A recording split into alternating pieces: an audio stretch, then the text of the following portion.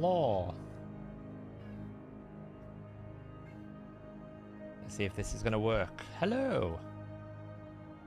We've jumped from one streaming platform to another. How are we all doing?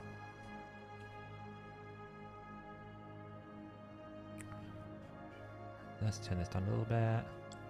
Hello everyone. How are we all doing? Yeah, it's a bit of a surprise stream, mainly because I want to give Amius a go tonight, and we've only got 10 hours of this free regearing to go. And I kind of feel like I need to take Elva out of my clan boss team. I feel like Fushan might need to come out of my clan boss team as well. So the two of them combined basically meant that I think it was time that I need to change the clan boss team to free up champions. So that is what we're going to do first. And then on the reset, we're going to basically be able to get the last key required for Amius. So we're going to give Amius a go. Cool.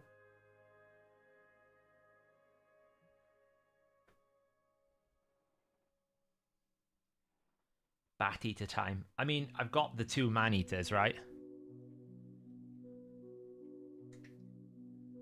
What's the story behind them? Yeah. Well, it turns out here, right? Turns out, dear old Amius, the best way to beat him is to one-shot him. Hey, you could use double Fushan. Oh my god. It's like... what a joke. What a joke of a boss. What are the top damage comps? The best unkillable one is the Whale Buster with Cardiel Ninja. I don't have Cardiel, so I can't build that. So...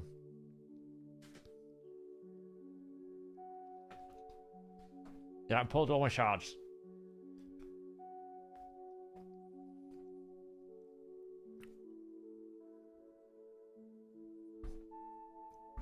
The key thing I'm seeing here is it's +4 and it's got Crushing Rend. That's what I'm seeing from these teams. It's +4 and they've got Crushing Rend. Now, I don't necessarily think the +4 is essential. I think you might be able to get away with it with a non-empowered, because empowerment does give you a lot of stats, but it doesn't give you that much stats. Right? The differential we're going to have is 40% of his base stats, which is, what, 1443 times 0.4. So we're going to lose 500, about 600 attack, 30% crit damage. The 6-star blessing is more important.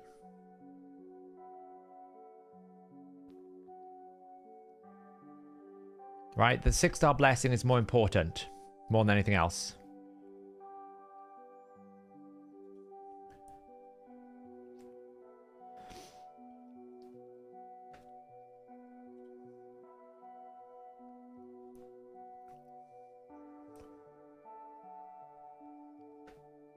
Well, the way that it works,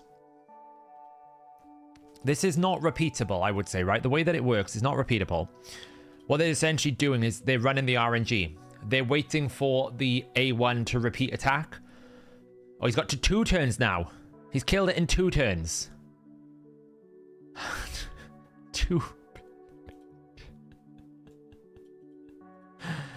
Ah, 2 turns. 2 goddamn turns.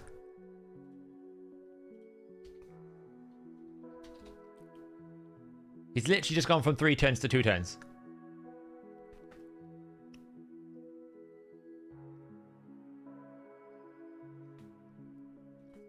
Oh yeah, sorry. Thank you. Sorry, I forget to turn that off.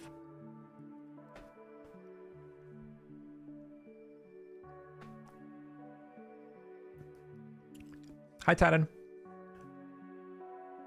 So, yeah, I mean, it's gonna wipe us out. I went for the actual event more than the points, if that makes sense. I was summoning for the summon events.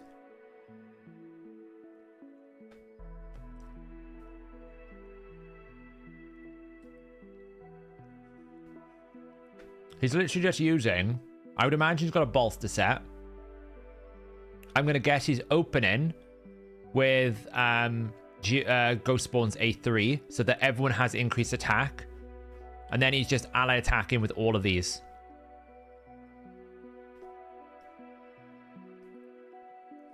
Oh, he's not free to play any of it. I'm eating some bread because I haven't eaten much yet today. Yeah, he's basically just repeating the attacks, right? So it's not like this is a you do it once, it works. What he's doing is he's doing the RNG. He's basically probably trying about 20 times before he gets the win, before he gets the RNG that he's after. He's just basically going again and again and again and again.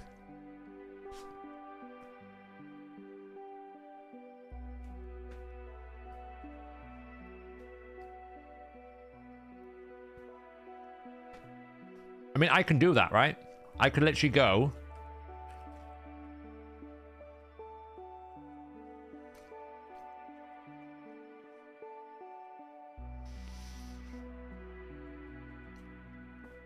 I don't think I have another Fushan, to my knowledge. I might do, you never know.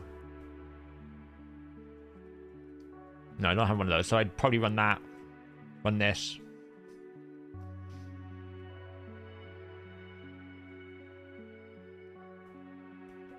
And probably just either run... I mean, absolutely could run a Turvold. That's going to be quite hard.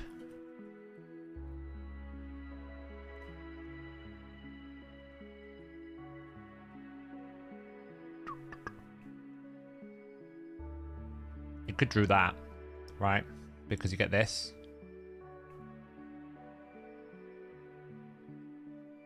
And that hits really hard.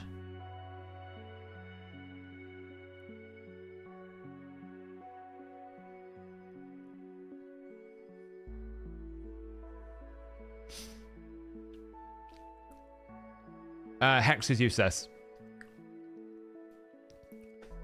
I mean, the only loss I've got is I've lost. So if you compare a +4 to what I've got here, right? This guy's got a +4.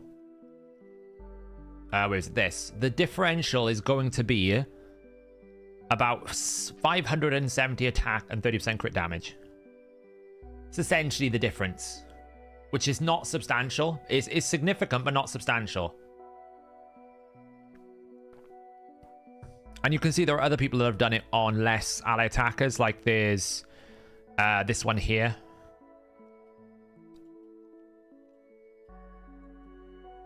So Fenax. Fenax is not a compatible one here.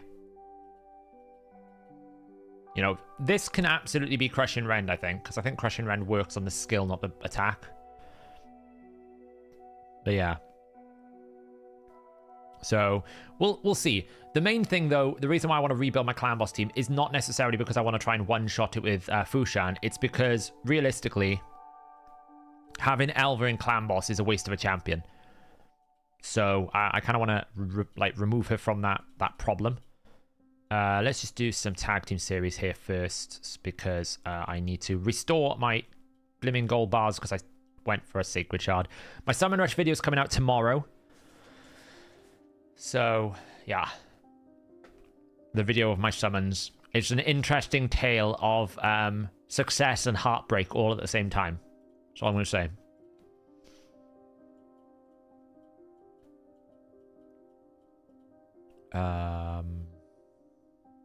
Yeah, it should be good.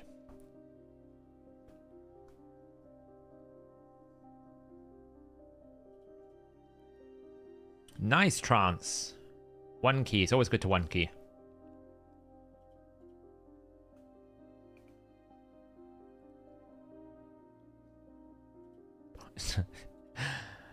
I mean, at least you got something out of the list, though, right? I made a mistake there. I should have A2'd, but it doesn't matter.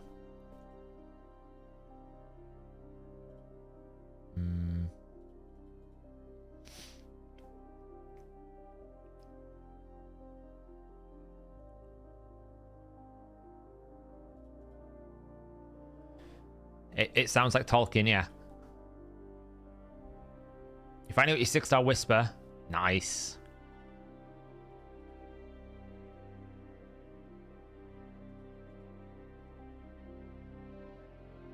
Alive. Get rid of his buffs.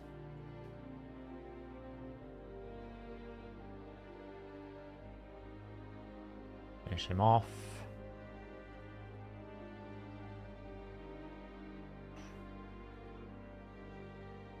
I mean, switch CB team to 1 key, but I've been way too lazy. Yeah. I mean, I was expecting better success from the team that I currently have here using the Fushan, but it's not been that good.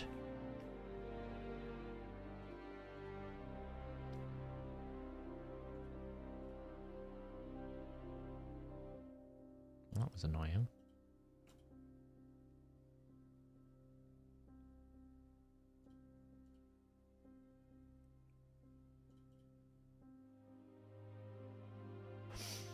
In LSA, I had someone pick Duchess, Asuga, Sify, and UDK. They wanted to waste my time. Annoying. Yeah, Dragony, I got loads. I got like 2 of the new legendaries. No, 3 of the new legendaries. Technically 4 because I pulled a duplicate, but yeah. Dragony paid off nicely.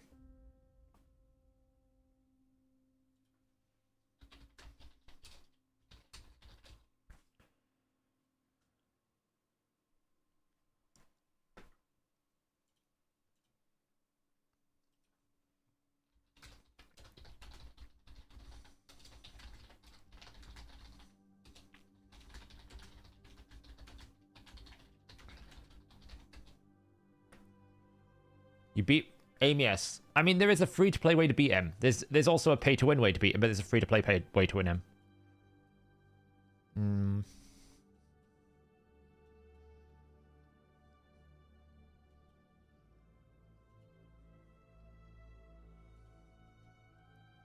Why have I got Kraken teams? Why have I got Kraken teams? Like, seriously. I can probably put my Phoenix up against that. That's a lot of polymorph. It should be fine. Nuke that one. I'm never going to kill the middle one, but it's fine.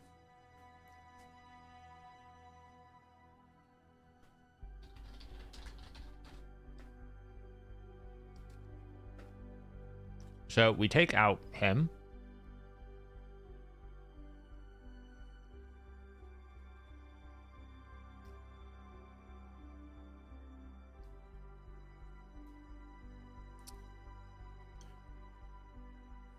Kill the Sify if we can. Oh, just kill the Sify. Nice. The biggest problem with the new boss is the mastery change for me. That's the biggest problem. The fact you have to get rid of Life Drinker. Not Life Drinker, Cycle of Magic. So because you have to get rid of Cycle of Magic, it's frustrating because you just go away. You essentially are wasting 150 gems just to get rid of that skill reduction. They should have reset it, if I'm being honest. I did kindly suggest to them that they should, but they determined that it wasn't necessary. I'm like, why not?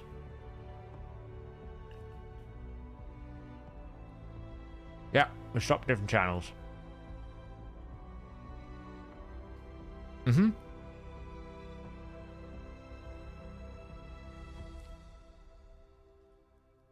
I pulled my shards for Fushan. That video is coming out tomorrow.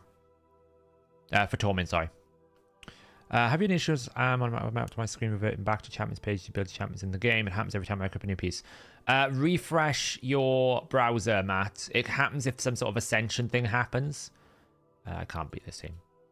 We've had that before. When an ascension thing happens, it can be weird. If you just refresh the window, it should stop happening.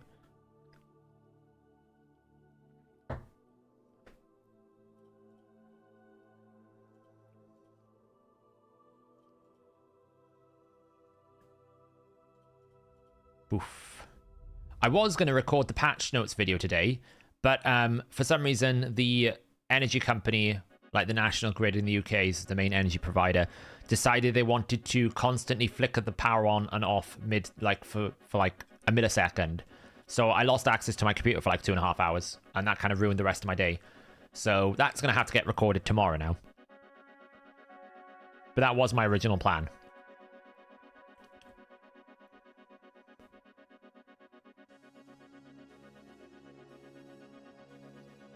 Oops, that's a bit loud.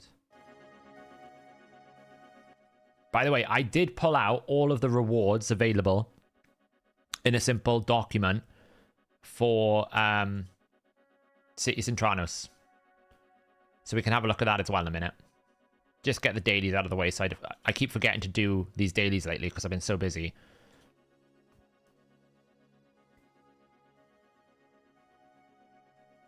Just get them out of the way, and then we'd be good to go. No, Amius is in about an hour and a half. I mean, I need the keys, basically. That's why I'm streaming later tonight, because I need the keys to be able to access it. The stage rewards are really good. You go away. The stage rewards are really good in Cities in Tranos. You just pull Firol. Oh, what a champion. I don't really... He's very new. So, how you build him... It's kind of hard to say. You'd want to build him... I definitely think having him in something like Bolster or Shield Set is really good to activate a big part of his passive to begin with. Just until you get other buffs going. It depends on what you're pairing him with. You really want to activate... You want to try and get to 4 buffs. That's absolutely the most important factor you need to do is you must get to 4 buffs. That's how you maximize his value, is getting to 4 buffs. If you can't do that, that's a problem.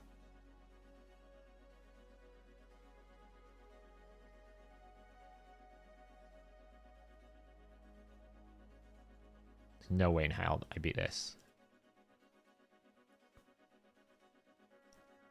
All these guys. Stone Skin. Do they have to be in Stone Skin? Right, well, we can blast through 2 of them. Turn this 2-minute off. Ow. Oh, man. Somehow, I don't think we are going to survive this. Oh, cleanse in. 1 more turn. Yes. Oh, I got to attack him. Please don't kill me. Oh, that was close. There's hope yet. It's very slim. No, he's going to just dominate me. Too late.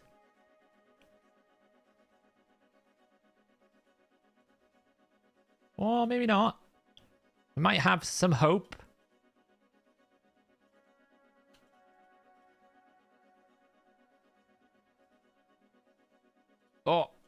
Oh, we're going to kill him with very little HP. Oh, what a boss. 0 HP. I don't know how we did that. Speed is king. Have the stats for the city boss been up to the website? They're all on the stages tool, yeah. Yeah, they're all on the stages tool. All of the stats are all on the stages tool. Fighting tag team arena with team from single affinity. Oh, for the Lord of... Bleh. Do it again with a single affinity. Let's do that. Let's take you out. I don't know, but avoid legendary and...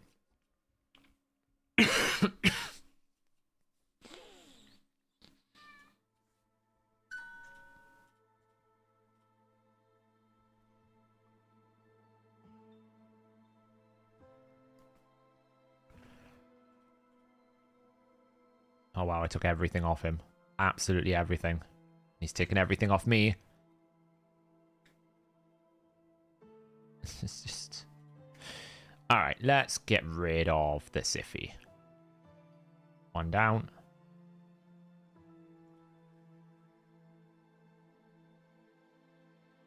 2 down.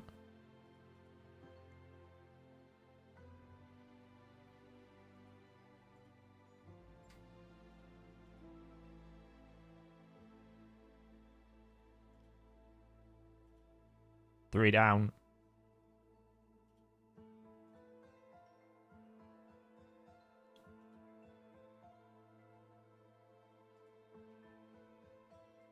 Four down. Oh no. 4 down in a minute.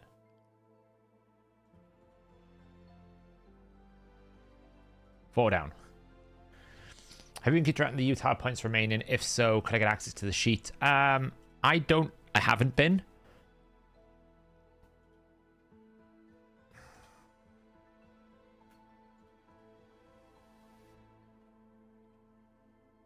Oh man, just let me take a turn.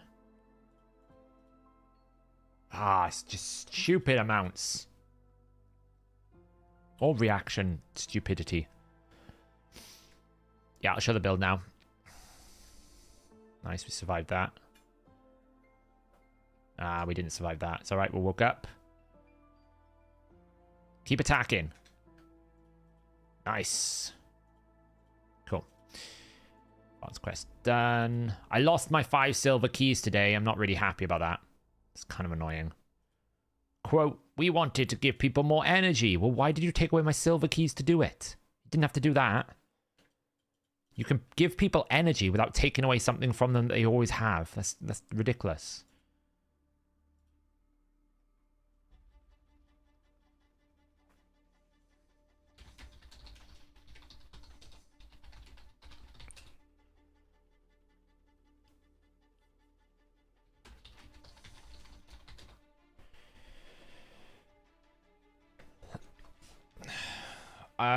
When one of us gets him, probably. We've reviewed him based on face value. We haven't really had a chance to playtest him anything. But, I mean, we could review him. I still think he's very powerful for PvE. Everyone, like, hates on him. But I actually think he's very powerful for PvE.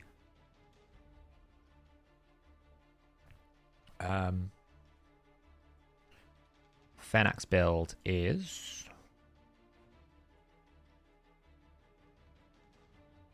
somewhere here. There.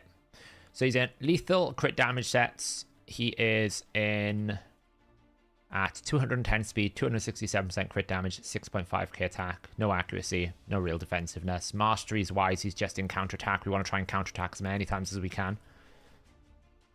That's his ability.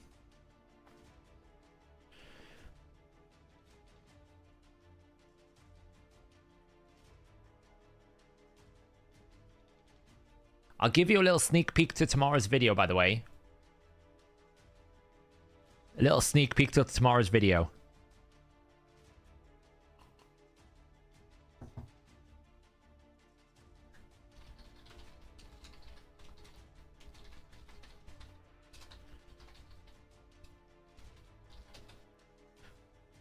You'll see what I mean. Little sneak peek to tomorrow's video. 'Twas a blessing and a curse. You need to go settle down, cat. Go on. Go on. Here we go. Right. Just use keys. Okay, cool. Excellent. We can just use keys. Yes, cat. She is,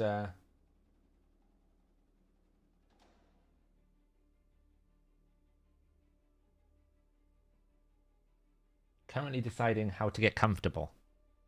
Oh, I think we're in. Oh, there we go.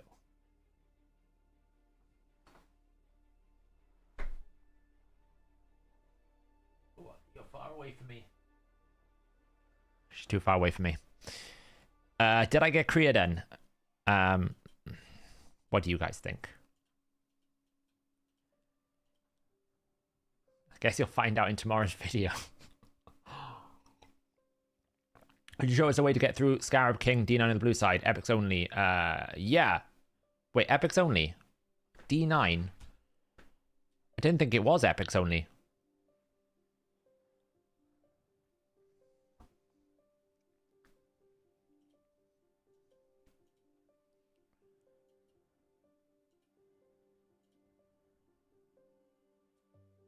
Honestly, I can't explain what happened in the video without what, like, you have to watch it to witness it. It's one of those things.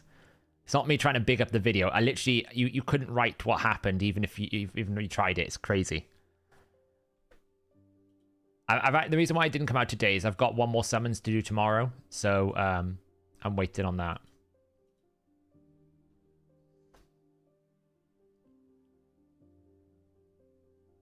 I'm pretty sure D9 is, it's not epic only, is it? I'm sure I've done that.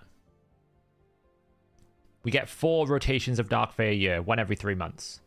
Personally, I'd wish it was every single rotation because I've got so many of the other materials I don't need anymore.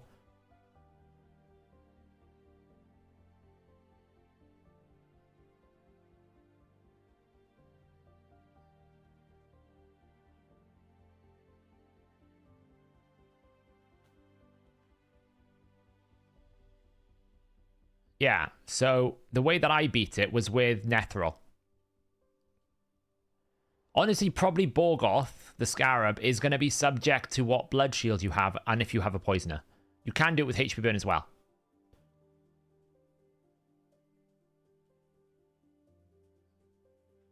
Do you not have blood shield? Blood shield is the way to do it.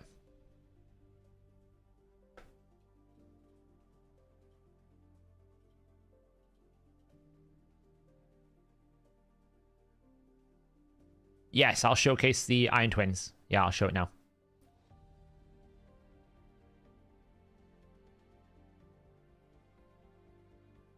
Yeah, Frozen Banshee, though, is weak affinity, right, Stiko? So that's why you were probably struggling, because she's weak.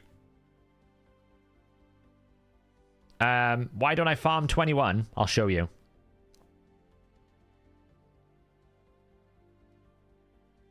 It doesn't need to be a shield, Lucas. The reason why we're saying use Blood Shield, it stops the boss counterattacking you. Because the Blood Shield activates before the boss passive. So as long as you have Blood Shield, when you attack, you don't get counterattacked because you always have a shield. It doesn't matter. It's actually a very powerful cheat code.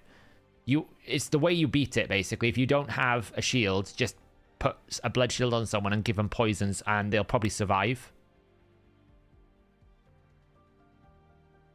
The cool thing about Cursed City, by the way, is I can show you exactly how I did it.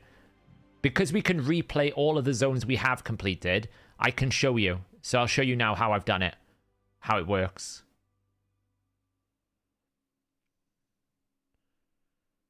Well, this was my argument, Taiku. You know, I had someone defending the energy increase, and I can see how more energy is good. I think that's a fair argument. My problem with it is, well, what happens when they have finished all of normal and they need to progress beyond Cobble Market and hard? The difficulty curve from Cobble Market to like Dead Rise and Plague Home is actually quite big.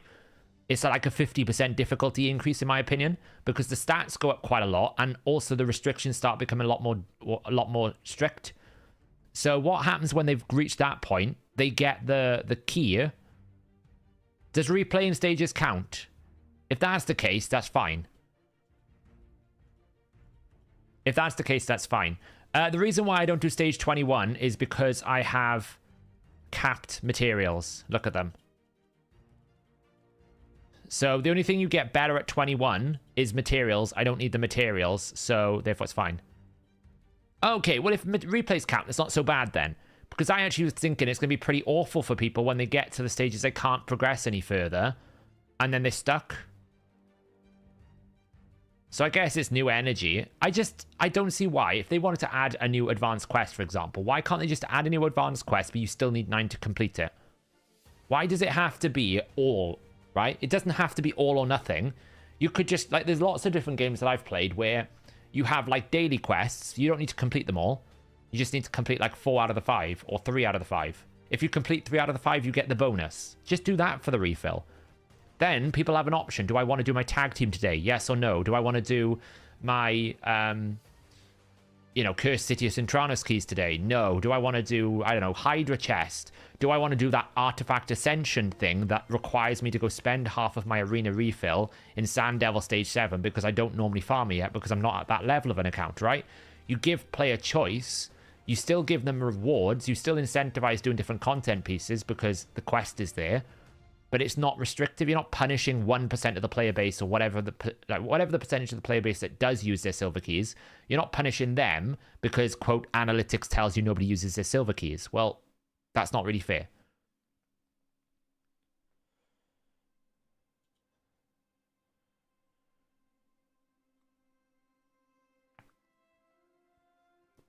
Yeah, I think the cobble market is a bit misleading because you go into cobble market hard and you think, oh, this is not too bad. I can get quite far.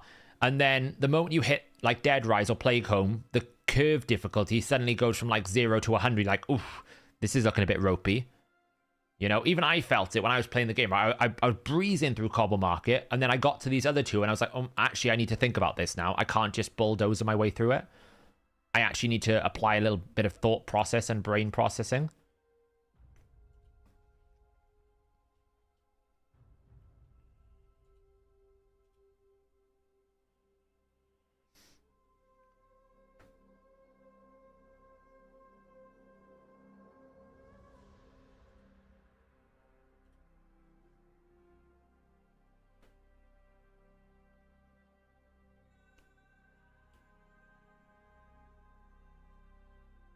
Well, I think it can be both track media.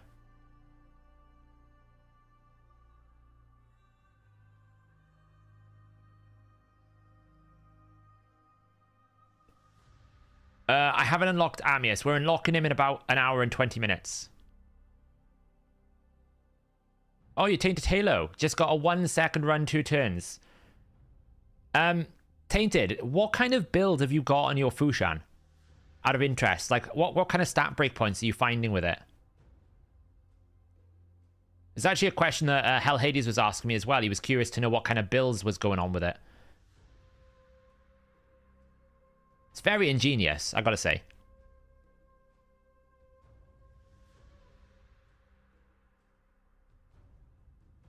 We actually, Tainted, we actually watched you go from a 3-turn to a 2-turn live, essentially, because I looked at it was 3 turns. I looked back at it again, it was 2 turns. I was like, okay, you've got lucky.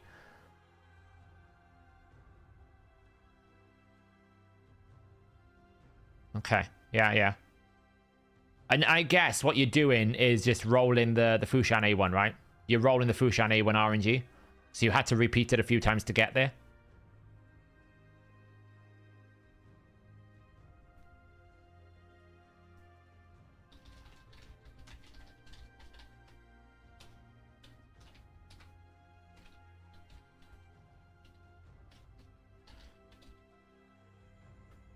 Yeah, until you get the Fushan A1 and then just one-shot him.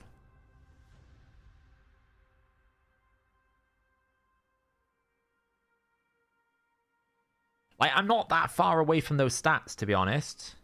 Took like an hour of clicking while watching podcasts. Oh, I bet.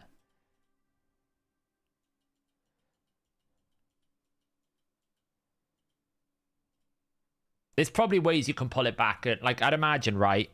You probably could have done it in like 20 minutes, but just by introducing less, like, because I'm guessing your goal was to try and get the 2-turn. But I'm assuming you could have done it with slightly different champions with a few more turns, but a lot quicker. I didn't go for the yeah, I did get the Yuletide points. I was actually doing the summon rush for the chance to get Kaimar and Kriadan. So yes, I have a summary of all the rewards. I can show it now on the screen in a second.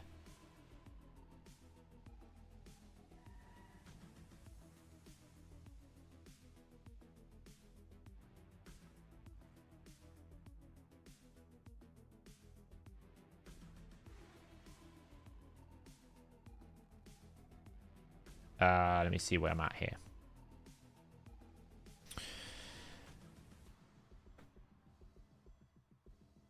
I don't think you can get 1 turn somehow, right? Loey? I think that's probably a bit too much.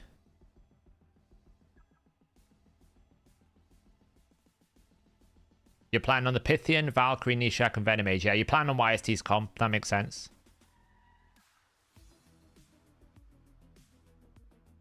We're talking about Amius. Buhog. The boss in Sintranos. Someone might be able to match his 2 turn. I doubt anyone's going to be able to beat his... nobody's going to get 1 turn. Is it unskippable?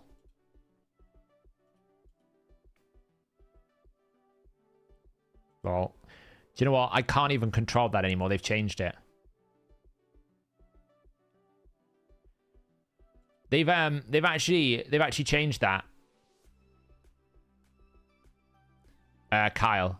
So ever since I've started streaming on YouTube, I have had ads turned on naturally, but I've always had skippable. I've always disabled non-skippable, but it looks like they've changed it now. Like, I've started controlling it again because people were saying that the ads were just too frequent, so I've started controlling it a little bit more. But normally you used to be able to say I only want like these types of ads, but they've taken away all those restrictions now. So basically, it's whatever it gives you. But I'm changing it now, so it'll probably be like hourly instead, just to try and make the experience better. Because I don't want people coming in here and getting like spammed with ads. I'm not doing it necessarily for the ad revenue. I mean, I could just absolutely turn it off if I wanted to, but I'm just like, I'm testing it, seeing how it works. If that makes sense. So.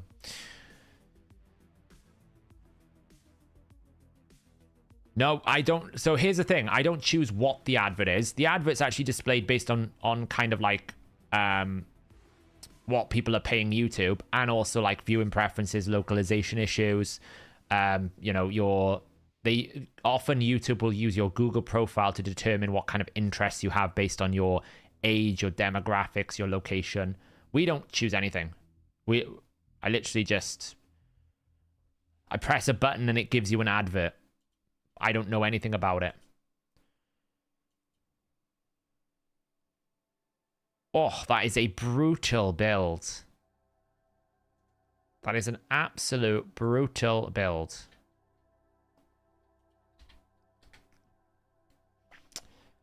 Yeah, I don't know if I can reach those stats, I'll be honest. Would you? I would say Crushing Rend is like, is probably essential as well, right? Louis. Crushing Rend's probably essential.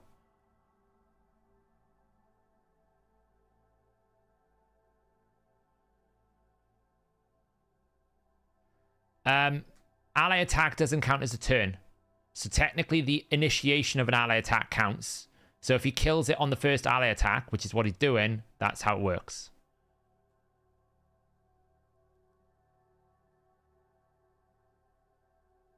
Yeah.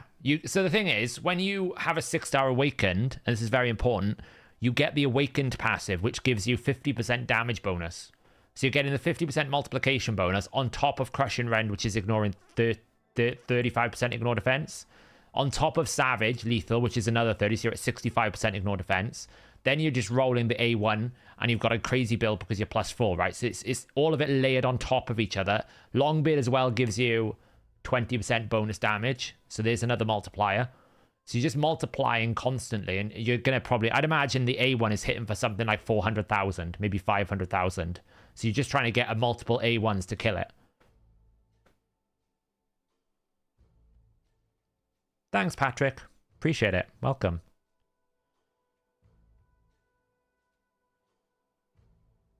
$900K. Yeah, there you go. It's crazy. Absolute mental. It is the, like, here's the thing. It is the Star Awakening that really makes a difference. It's a massive difference.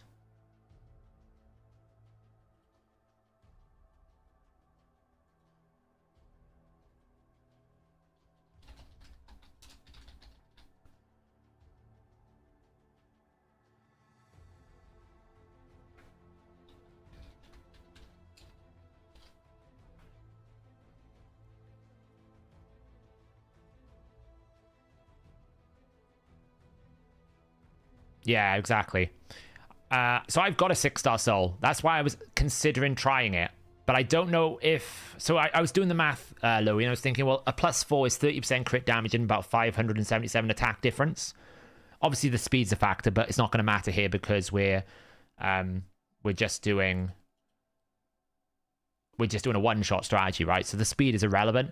So it's whether or not that 577 attack is and the 30% crit damage and the 10% crit rate a little bit, but that's a whole other factor, is a problem or not. I don't know if I can get anywhere near your build, to be honest, in Savage Lethal. If I probably will have a look, but yeah, we'll see. Yeah, Fushan's one of the OGs. The thing is, back when people were pulling champions 2.5 years ago, they were getting so many duplicate champions. We always had the principle, you just always keep your duplicates. You never sell a legendary champion. So when you come in now and you put an empowerment system, a lot of people could instantly just +4, but they waited until a bit longer because they wanted to get the faction guardians, and then you just have so many of them. Yeah, I mean, that's probably your best Savage gear, right? You've probably put your best Savage gear. So...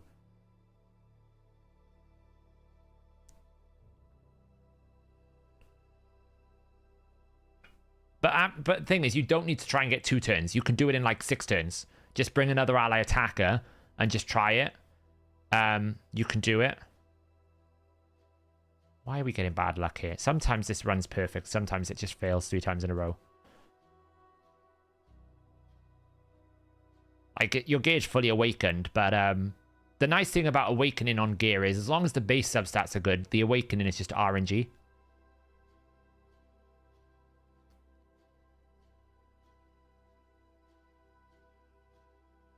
Yeah, exactly. So you don't have to do the 2-turn, because I think that's pretty crazy. I'm wondering if I can get away with it with just a couple more ally attackers and just rolling the dice a few more times.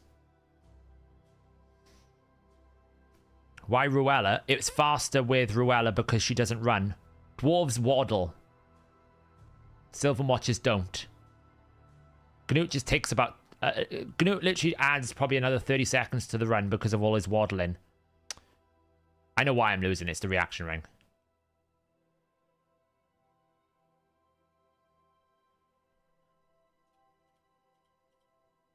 It's because I've put reaction on Whisper. It's fine.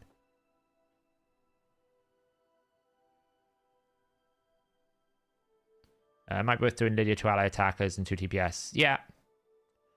To be honest, it's probably better that I just run Lydia 2 ally attackers, 1 Fushan, 3 ally attackers. And just try to get more Fushan A1s. Because it's the Fushan that will kill it, not the other one. Because of the 6-star. So if I make like an absolute giga strong Fushan, it would be crazy.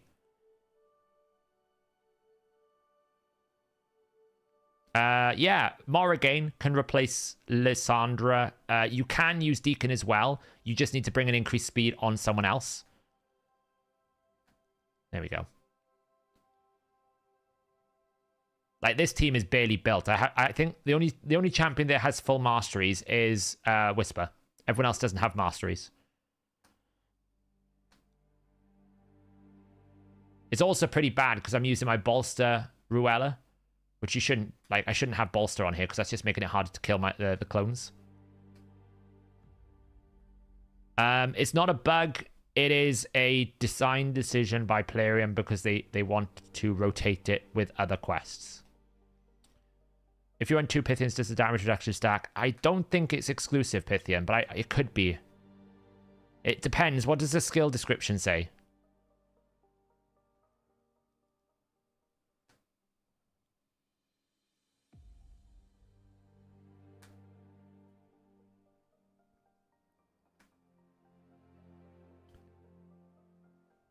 Well, this is why I want to change the clan boss team today, because I can basically rebuild my clan boss team so that these champions are not in the way. I'm just trying to get my dailies out of the way because I forgot to do them earlier, and then we'll start doing them.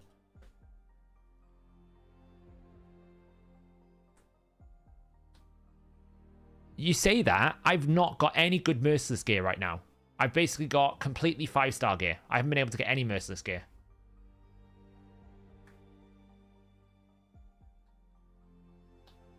Okay, let me just check Pythian for you. I can check the conditions to see if it stacks or not.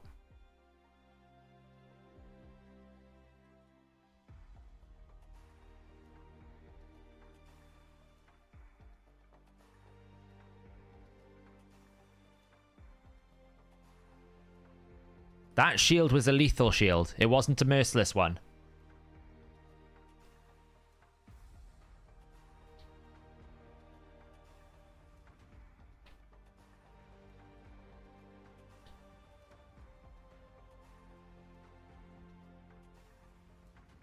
No, it was lethal. Lethal, it was a lethal, it was a lethal, mythical piece.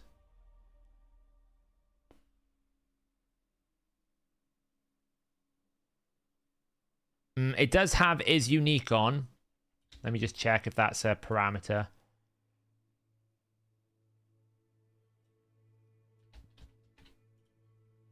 Yeah, it has is unique, so it won't stack.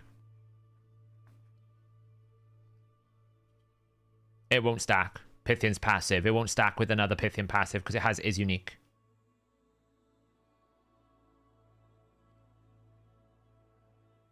Come on. The only change I would have to do is take the ring off, Alex. I've put the reaction ring on Whisper. If you watch now, if I don't one-shot the Whisper, it's because I've got reaction. So the only way to... I don't need to change the team. I just have to take the ring off Whisper so that she can't stop the crit from Folger. That's what makes it fail. Otherwise, it's pretty much 100%. Outside of, like, really bad RNG. It's the lesson of don't do what I did and put reaction, basically. There's more than 70, 90 points available. I've got more than that.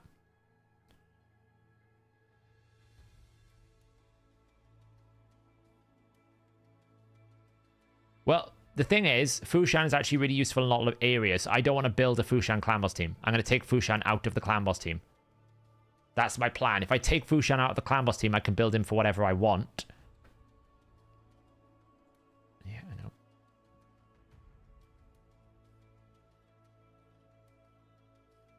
It ends in 10 hours, yeah.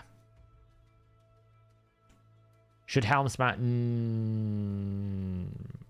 I don't know. What masteries did you have him in, Loey? Did you have him in Helm Smash, or do you have him in War Master, Loey? I would have thought War Master's better for the A1. Just more damage. Although the boss's War Master procs are not crazy, because he only got 4.2k HP, so it's like... You know, it's not a lot. It's like 37,000 or something. But it does get affected by Ignore Defense, so that'll help.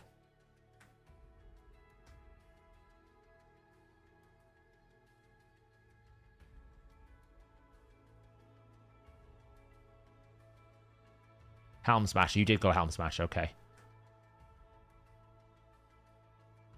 Those will be those 900k hits you're talking about then.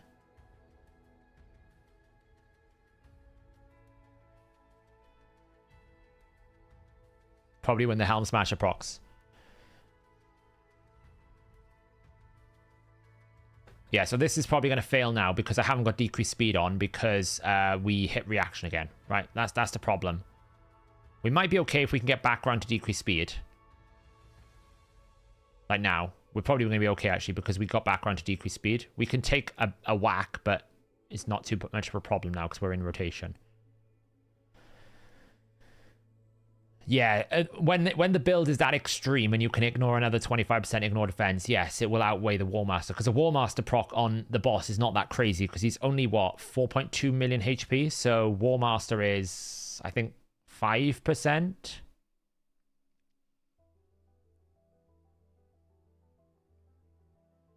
Well, the cruelty will only happen once, right? Well, I suppose you'll get two procs of cruelty. One from the initial hit from Ghost Spawn and the second hit. So you're going to be able to like reduce 10% of his defense to start with. Come on.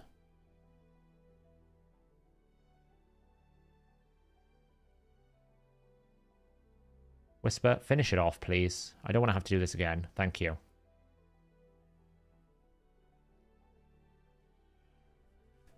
Oh, just War... Oh, yeah, because War Master reduces cruelty as well. I forgot about that. Yeah, I forgot about that. Yeah, my Ghost Spawn is only... I do have a +2 Ghost Spawn, but he's only on 2-star at the moment. So, at best, I can get 5% reduction. It's not really... It's not the end of the world.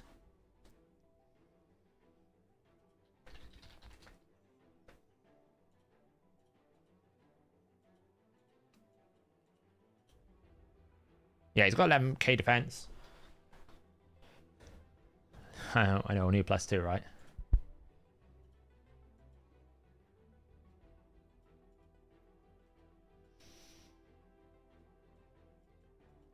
So I beat this stage with Nethril. Someone was asking me earlier.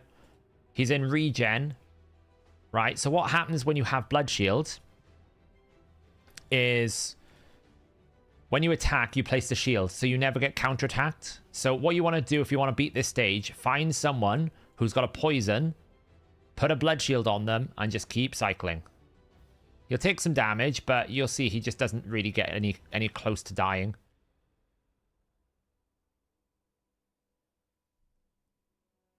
And just like Nethril's great because he's one of the best A1 poisons in the game. And that's it. Yeah, see? It won't be quick. Any champion with poison, ideally. So, like, you can see this is the build that I've got him in. It's the build I got him in. I got him in regen. So he's in 253 speed, 2.5k defense, 42k HP. I've put enough resistance and accuracy so that he doesn't get debuffed. I don't really want him to get debuffed. He's in a bit of counterattack, but the Blood Shield is key. You need just... It can be a terrible Blood Shield, right? It could be the worst Blood Shield item in your account. It just needs to be a Blood Shield. Because it doesn't matter how big or how small the shield is. As long as you have a Blood Shield on there, you won't get counterattacked. And it's the counterattack that kills you. You can do a Rotus as well. Beck can do it, yeah. Anyone with poisons. I think I've seen someone do a burn option. Like, people have used Leberga can do it because she can put poisons out. That's all you're looking for, someone with a poison or a burn in regen in Blood Shield.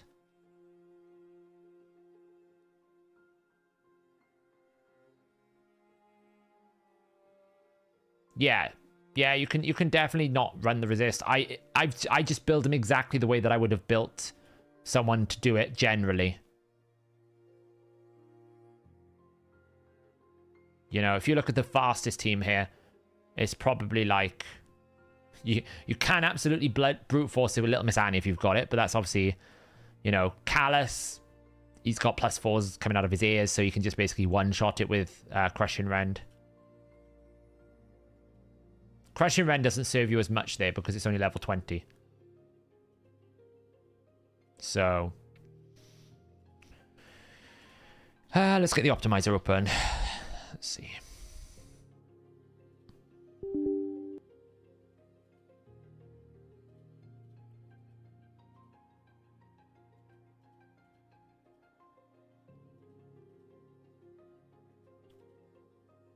When's the tag team end? Am I close to anything or do I not bother? Yeah, I don't bother. Just need to run an update. Yeah, so the key is regen gear, poison, and then a Blood Shield. If you've got those three, you should pretty much just be able to put it on auto. As long as you've got decent enough regen gear, he's not going to kill you. It's the counterattack that kills you on Borgoth more than anything else. That's what really hurts. Oh, I was going to show this first, wasn't I?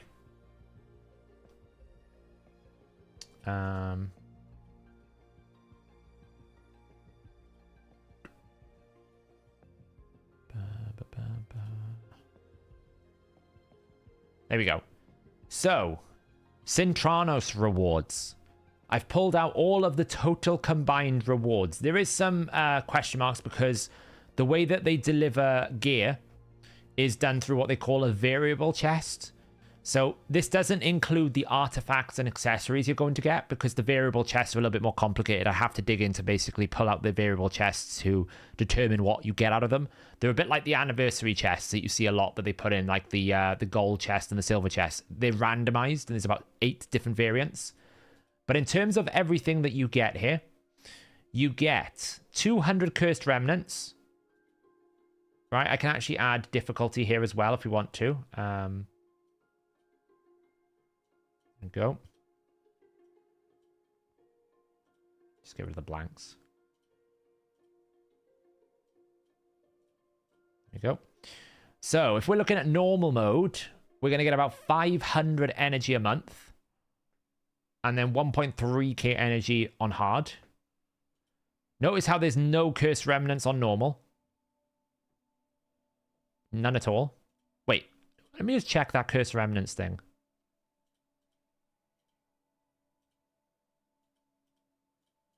Yeah, so I think you only get cursed remnants on hard. You don't get it on normal.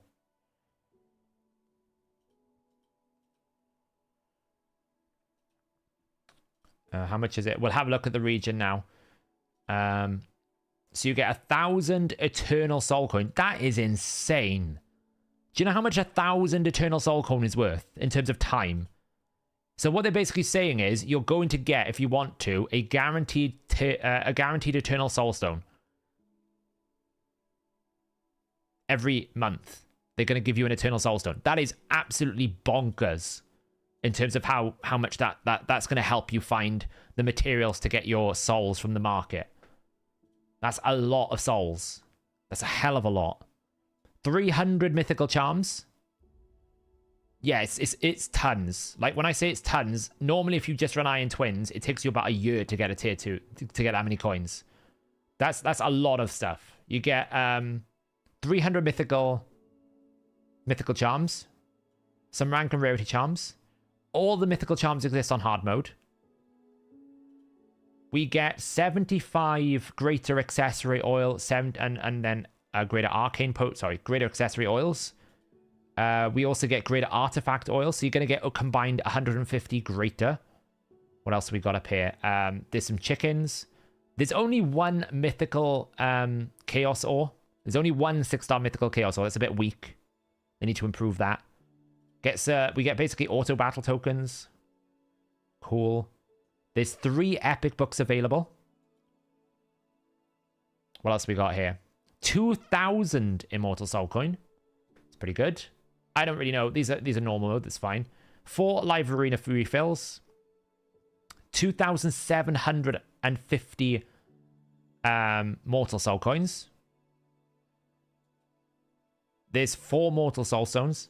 199 XP bros. It's a hell of a lot of XP bros as well.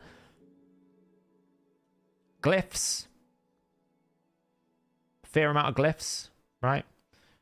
3.6 million silver. 80 superior oil.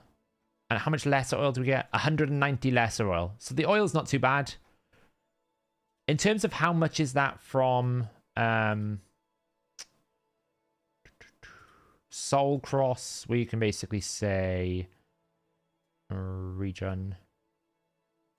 Let's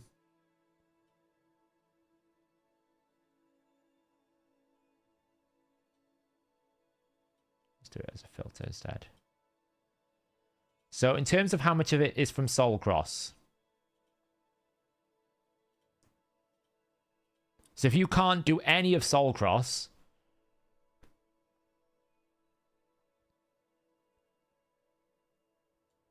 you lose about well, the easiest way to look at it is, what do we get from Soul Cross? This is an easy way to look at it. What is the total rewards from Soul Cross? So you get the mythical soul, the only mythical 6-star chaos ore exists in Soul Cross. 40 of the cursed remnants. 750 of the energy.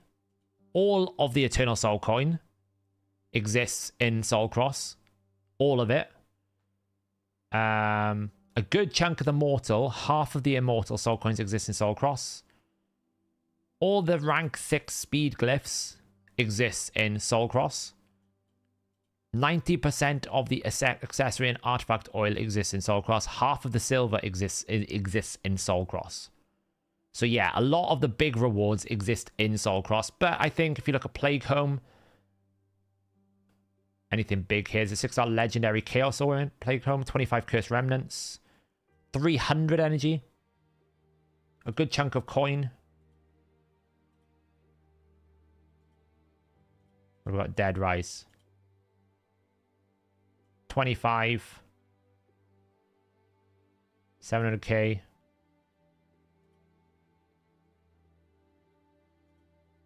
Obviously, this doesn't take into account the gearing either. So the one I would look at more than anything, right? And this is the thing. The one that I would look at more than anything else here is the mythical charms. Where do you get the mythical charms? Because they're the most valuable resource. And they're pretty split decently. So you can get, even if you can't do a lot of soul costs, you can get yourself a lot of mythical charms. Right? Amius is going to just give you 100 cursed remnants in one go. I mean, even if all you do is normal mode, right? If we just put that here and I say I only want normal mode. Across, if I can do all of normal mode, normal's going to give me, let's see, 4 4-star chickens, some chaos ore, a 6-star legendary chaos ore, 3 arena refills, 525 energy, 29, about 30 rank rarity charms, greater accessory all 75. We've got lesser accessory all 80 and 80. 2,000 mortal soul coins, 44 bros, about 1.5 million silver. You're going to be able to get all of these rank 3 speed glyphs, rank 5 speed glyphs. You get some decent glyphs and superior voids. It's okay. It's pretty good. The juicy stuff obviously is in hard, right? That's where you're going to get your mythical charms. That's where you're going to get your cursed remnants. That's where you're going to get your superior, or a lot of your superior oils. That's where you're going to get a lot more of your eternal soul coins. So that's where a lot of it exists. But it's not too bad, you know? It's pretty good. Pretty good.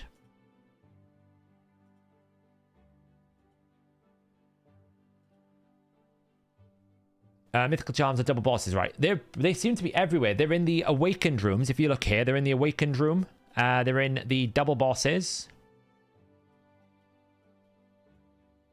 Looks like they're in the awakened room and double bosses. Probably on Amius as well, maybe. Potentially, I don't know. I mean, Doom Tower is better rewards. Doom Tower is just better rewards. It doesn't beat Doom Tower rewards. Like, I can't show you the rewards anymore, but I'm getting like at least 3,000 to 4,000 energy, at least, from Doom Tower over the two. I'm getting 2 to 3 sacred shards a month. I'm getting void shards. I'm getting legendary books. Like, the rewards from Doom Tower are better. The only game mode that gives you more rewards than Doom Tower is Clan Boss. Clan Boss and Doom Tower is the most rewarding game content. The Cursed City is just giving you different types of materials that you don't have, like more access to these mythical charms, the greater oils, and the eternal coins. But for the majority of players, that is not valuable rewards. For someone like me, probably someone like Loey, for example, these like mythical chaos ores are very valuable. These lesser oils, very valuable. Right? Mythical charms, extremely valuable. For the majority of the player base, they want shards, they want books. Because they need champions. But when you start getting into +4 territories, what you're looking for is the 1% increments on gear, and that's where this gear is better. Hey YST, how's it going? Yeah, all you care about is ores and gears at this point because you're +4ing, right? You don't need any more champions. You've booked them already. So what you're really looking for is the stuff that you can't just buy, which is mythical charms, oil, chaos ore. That's what is really good here. But if you're talking about the average player, there is no comparison. Doom Tower, normal and hard, gives you far more rewards, far more results. I don't even know. Maybe I still have them. I had a...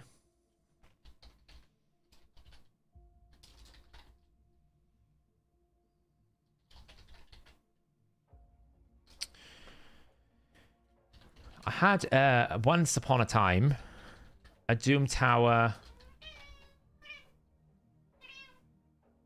What? Hello. I had a Doom Tower rewards chart once upon a time that listed it all out, and it was a lot. It was like 3,000 energy. It was like 2 to 3 sacred shards. It was about 5 void shards. You had rank 5 chickens. You had potions. You had energy. You had books. There is just no comparison.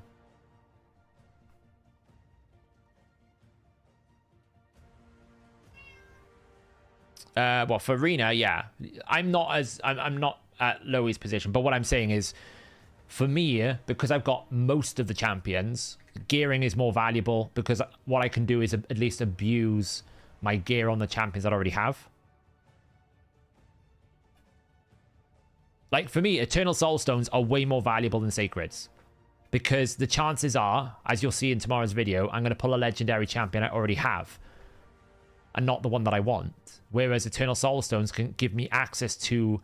I can, like... So, for example, I can potentially convert a Roxam into an arena meta champion purely by just overwhelming it with stats.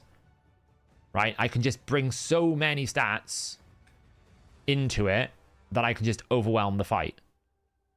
Souls give me access to that. But shards, you know, it's going to take a lot. Yeah, sorry, Lucas, you asked this before.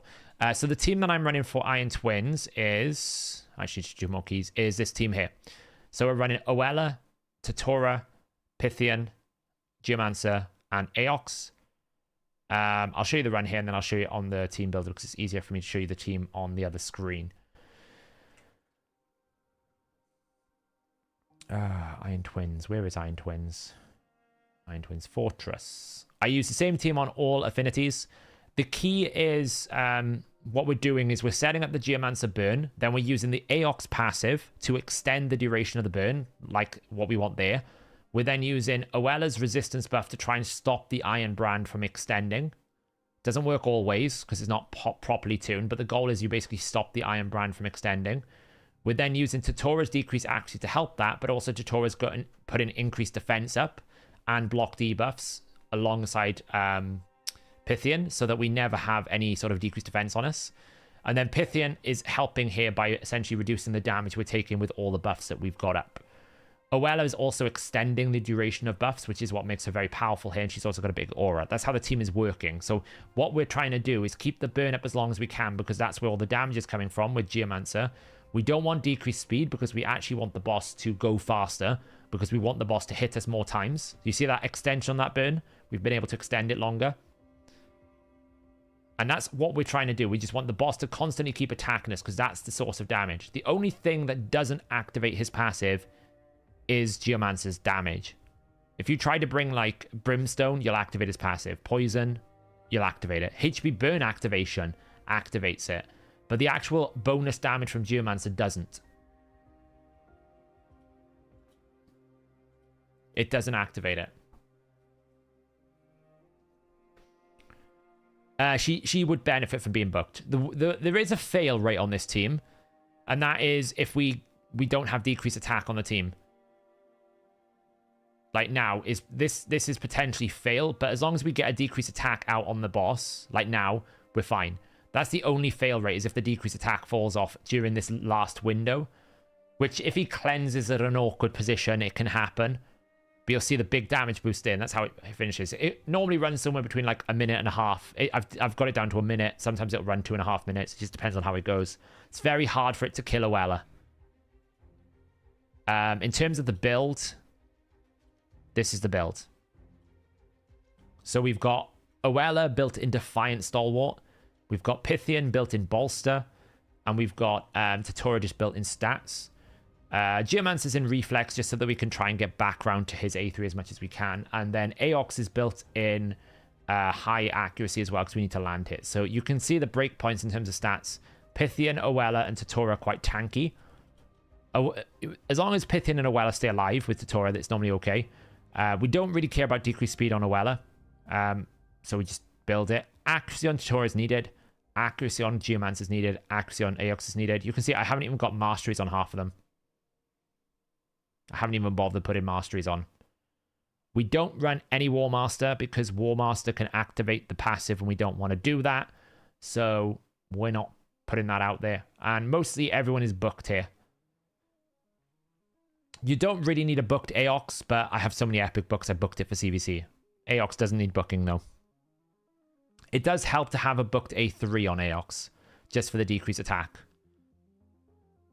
Because the decreased attack is potentially a fail rate, right? It's very important.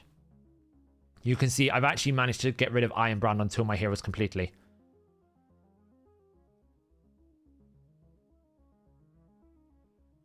I would not run War Master at all, because War Master will activate its passive, and if the burn, if its passive activates, it cleanses the burns, and you lose all your damage.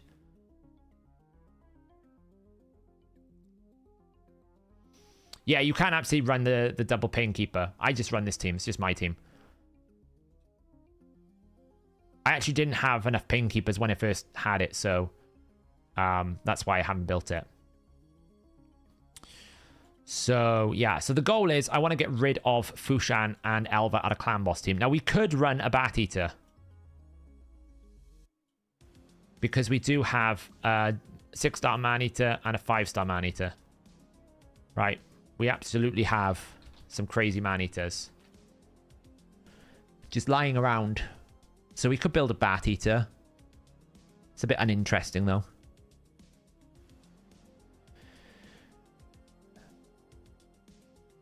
You can use Brimstone, but Brimstone will activate the passive as well. So you just got to accept the risk that if the activation of the passive happens at the wrong time, you could die.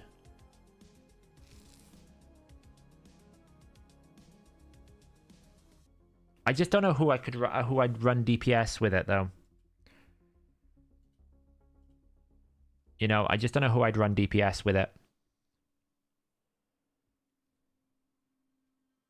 Yeah, I use Quick Battle all the time now. Mainly because I just don't have time in my day. That's one of the moments where I'm like, in reality, if I had a choice, I wouldn't want it. But in reality, I use it all the time. So, I got to eat my own words on that one.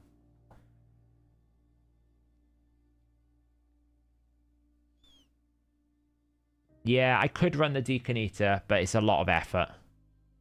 I could run Bat Eater with Jintoro, yeah.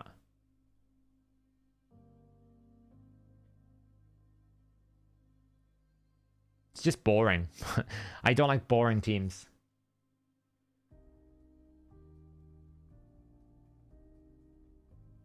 I want to get rid of... I want to take Elva out. My clan boss team at the moment has got... it's got Elva in it.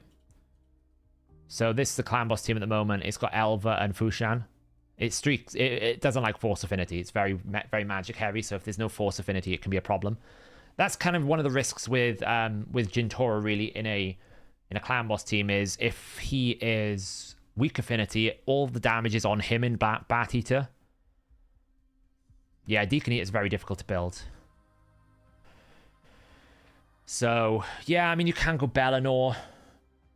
He kind of had his damage nuked a little bit because of the way they changed his AoE, so he doesn't hit as hard anymore. You're hoping I can save you on Amius? Well, I'll try. I don't want Fushan in the team either, so I'm taking Fushan out. I could go back to a Mythwatchers team, but that requires Fushan. Requires Elva. It's kind of awkward.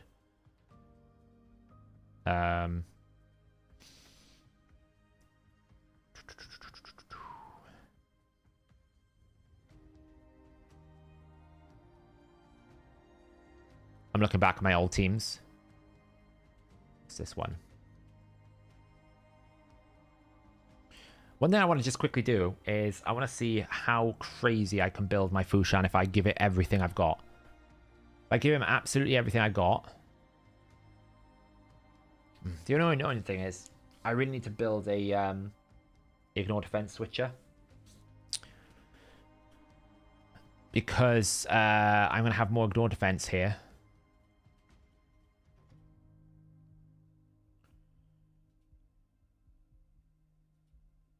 And I can't put more than 35% ignore defense because he hasn't got hit. He hasn't got it on him. That's annoying. I mean, I could emulate Whisper a little bit.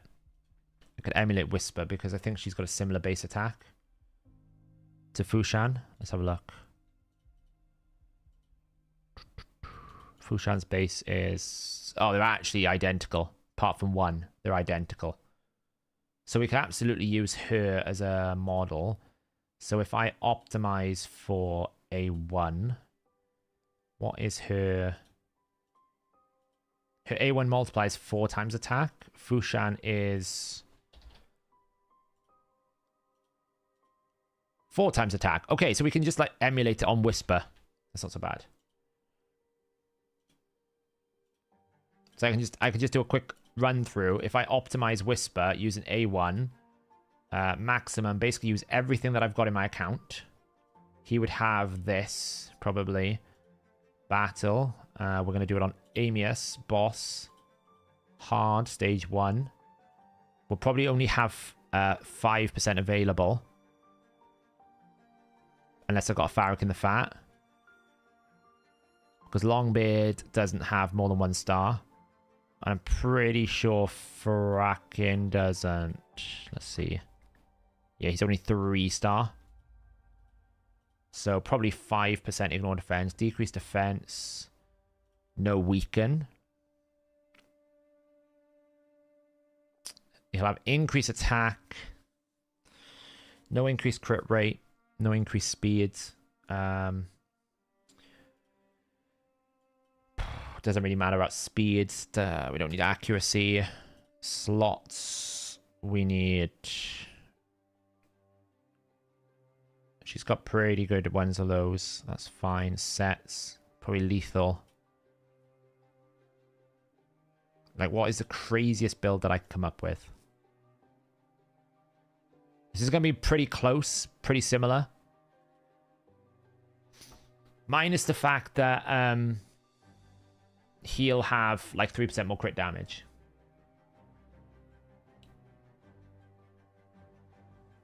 I left the crit rate buff. No, I was meant to take it off.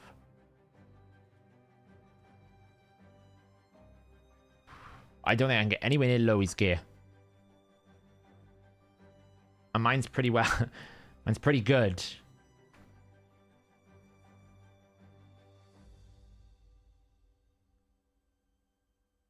It ain't half bad. And I can't get anywhere near. To be fair, the amulet's crit damage, crit rate, if that had flat attack, would be better. I mean, it doesn't really matter. I'm guessing. Let me just double check what. Do you have any? You didn't even have any speed. Oh, you had 197 speed.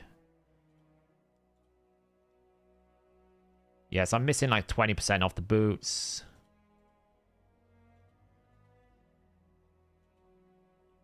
What do you have? Yes, it's the percentages I'm missing. I mean, we don't really need that. Go 170. It doesn't need to be fast at all.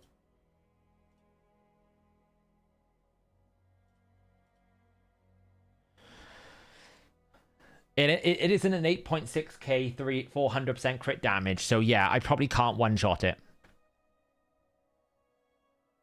You push Vogoth. How should I build him? Old video with Ash says, the way I like to build Vogoth is I like to put 1 reaction ring on him so that he still takes damage, but he doesn't get one shot. You need him to have high HP. It depends what you use him. If you're using him in arena, he needs to have high HP. You need him to take damage to heal. So this would be the same stats as if I was putting it on Fushan, essentially. Because they have the same base attack. Not as much speed. So, for example, I could drop this down. She's got a base speed of 95. So, and he's got a base speed of 106. So I could knock it down to 150.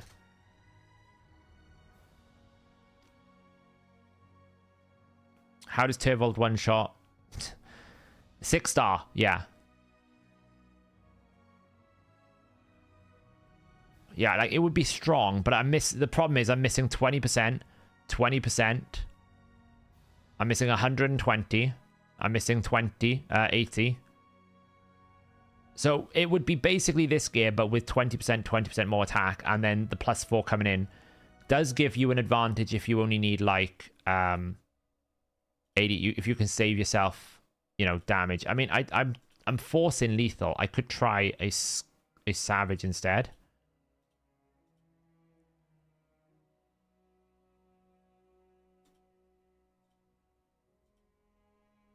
So I could get slightly optimized in Savage. That's a little bit better. We got 20%. We don't quite get the gloves.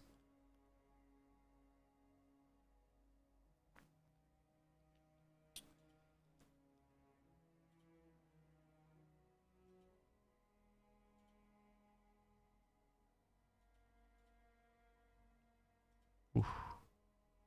Oh, quad roll crit damage shield. Honestly, I don't know where the extra crit damage is going because, like, empowering is only 30% more crit damage. So I have no idea where the extra crit damage is coming from.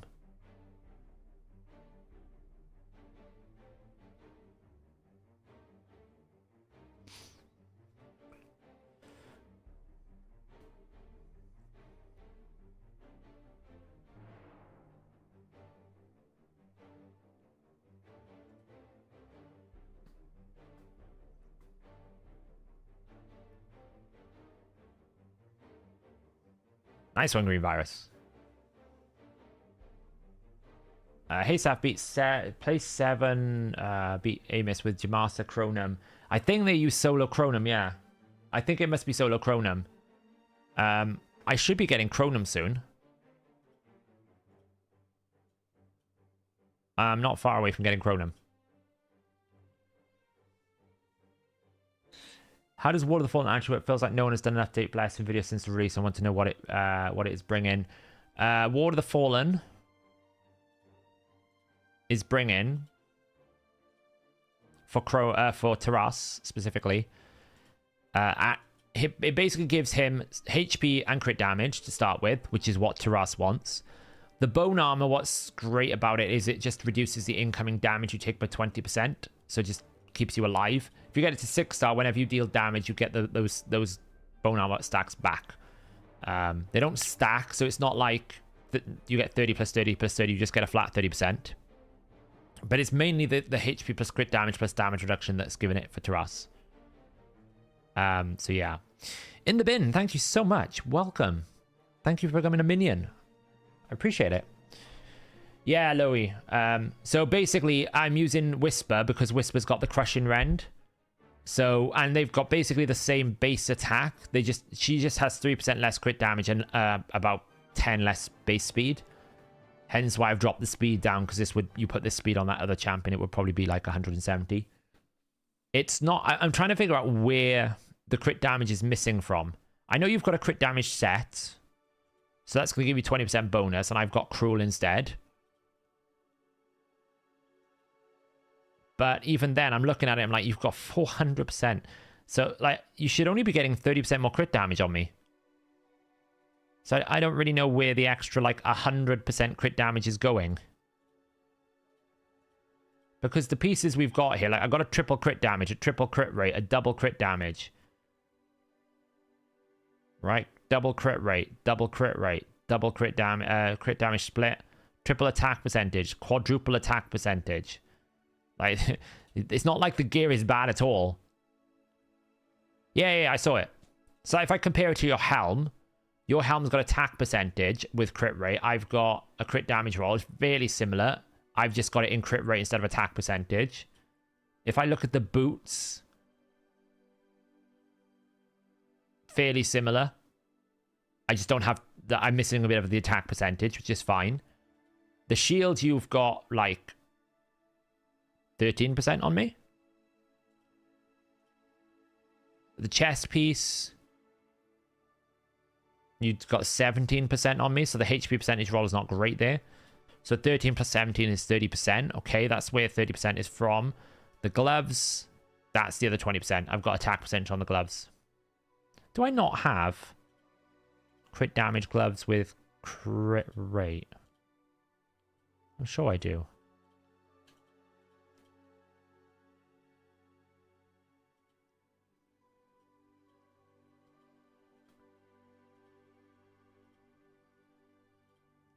Filter.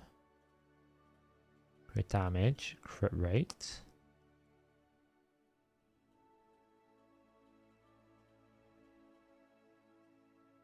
I could literally load in.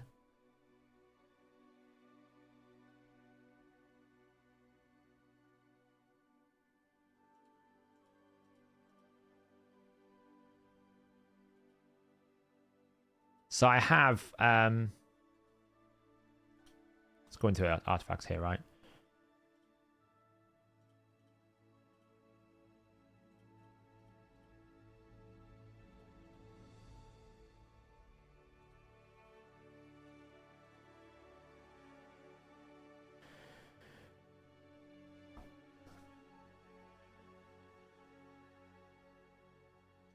I don't have Lanarkis, yeah. But I probably have the Hippo. But like I've got these, which are not the best set. But I do have, where is it? Crit damage set. There's a crit damage set here.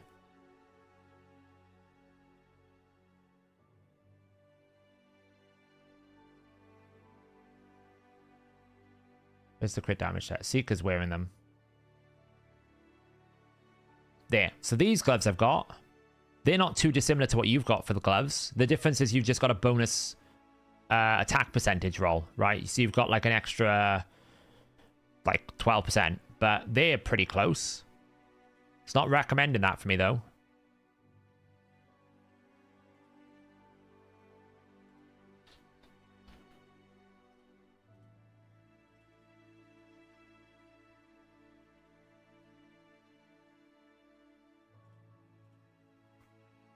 It's recommending these gloves.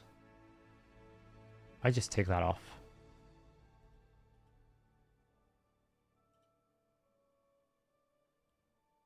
We'll just do a combined set, so rather than forcing the set.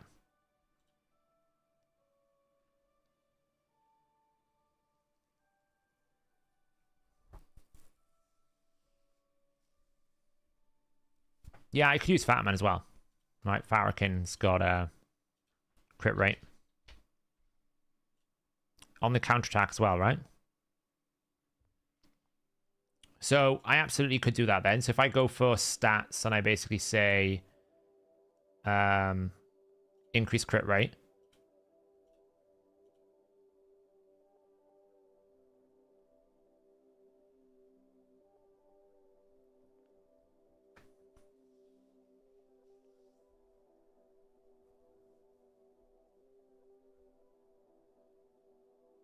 Yeah, so the main differentiator between us should be the +4, right? So that's going to have an attack value implemented, you know, it's going to affect the attack stat, but it should only be 30% crit damage in that vacuum. That's a better build. Because we can drop crit rate. I don't know, I think that could be good enough if we ran Farrakhan Longbeard. If we run Farrakhan Longbeard,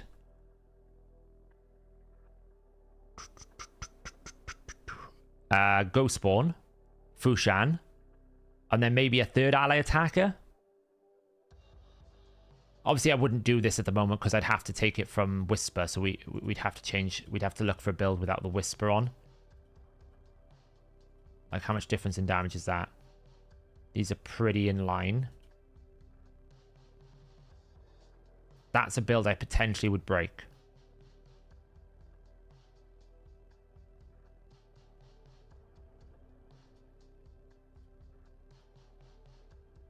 Like, what I haven't looked at is, do I have any gear that's in Savage or Lethal that I can ascend that's going to be of good value?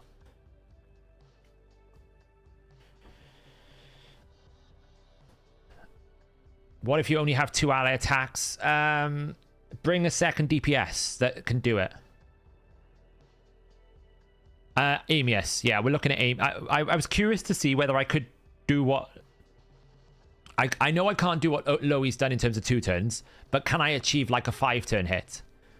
Is my Fushan at 6-star strong enough that I'm going to be able to do it with the gear that I've got? That was what I was interested in figuring out more than anything else. Because like Loi... I mean, it's crazy. I have some really good gear, right? Look at this. It's unfortunate some of the rolling, but I've got this going on. It's just, it didn't roll crit rate, so it's not recommending it because I can't get enough with crit rate in there, which is kind of annoying, right? So if we're basically filtering this, we say we just want crit damage. You know, we do have some decent rolling, crit rate, crit damage. So absolutely, we'd be ascending that to go, can I get like attack? Yes, excellent. That's really good. Like, that's not great. Like, we'd be looking at this for attack again. Oof, not so good this time. My helms are my weak spot. Helms are where I get a lot of weak, you know. I mean, if that rolls crit rate, potentially is quite good. Didn't roll very well there. Crit damage. We can sort it by crit damage. So like that's great, except for the resistance. It kind of ruins the piece because there's just not enough crit rate on it.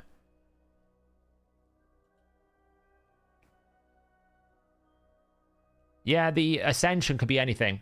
You can get attack ascension on a shield. Like got speed, accuracy, crit damage. I mean, I've got stuff I haven't even rolled here. What's an optimal crit damage for new? It depends what you're fighting. Whether you have decreased defense, weaken. Lots of different parameters to define that. We then also have like crit damage sets. Didn't roll very well. Want attack? Oof. To be honest, the ones I really want more than anything is the bottom row.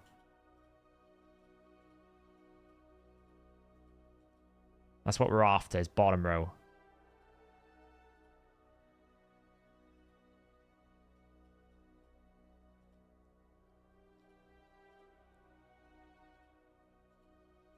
Like, that's not bad. But there's no crit rate on it, which is a real problem normally. Like, if it rolls like attack percentage, it's really good, but let's roll flat attack. It's rough. The other one to look at is cruel, but you can see my cruel gear here is not great. Well, that's not bad. Oh, it's HP percentage. Damn. See, it's triple accuracy. It's not great. That I've recently had. It's not bad. And then the other one you look for is lethal. Crit rate, crit damage, not as good. Crit rate.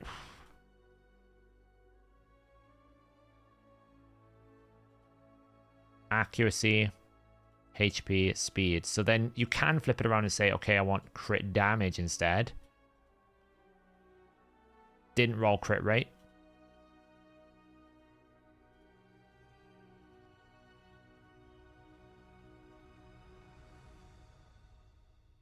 It's kind of low rolled. Pile of trash. HP percentage. I've kept this piece for someone like a Rhodus or someone like a Mountain King. Might be useful in the future. Crit damage, didn't roll the crit rate. So hard to get the exact pieces you want in this game.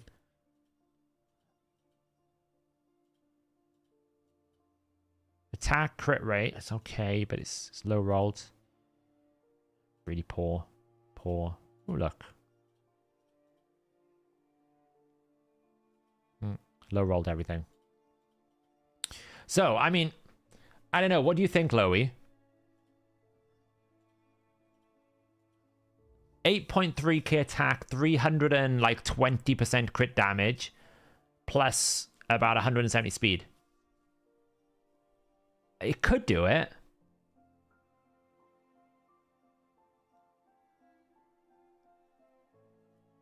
I mean, absolutely as well. I can just do this.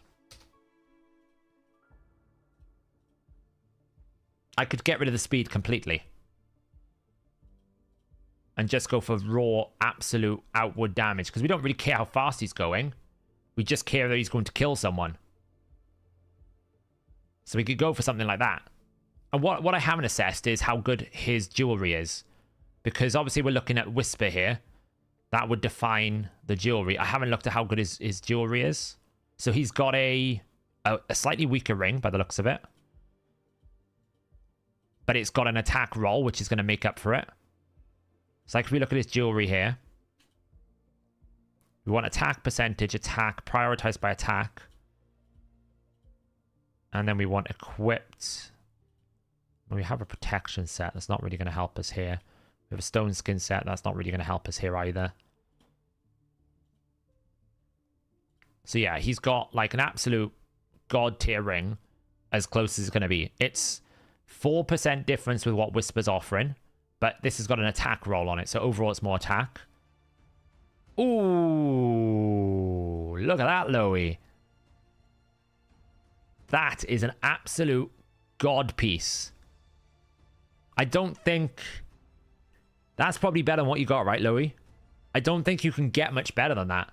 Because that's really high roll. I think you get like 30 attack a roll. So maybe it goes to like 120. Like 101 divided by 4 rolls is basically 25 average. It either goes to a 25, I think it goes to a 30 roll. So it's as close as capped as it can be. That's bonkers strong. Like, you're not going to get anything better than that. Like, in 4 years, I'm not going to get anything better than that.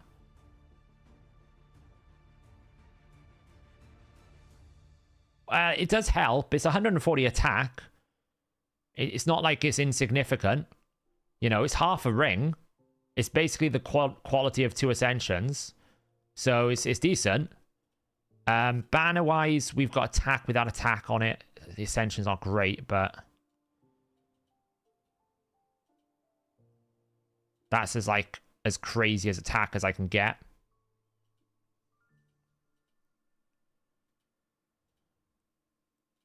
Roll that, just wait.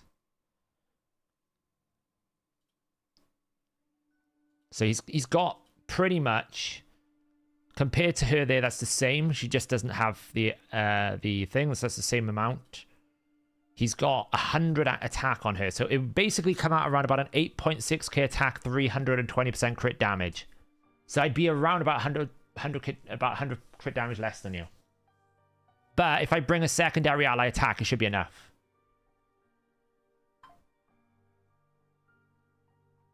It absolutely should. I think I'm going to try it. I'll have to break some pieces out of Baron. I don't know if I can get away with that one.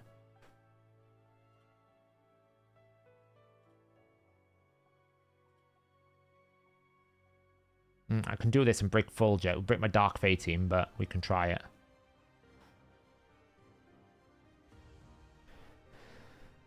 Why do I need to use...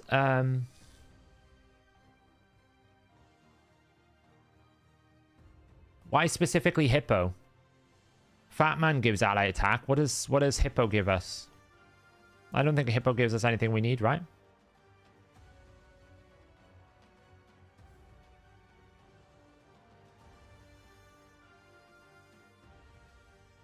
Fat Man gives that. It's the increased attack. Yeah. But I mean, I was going to use Ghost Spawn.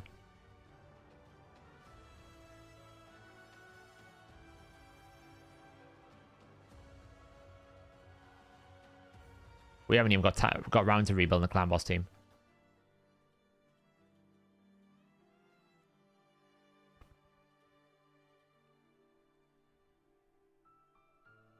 I was just going to see if someone has got an A1 weaken. That's going to be powerful. Because Hofreis is a bit of a bot on the ally attack. So if we have someone who's got... he's got a weaken. Can we just use Turvold? So I could just go that. That.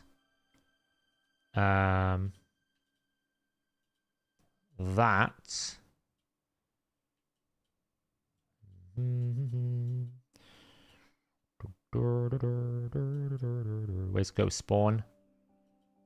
That. And then that.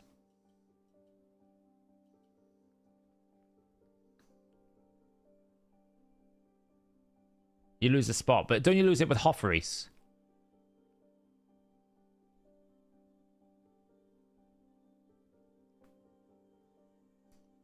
Emic, Newt, Deacon, Septimus, and Wukong. Nice.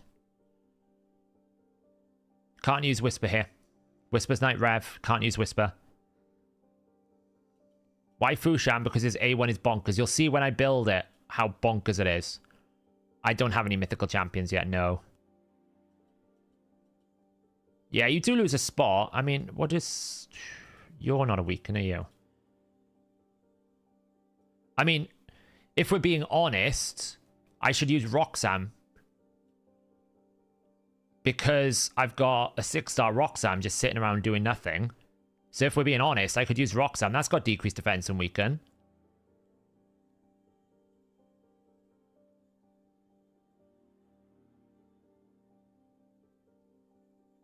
You know?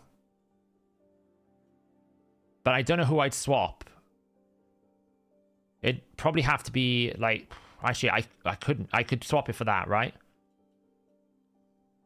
It sucks that none of these auras give me attack as well. It's really annoying. Because he won't place weaken unless he swaps it. So he's kind of useless. Razelvarg is built for Finite Heart. I just don't use him there yet.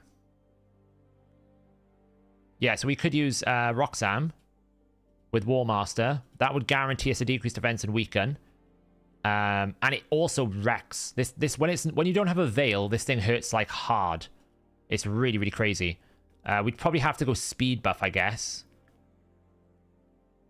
I mean, the thing is, a lot of these champs are already built really fast. Like, this guy's built for Finite Hard. Ghostborn is built for...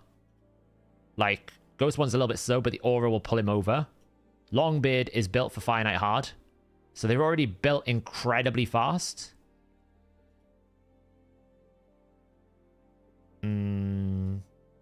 Yes, I think so.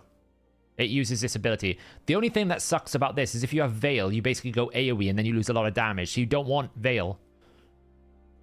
An A1 Alika could do it, maybe, over Fushan. That'd be interesting. But this is just such a powerful attack. Like, this is going to wreck him. Yeah, absolutely. I mean, I can find some speed. I just have to make sure that the speed tune doesn't break or just swap a piece. We probably would want... Who does a good A1 here? So we'd probably want, like, the team order to be something like this. And then this. Because we want, basically, the cruelty procs to happen as quickly as possible. So we'd go cruelty. Cruelty. Doesn't matter, doesn't matter. Crushing Rend, right? Cruelty, cruelty. Doesn't matter, Crushing Rend. So we'd have to swap this out of Phantom Touch to cruelty to try and get Warmaster procs, because we're going to get 2 attempts at it. Ghostborn, Roxam, Fat Man. Yeah. Because obviously he can apply decreased defense if we didn't get it, but we should be fine. I don't actually think I need to rebuild anyone other than Fushan and Roxam. If we just basically make Fushan and Roxam do tons of damage, we should be good.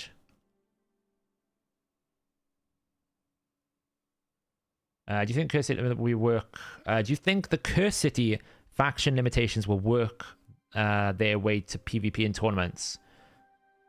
Don't know. I doubt it. I think the way that they're going to balance the meta in arenas, they'll just release more OP champions. So to do this, I need to break my Folger and my clan boss team. So we're not going to have time to build clan boss team now because we've talked about this for too long. So let's just check that we've done all our clan boss for now. Clan boss. No, so we just need to do brutal. I'll have to build it tomorrow. Come on, I just want to find a clan boss team that actually interests me. Would Daihi work here? Oh, look at that, 227 million. Kind of went crazy there.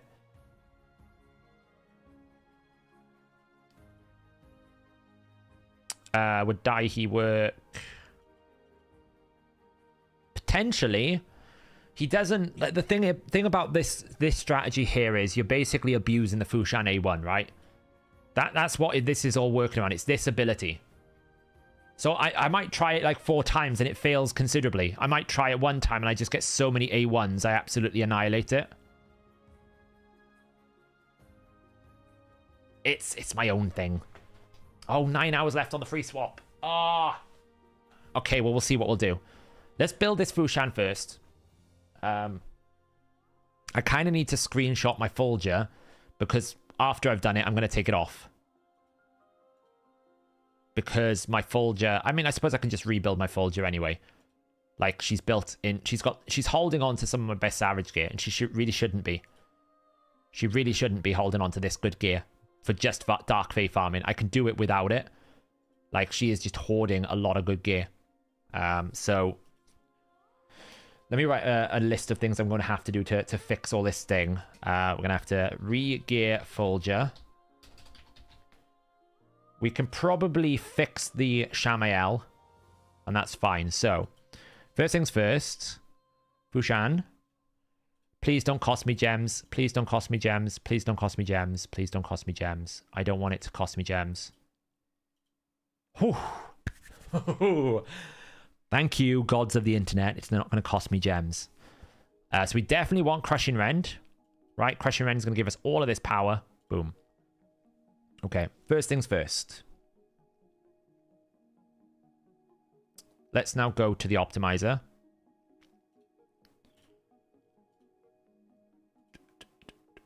Fushan.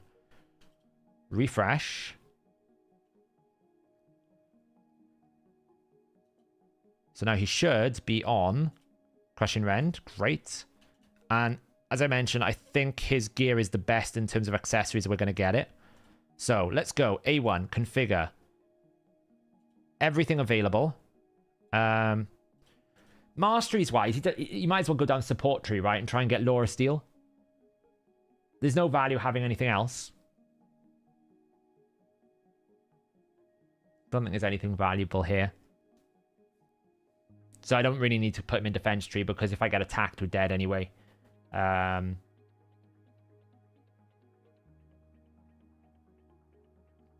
so I'm going to leave him as it is. Battle. We're fighting Amius, boss, hard, stage 1. We're going to go 6-star cruelty, decreased defense, weaker. I'm going to have increased crit rate, increased attack, increased crit damage. We're not going to have an aura, unfortunately. We should be good. Battle. No speed. No active resistance. We want attack speed only. We don't want any sets. Glyphs. Let's push it up. That doesn't really matter. Let me reset this.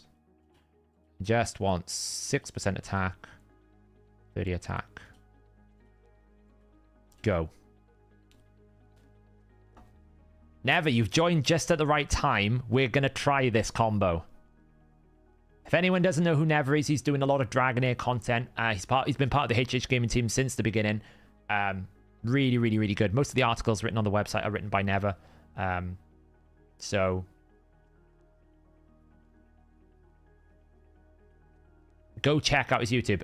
Never, if you want, put your YouTube channel in the description so you promote it. Okay. We can build this bigger. As I said, now that we've got actually builds on it, I actually want to find the build that doesn't use my Whisper, which is this build. 8.5k attack, 343 crit damage. It's not far off. It's nowhere near Loey's, but that makes a bit more sense, right? Because if you think empowerment from Loey is going to be 10% crit rate and 30% crit damage. So actually, if I had empowerment, I would probably be around about 390%. So in reality, I mean, I'm not far away from you, am I, Loey? I'm certainly not on par with you, but I'm not that far away.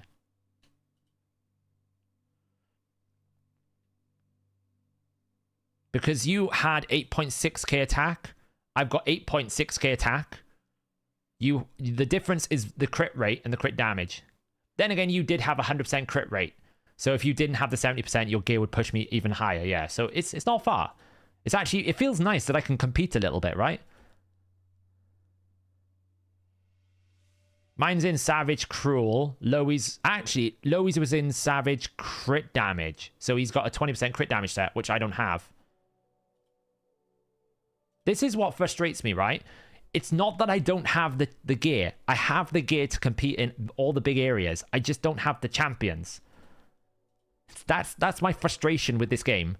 I just don't have champions to be able to do what I need to do, but I absolutely have the gear. Right, let's get the try on.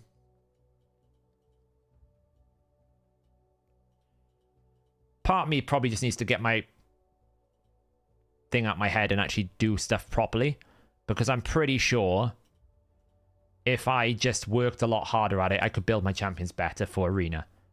So it's absolutely just on me. So it's not truly a case of, you know, I'm good to go. A lot of it as well as I just haven't built champions properly. We do need to fix. We're gonna have to fix the martial ed because he's busted here.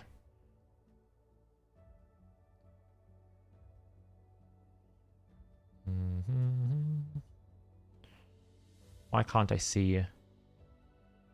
Okay, it's fine. That's not even equipped.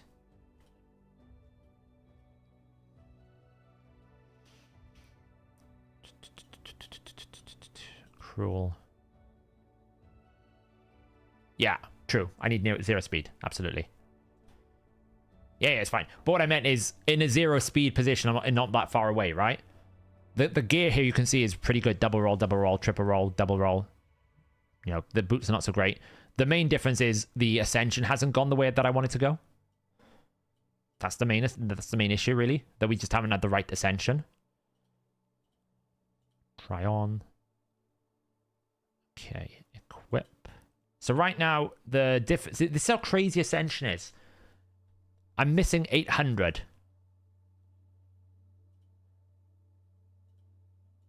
I'm missing, sorry, 400 attack because of ascension. It's crazy. Some of it will also be attack percentage rolling. I mean, that's perfect. Max. But it is basically the lack of, like, this not maxed out. This not maxed out. Like, the ring, the amulets. We might have to do a bit of rolling. Like, this probably just needs to go straight up to 6. I know it's a lot of CVC points, but it just has to go up to 6. That puts us now... okay, so we're 8.4, 343% crit damage. The Terrace, I'm having a look now.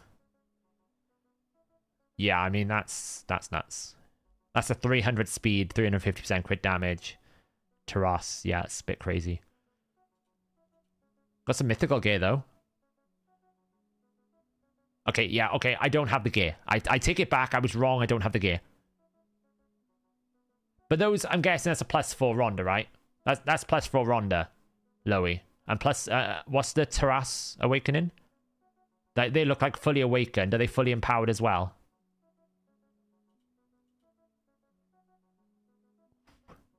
Oof.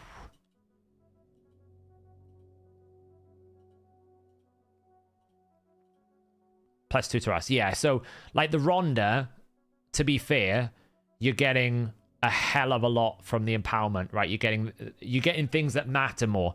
When I was looking at this, I was just thinking attack and crit damage, but obviously getting speed, getting bonus crit rate, getting like 600 base attack. That's where a lot of that differential is coming from, is you've ascended your gear, but also the empowerment is giving you access to a lot of stats that means that you can roll gear better, because essentially you don't need you need less crit rate.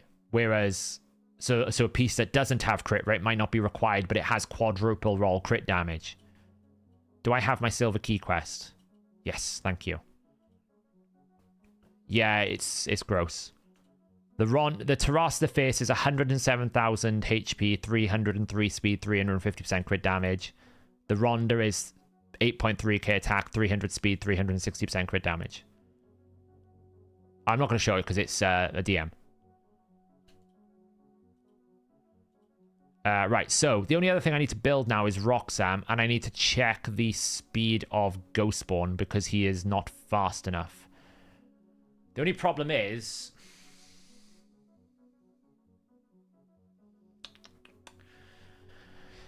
my Ghostborn is not built the fastest, and I've got speed on both Farrakhan and Longbeard because I have them built for finite hard. It's okay. It'll just take more turns. It shouldn't be a problem.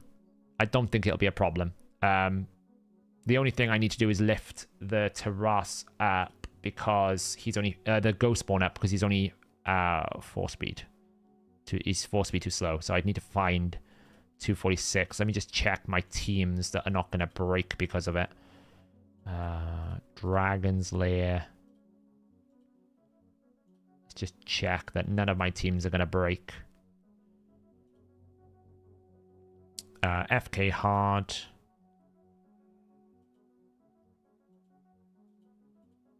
That should be fine. He's not in that one. He's not in that one. He's in this one. Doesn't really matter. Dragon 10 hard. I think that he's not in that team anymore. He's not an Ice Golem. He's not a Finite hard. That's good. It should be fine. Shouldn't be a problem. So we just need to find some speed on him here. Can we find like 4 speed on a glyph? Apparently not. Can we find it on a banner?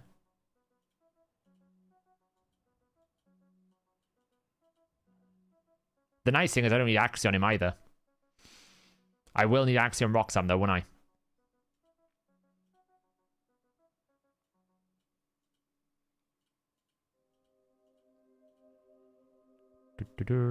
Oh, look. It's as if by magic. I lose a bit of attack there.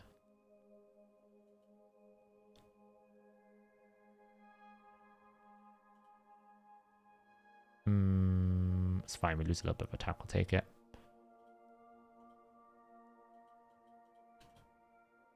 Don't mess me around. Don't mess me around. Thank you.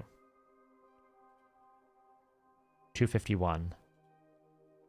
Nice. Which tier 6 mastery? Oh, I need to change that as well, don't I? Yeah. I've got him in War Master. He needs to be in Helm Smasher.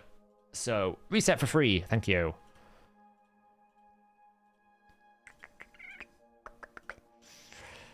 Let me just build it on Raid, bro.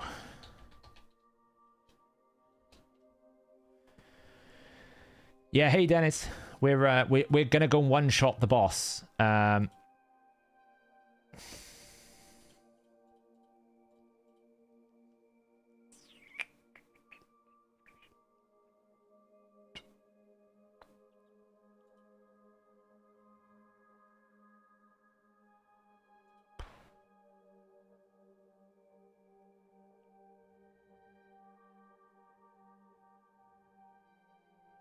I suppose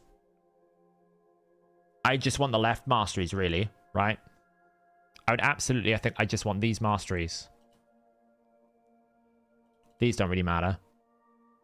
So I definitely want Heart of Glory, because we'll be full HP. I definitely want Bring It Down, because he'll have more max HP. And I definitely want Methodical, because we're attacking the A1 a lot.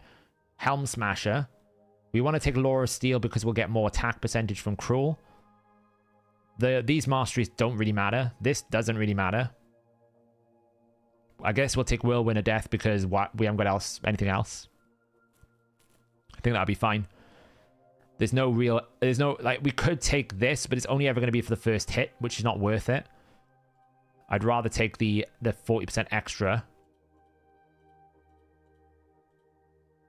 and work our way down.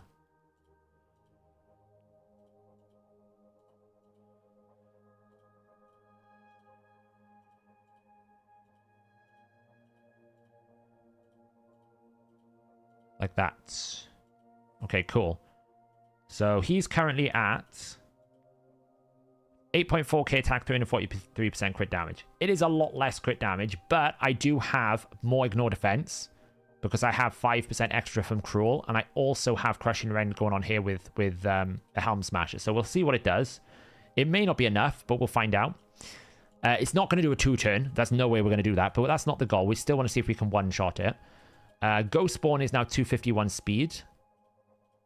So he's fast enough. He's going to go before. We've also got Longbeard somewhere here. He's at, right now, 303 speed. We've also got Farrakhan. If we can find him. At 295 speed. And, I mean, we've all got refresh. He could change form. We might have to change the refresh out.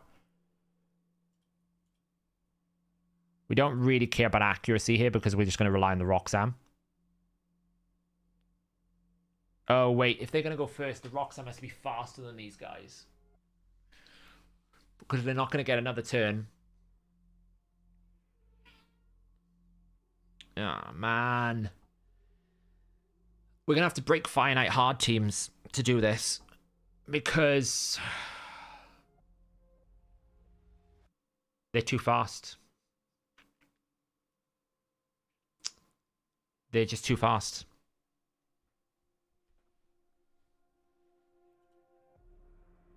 Because they're going to ally attack before Ghostborn gets a turn, and therefore we're not going to be able to get back around to the ally attack in time before the boss takes a turn. So we're going to have to basically break all of our finite teams. That's kind of rubbish. Oh well, we can always rebuild the finite hard team. We're not even using the finite hard team, so it's not really a problem. I can't be bothered to optimize these though, so we're just going to do this on the face value. Don't I have another Farrakeen? Yeah, but I don't have another long bid, do I? So I'd have to rebuild the long bid anyway. I'm going to have to break it all.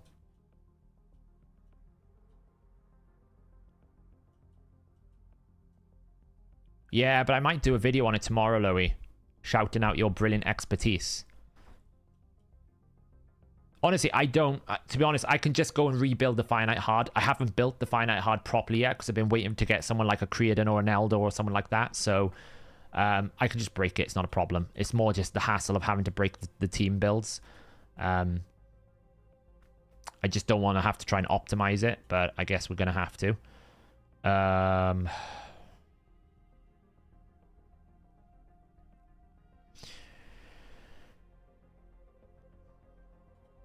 Yeah, we could do that. We could just remove this.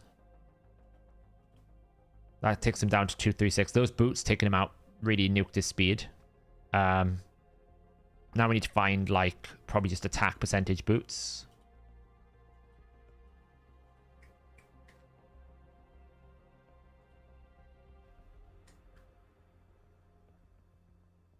Equip. That gets him back up to 256. Okay, so we've got 256.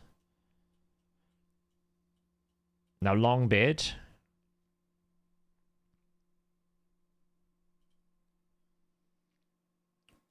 He needs to come way down. He's 303. So what we can do here is we could take the banner off of him to start with. Oh, look, we've got a cheeky little banner there.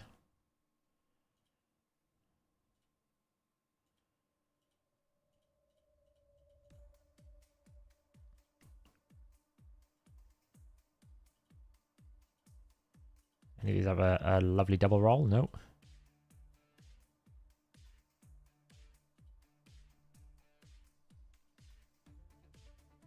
Wow. Do they really suck that much that I don't have any attack banners?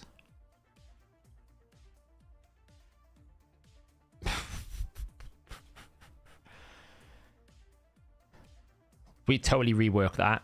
What are we going to get?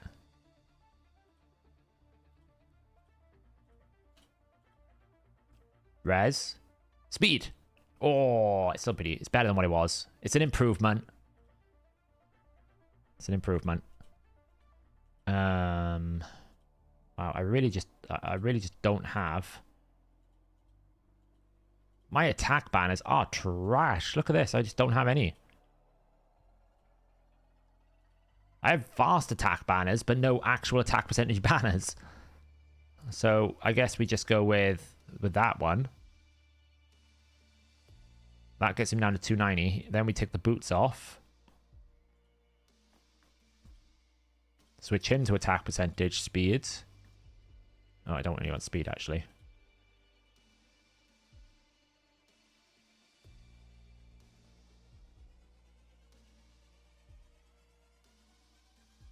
I do want to keep crit rate. How much crit rate can we lose? Nothing, really.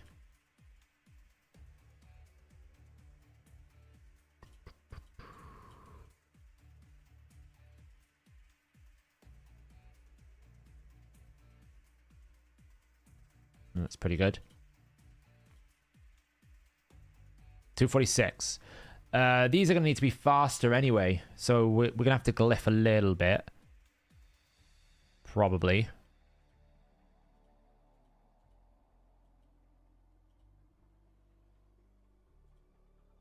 Take us up to 12.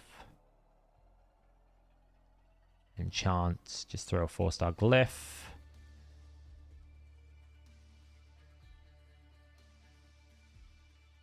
Well, he needs to be 1 speed.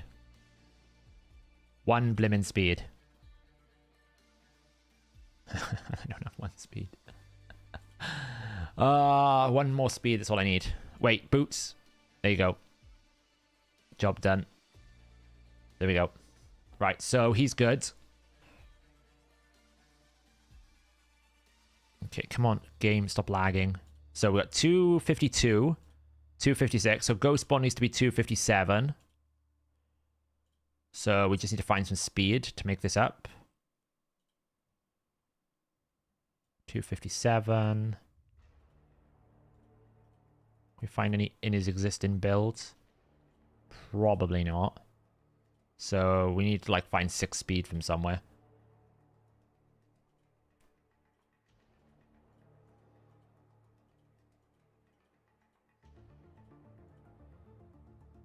Somehow I don't think I'm going to find a better gloves and immunity than what I've got here right now.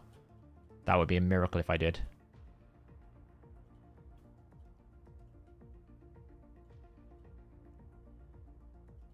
Nope. Okay, so what about chest? Chest looks pretty average. I'm sure we can find a better one than that.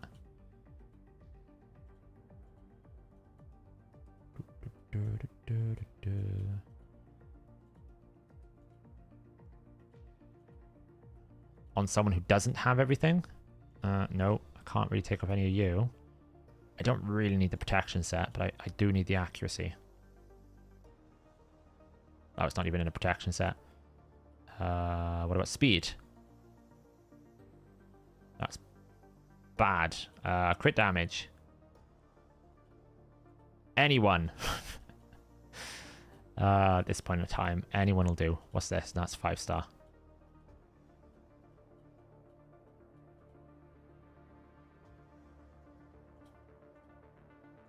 Wait, why am I losing so much speed there?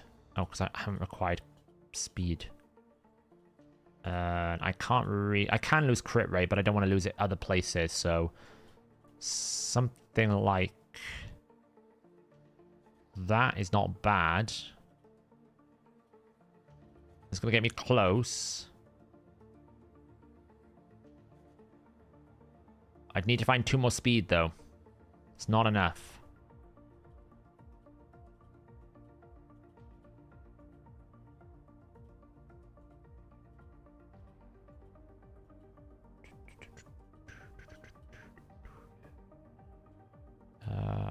I'm trying not to take it off people I use. That's the main challenge.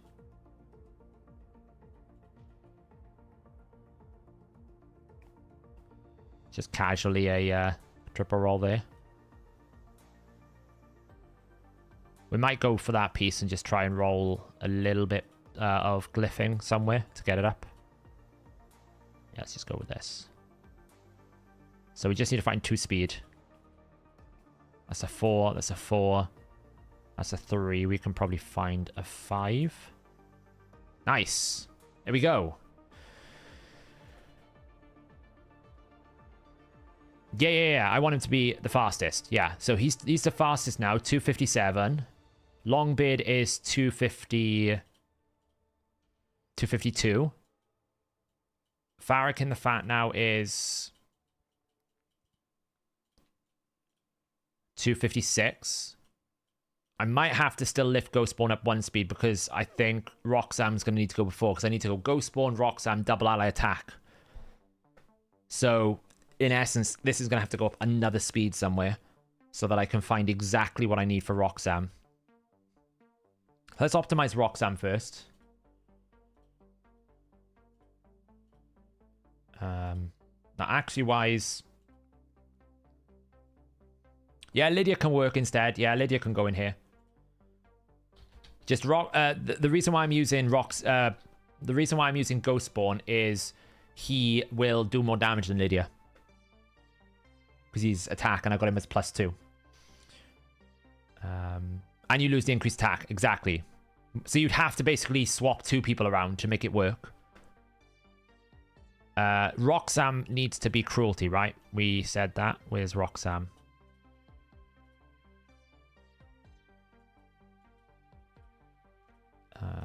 Please don't cost me anything. Please don't cost me anything. Oh, why are you going to cost me gems? Oh. At least it's within the same pointless divinity, because nobody really cares about divinity sets. It's going to cost me 200 gems to change to cruelty. Oh, what a waste of gems.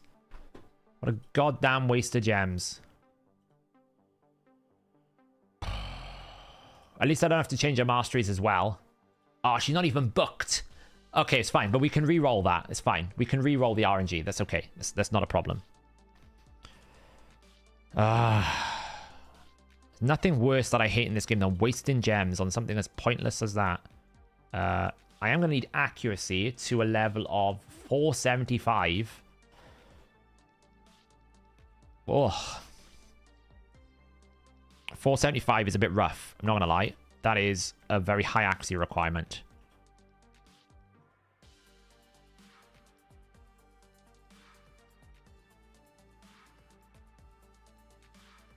Go with that one.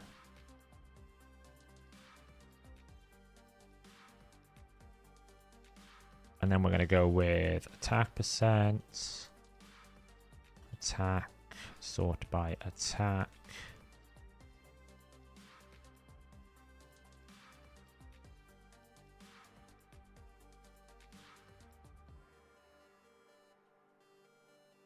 She's going to have an accuracy banner. There's no way I can do it without anything else.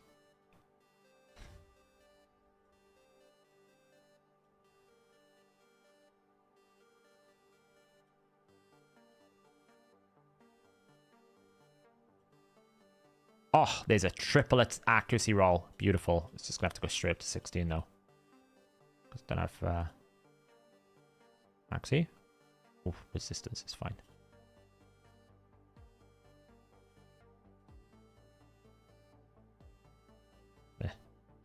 All right, okay, cool.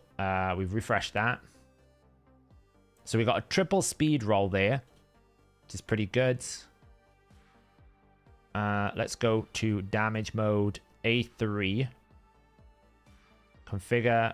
Boom.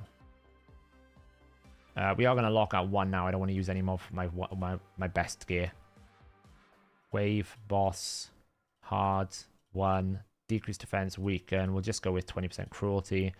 Track, increase crit rate. It doesn't matter if I don't crit the first time, so it's fine. We're going to go that stats.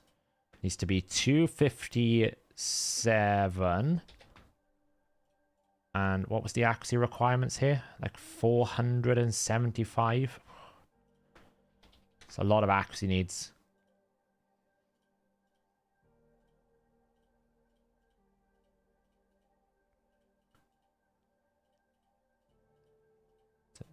Okay, sets doesn't really matter. Glyphs. Give me a plus 12. Speed 4. Attack 5. Attack 25. Give me what you got. What can you give me? Optimizer, what can you give me that's going to make this work? Well, it's not bad considering. It's the accuracy requirements that's going to really punish us here. But we're looking at 256, 5.7k. Well, there is one there that's crazy. It must be Outer Savage, that.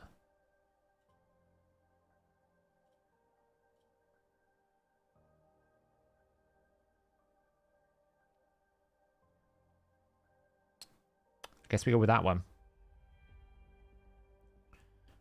Alrighty, let's build that. That is what? 259 speed. Is there a better speed list here? 257. That's a little bit better.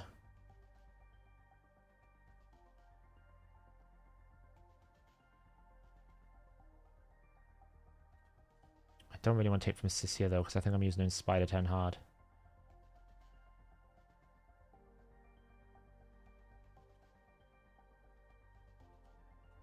Yeah, but for me, every little's going to help, I guess.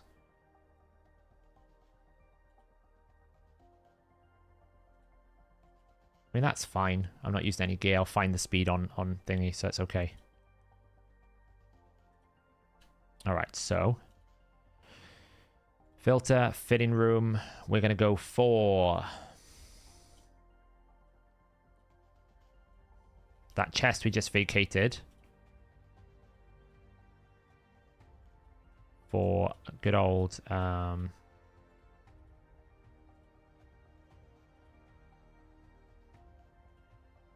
that is a speed. I always knew these boots would come in handy one day. They're awful, but I knew they'd come in handy one day.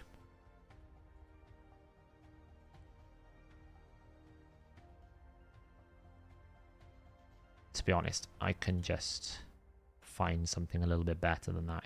It's got a little bit of crit rate. It doesn't need to be the best of the best. That can do. Not going to break Constantine just because of those gloves. Now we just need crit rate. Crit rate. Speed. I think we're nearly there.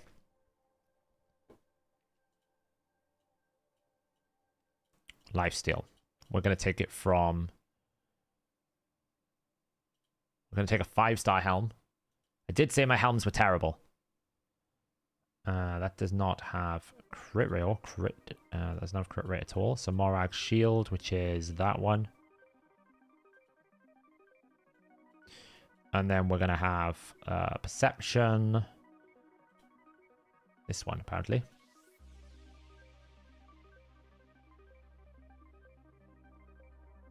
Where are we missing crit rate?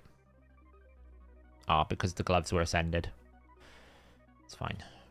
If it doesn't crit, it doesn't crit. Wonder what he rolls, actually. Crit rate? Brutal. Right, okay. So, we just need to get the speed up a little bit. So, ideally, we want 257 speed. So, like a 4?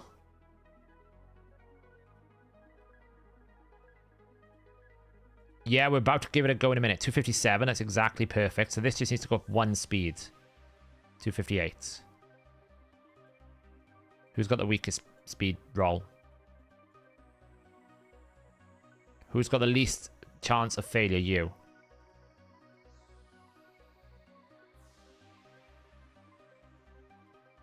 There we go. Right, okay, we're good to go. Okay, we're good to go. Appreciation pack, thank you. Look how many sets there are. And all of them are stupidly expensive. Thank you. Claim. Claim. Yes, Xena Warrior Pass. We're aware. We are all aware that Xena exists in this game. You don't need to tell me every single goddamn day. Cool. I have to keep an eye on the champion training event, actually, because I haven't done it yet. I need to make sure I do that. Torment. I'm very close to Torment, which is cool. Just, yeah, it's cool. Buy that. All right, so let us go. We have to get the key first. We have to get the key first. So we've got to go and take a path. We can do the double boss into that, into that, into that. That's fine. Or we can go there, there, or there. Just gonna do the double boss. So double boss into this, into this, into this. Let's do it. Right, first things first, let's actually clear this. What have we got? So we can use some Marinix. What's that? Spider.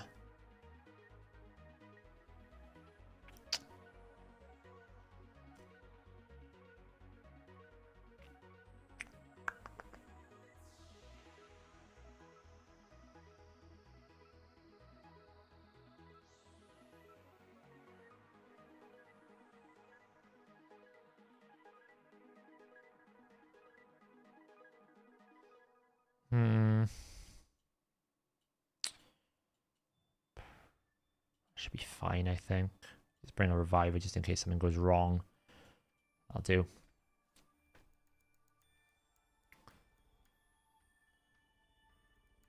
There's just not enough space for all these spiderlings, is there?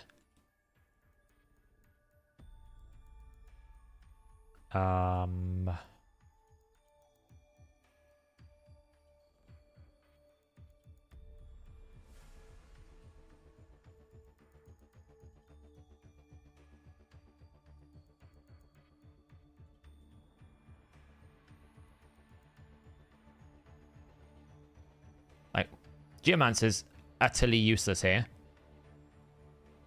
Like, yeah, Geomancer's utterly useless.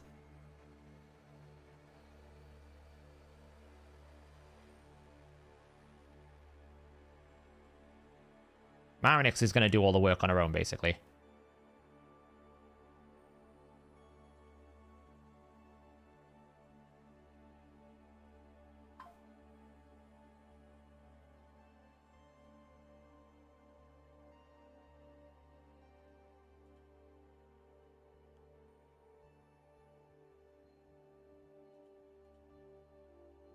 I don't know why I picked Geomancer. He's totally useless, isn't he?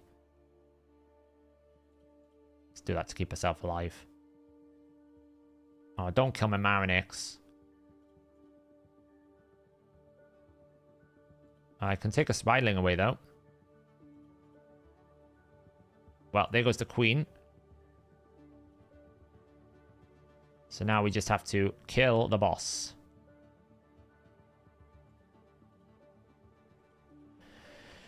Which is just going to basically be Marinix A1ing it over and over again until it dies. What a beast that Marinix really is. Give her another heal out.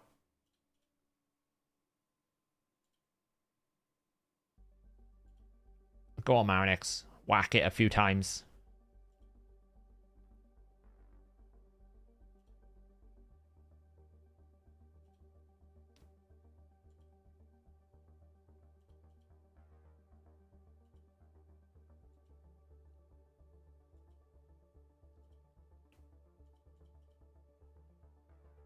There she goes. There it goes. There it goes. Are we actually going to get something? Why is it always 5-star? Come on, it's hard mode. Give me 6-star gear, please.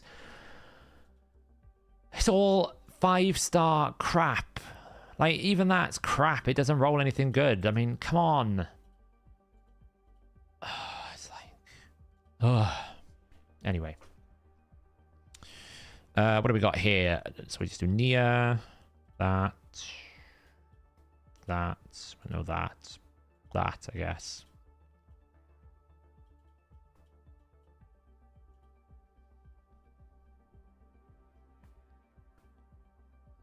Yeah, it must be pretty boring for you, right? Everything's just like super easy. That's gonna take forever because I have no damage built in my team.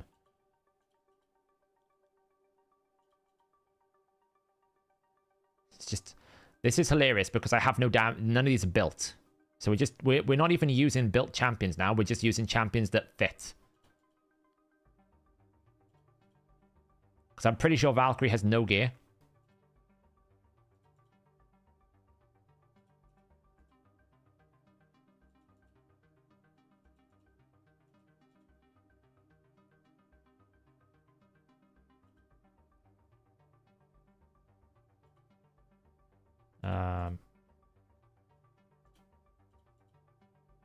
Kind of need to kill him.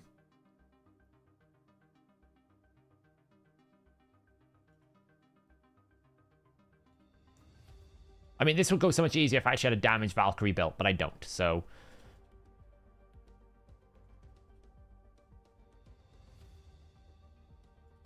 Yeah, she could solo it. They're just, none of them are built. None of them have any gear on. Like, I think I've got random stone skin on Ruach for some reason. He's probably just gear hoarding.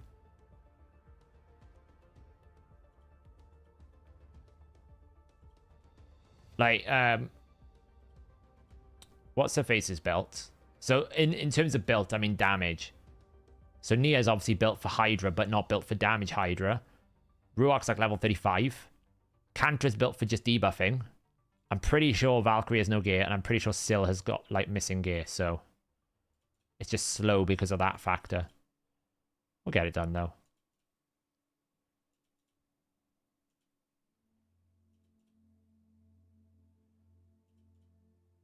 Slowly does it. Hey, Seth. Hey, Saf, quick question. When it says no percentage in the optimizer for enemy max HP, does that mean its percentage is off the cap? Yeah, it's basically telling you it doesn't hit the cap.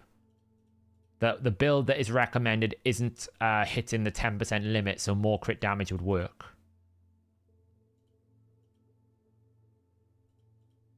I'm going to kill the Sithalias here, otherwise they're going to perma-heal.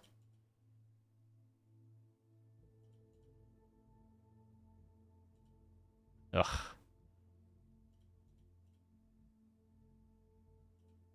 Sithalia's going to heal everyone. Nothing I can do about it. Oh, she took the buffs. That's decent. Kill the Sithalia. Nice.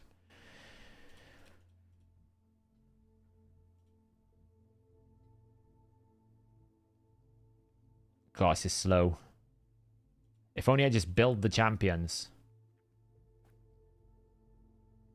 Correct, exactly. It's saying the estimated build is 9%, but you can get to 10%, so you're not hitting it. That's why it's in red.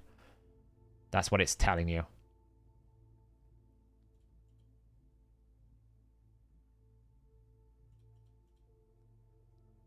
Just auto. Why am I manual in it? It's just an auto.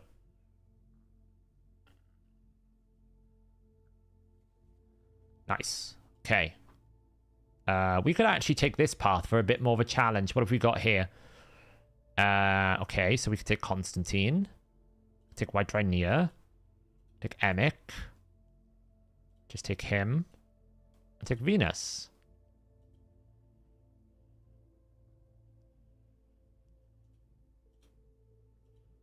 I'm going to be fast enough, so I'll probably get back onto my turn. Decrease speeds. Burn. Burn. Burn.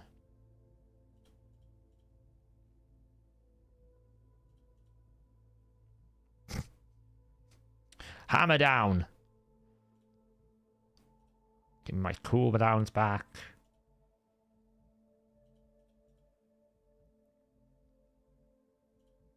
Take away the passive so nothing happens. Hammer down. Provoke. Reset his cooldowns. Burn.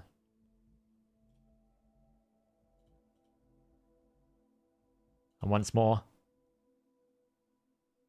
Well, they got Constantined, basically. They got Constantined. All right. Double boss.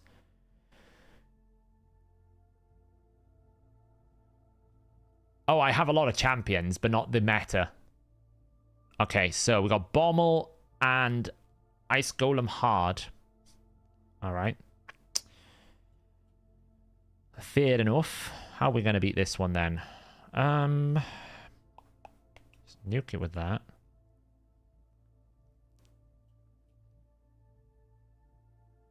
Can we just solo? Can it just solo?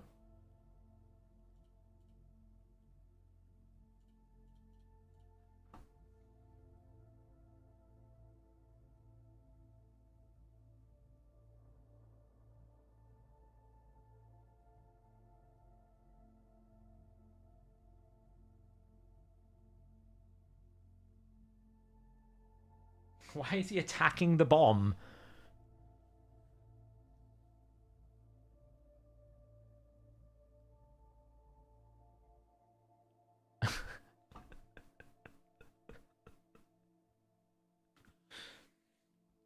I wonder if Islin can solo Bommel.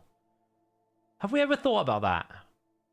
I know he takes a lot of damage from like the dread bombs, but I wonder if Islin can solo Bommel.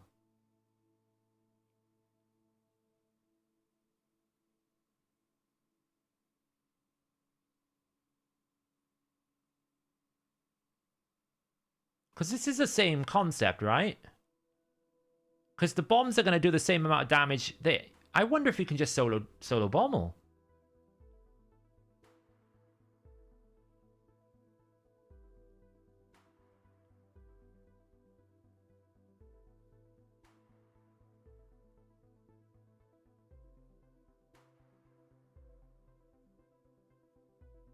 I mean, it might take him a while, but he could do it. This isn't a real bomb. Oh, he's took a bomb now.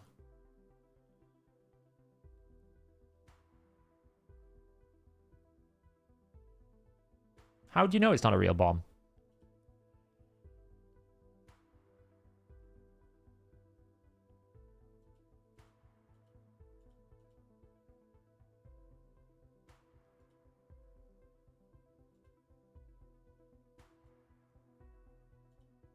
What does it tell me?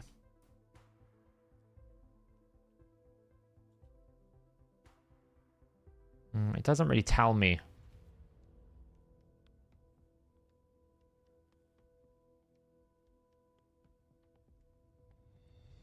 We can try it, though. He's going to heal from each Dread Bomb activation, see? So that's what you normally need, is someone to heal.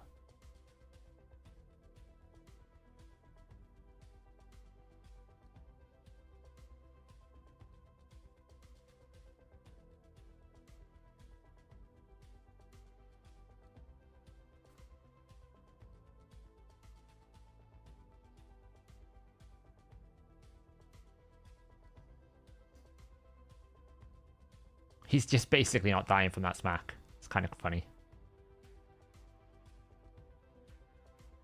So how did you beat the Bommel and the hard ice golem? I high elfed it. No. No. No. Ooh, that could be quite good. No.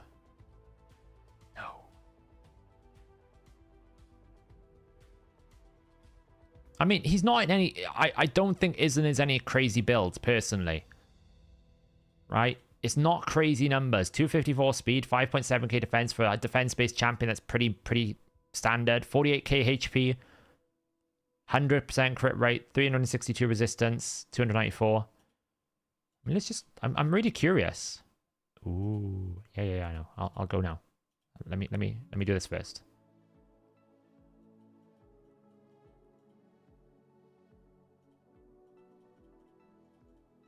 We need to kill the wave, though. So I'm going to have to bring someone to kill the waves. So if I do this... The only thing is, the boss accuracy is going to be a problem. Is he just going to strip my resistance numbers? I don't know if it's enough resistance. Who's got a resist aura?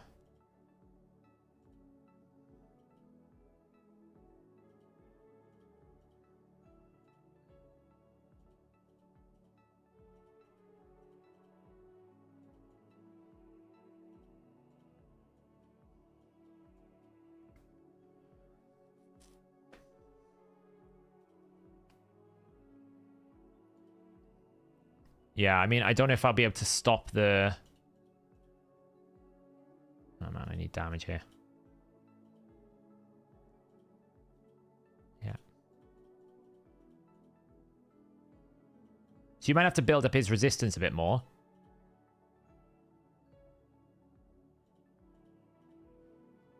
It's fine. Did she have resistance? Oh, there you go. That's cool. Why are we listening to the Europa hymn? That sounds terrible.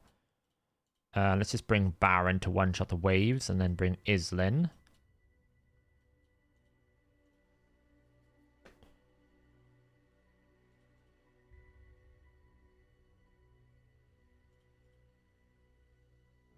Oh, I think that was a mistake. I don't think I'm going to be able to actually...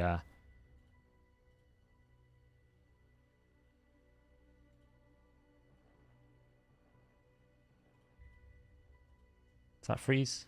Yeah.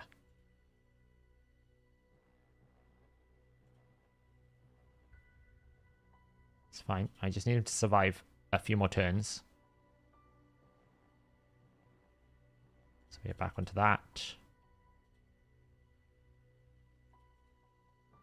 Let's find out.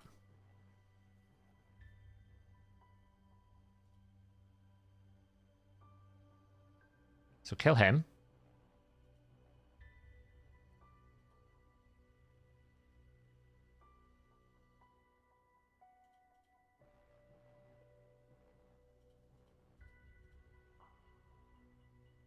Okay, maybe not. Maybe not. But Mainly that's because the bomb did too much damage.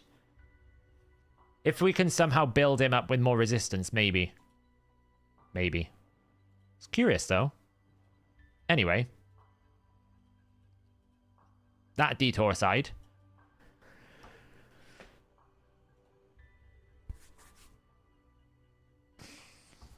Well, it's the bomb that killed me. Because the bomb does so much damage.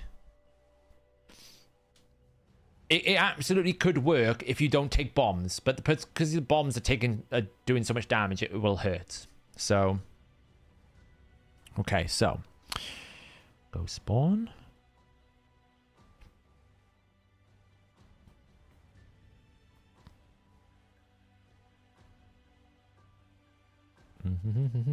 Where's Farrakhan? Okay, so. We want team order. We want Roxanne to go before this. So we want him last. We want Farrakhan to go in the lead. Doesn't really matter who goes in the lead, probably this. We want Roxanne. We want basically the cruelty first, and then we want Farrakhan, I guess, and long mid doesn't really matter. Let's try this. Okay, let's try it. Dry run. Dry run. So we go decrease defense. Flicker step.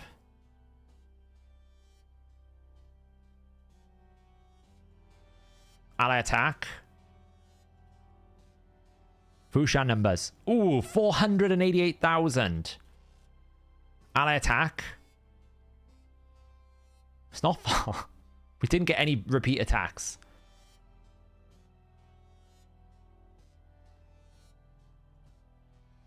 That's Doom Towers didn't work. We actually didn't get any repeat attacks there, so that's why that didn't really work. Flicker step for some damage. He resisted.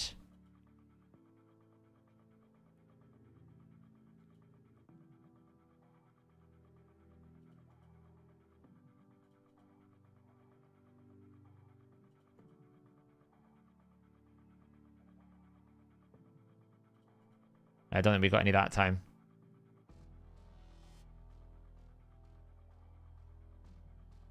All right, okay. Okay.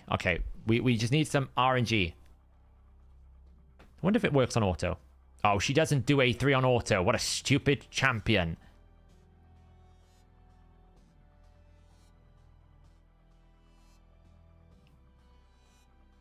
What a stupid champion. Okay.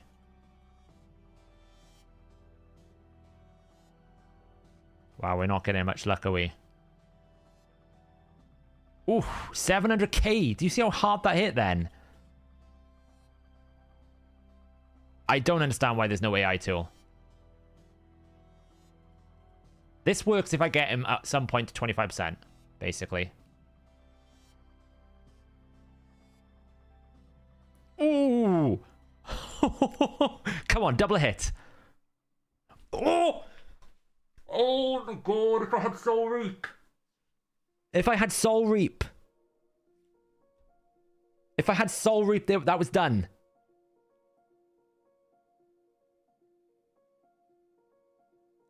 Oh. If I had Soul Reap there. Oh. Oh.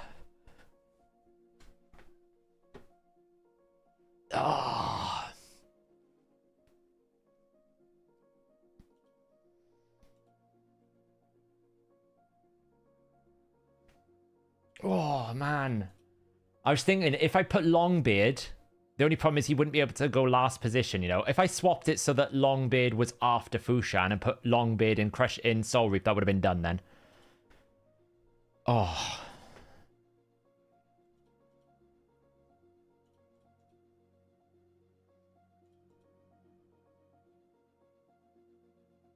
Didn't get it that time. Well, even at one star, it would have been enough, because I was basically within 5%. Soul Reap would have finished him off. Missed it. The cool thing is I can just replay this over and over again. It actually doesn't have a cost. And we're not farming it, we just do it once a month. Really? Oh, yeah, it's not booked as well. No, because they wouldn't be able to... The thing is, there's a limit, right? They're not going to be able to exceed, because they're only 1 star. Yeah, but I was within 5%, pretty much. It would have killed him. It was within 5%. Because they're only 1 star, we're gonna hit the cap before they do it, so... I didn't get it that time.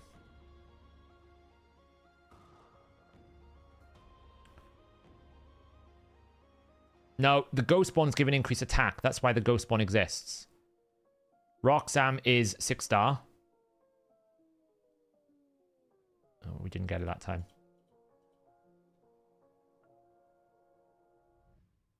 Oh, okay. Sorry, Loey. I didn't see that. I didn't see that first bit. Yeah, if I had it on there, it would have been fine, because 5% is the margin.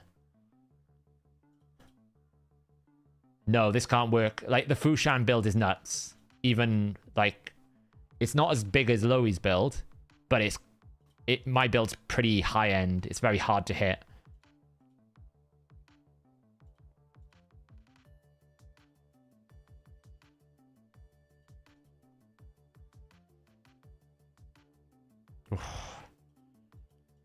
Run both ally attacks, you can kill it. Oh, right, so yeah, sorry. I just assumed if I didn't get it on the first one, I wouldn't on the next one, based on that run that I did.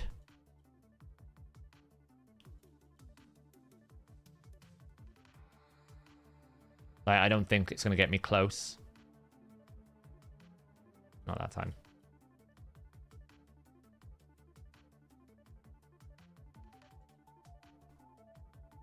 Come on. Burn. Burn.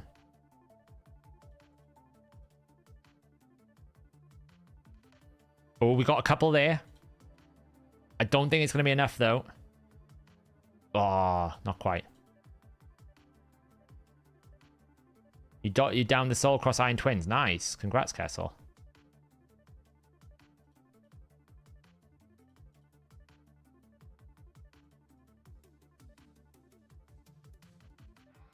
Oh, I don't think we got any procs there. So we're hitting like 650k. So we kind of need like 3 procs on the first one and 3 procs on the second one. Yeah, I mean, these teams are squishy. There's no defense here.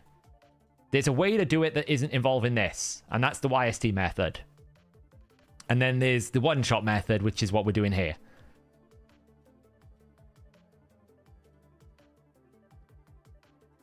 We, like, need 3 or 4 hits per run. You know? Oof, see? If we get 3 or 4 the first time, it'll be fine.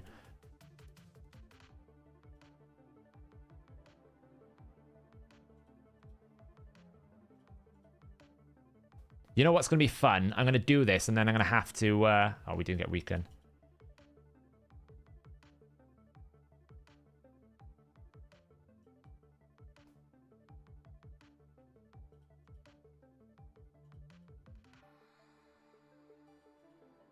We're going to have to do it again for the recording.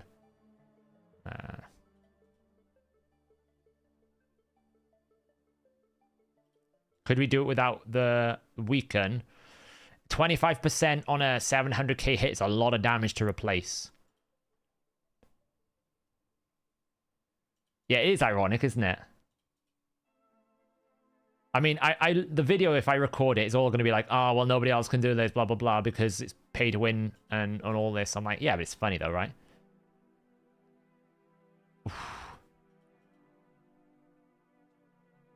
If you had a second Fushan, you could. I don't have a second Fushan. I do have a second Farrakhan. You'd probably swap to Lydia or something and then use the Hippo. I think this can do it, though. We just need to get, like, a little bit lucky on the first rotation. Do you think you can get 1 turn?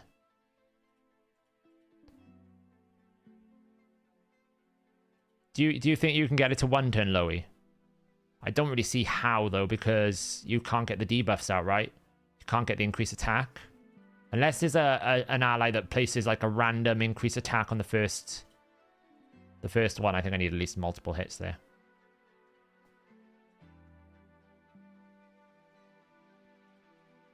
Yeah, I mean, it's just a 25% repeat chance, right?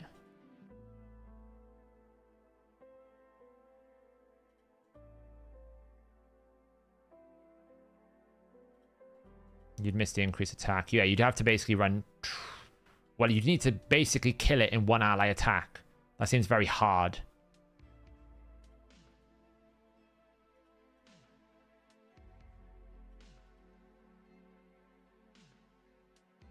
Oh, we got some there. Here we go. Come on, Fushan. Come on, Fushan. Whack it.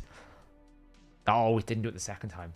And it's also like, this is also dependent on if Helm Smasher procs or not. If I get a lot of Helm Smasher, it's going to be tough. This would work if Jorgid was compatible, but Jorgid is locked for this week, this month.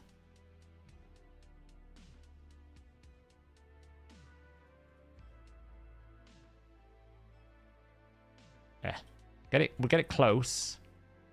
You can also use Ghostborn, by the way, Loey, because Ghostborn's A1's got a decreased attack.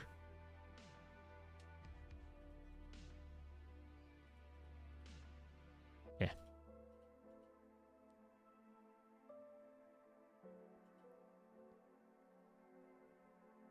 I think so, yeah.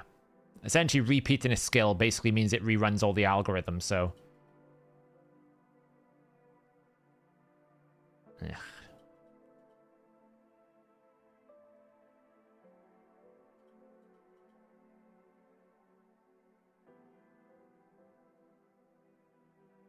So you could use Fatman, Ghostborn, Turvold to Fushan for one turn. It's tough though. That's like a lot of RNG, yeah.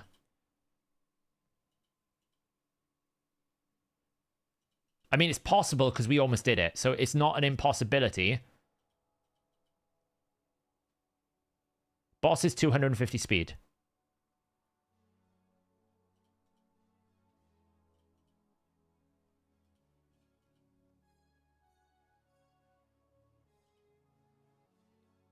Would this work with Shujan built to take an extra turn, use their ally attack, and then using it again with their turn? Possibly. You can't really take, like... Yeah, you could run Shujan to basically reset something. Didn't get the luck there.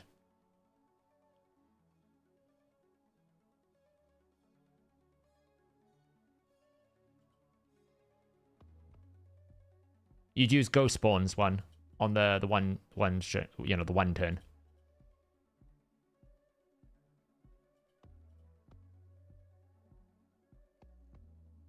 Ugh, look, it's not enough damage. Sometimes the damage is really good, sometimes it's not.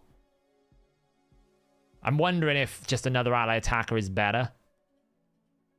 I don't know how much the weaken is. The weaken's having a big impact, that's the problem. If I go that way, I'd have to bring the Lydia, and then it just changes the whole complexion. Oh, we did not do any damage that time. Got it to half. See, if it procs the Helm Smasher, we're doing 705,000 damage. No, she's not booked, Kessel. She ain't booked. So she's at 75% chance to land weaken. So when this happens, it's not a book. Well, that was a good run. Ugh. It's annoying. I know I can do it. That's what's annoying.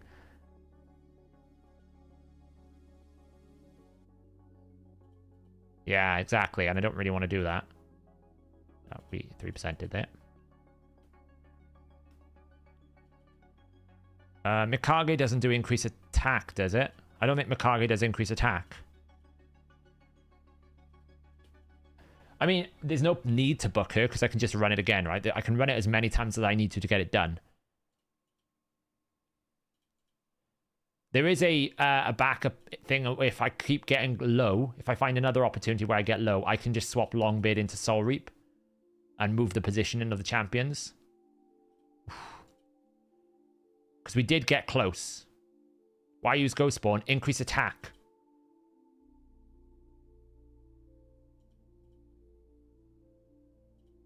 No, I don't think she is. We're using Ghost Spawn for increase attack.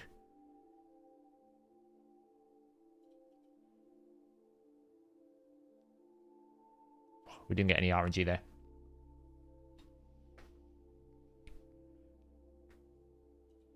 There is another way to do this.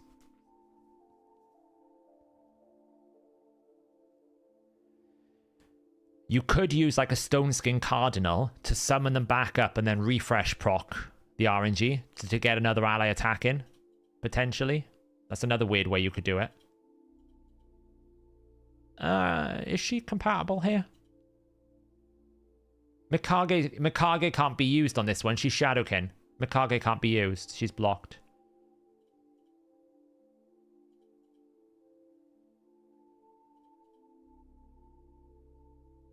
We could absolutely use like someone like a Cardinal if she's compatible. I don't know if she is though.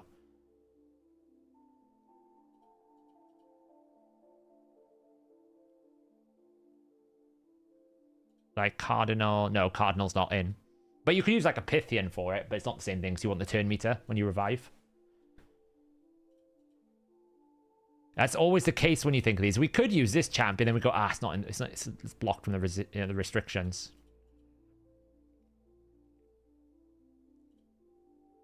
Basically, we need double Helm Smasher to proc, at least on the first wave.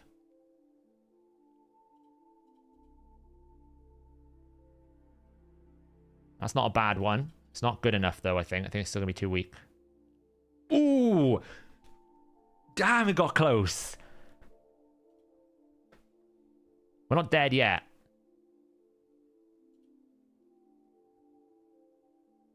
Now we are.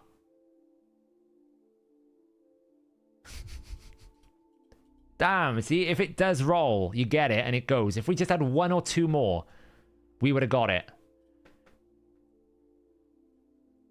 Yeah, I think it was a triple. If we get triple, it does a lot. So we just need to, like, get it to, like, half. There was two there. Oof. Yeah, double Longbeard would be better than a Farrakhan here, but I don't have another Longbeard, right? So, and also, like, Farrakhan's not joining the attack.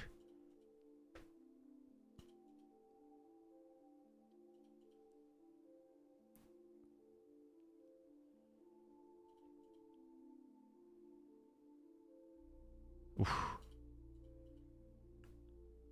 It is an RNG fest. I absolutely can beat this the free-to-play way, by the way, which is, like, building a proper team for it. I absolutely can. But where's the fun in that, right? Well, we've got a double proc. Not only a single proc that time. Yeah, Mithrala's been used by other people.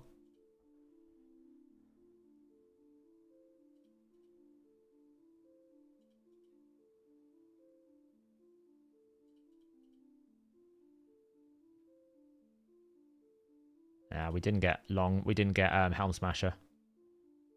Oof, see, if we just get a couple on the first hit, we're good.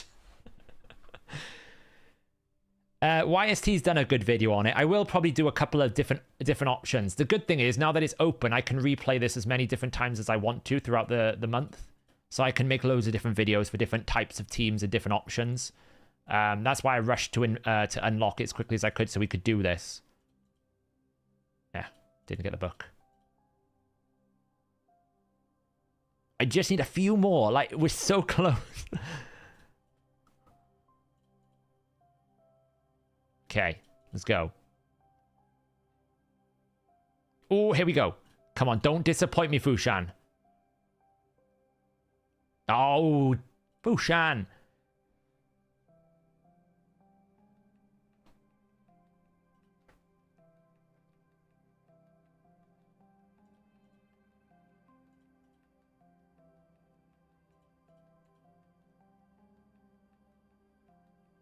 Yeah, this isn't free to play.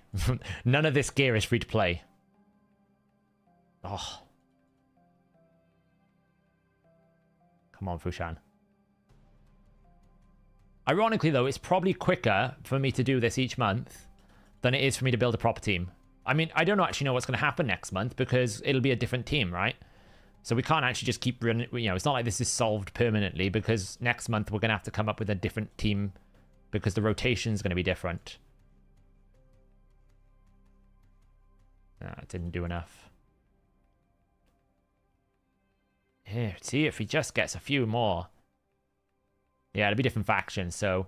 I mean, we might find the next month is easier. If they, for example, if they bring in Mora again, she'll be absolute MVP here. Yep, awakenings are broken. Ah, we didn't do it. Come on. Come on.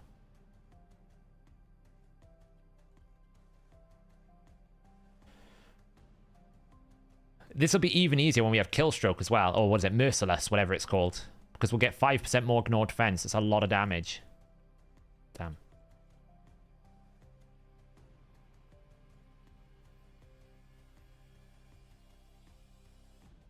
Yeah, exactly.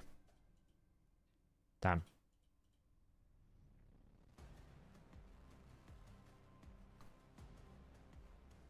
Come on. We can do this. Oh, come on. Stop being stupid. Damn books. I'm not wasting books on this.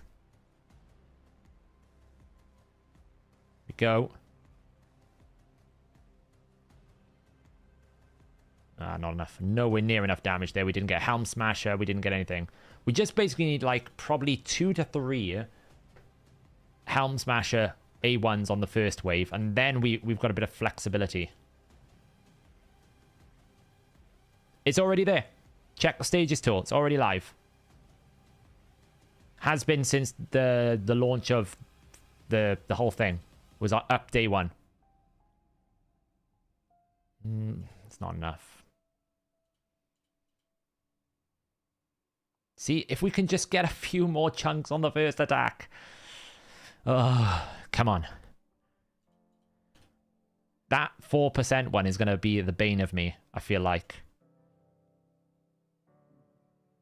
Ooh, double hit. Nah, it's not going to be enough, look. Close, though.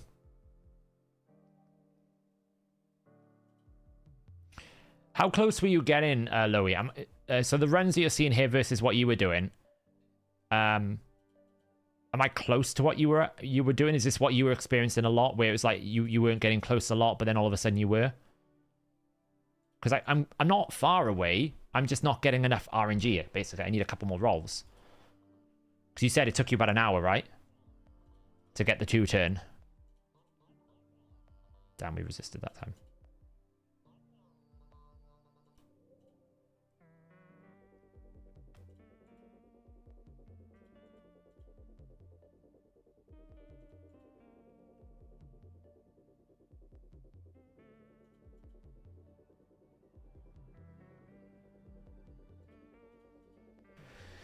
Well, I could squeeze it out if I had a brimstone.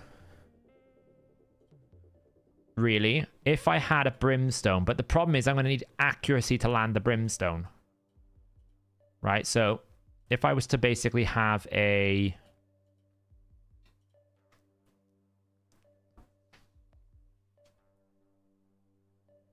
So if I put brimstone on Longbeard, maybe...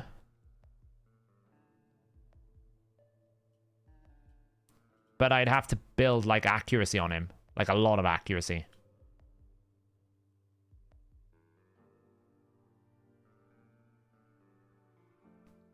Because that might give us an extra boost. But I would still need to get him down to, like, this last bit of bar. Because it's not going to do loads. Brimstone will proc after an activation. Yeah, that's true. Yeah, but Toxic, the problem is he's got minus 90% poison damage, so Toxics are just not going to do a lot. If anything, it would have to be Soul Reap. Because the Toxic's just not going to do any damage at 2.5% when he's already taking minus 90% on a 4.2 million. It's just like going to be like 20k damage. It's not going to be anything.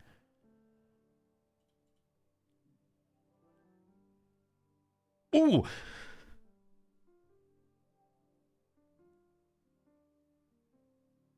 Is this the run? Don't let me down, Fushan. Oh, he's let me down. No! Fushan. No. Fushan. You nasty. Ah.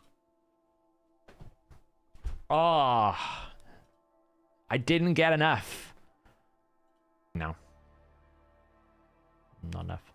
So Fushan is doing so much damage because his A1 has a chance to repeat attack. Okay? So his A1 has a chance to repeat the attack. So what we're trying to do is we're trying to roll the dice to get his A1 to repeat the attack like 3 times. We're also using Crushing Rend, so we're getting like 35% ignore defense on top of Savage Cruel, which is 30%. So he's doing 65% ignore defense. We're using Cruelty to try and reduce the boss's defense further. So the goal of this is to basically try and knock the boss down and then one-shot it with the A1.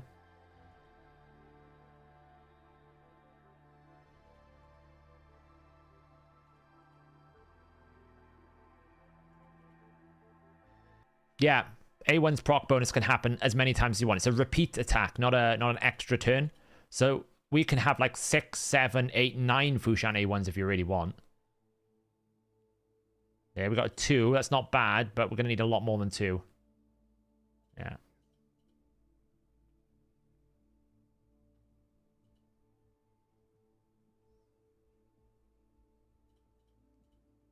There's not a one. There's not a one-turn one, is there? I don't think so.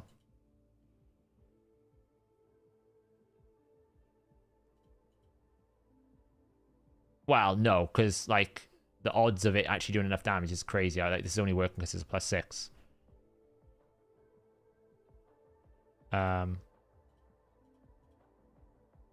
No, see, look, Loey's the record holder.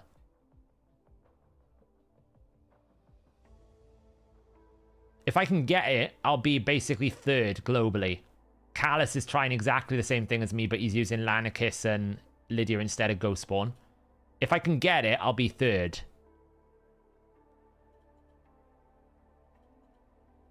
And it'd be my only claim to fame.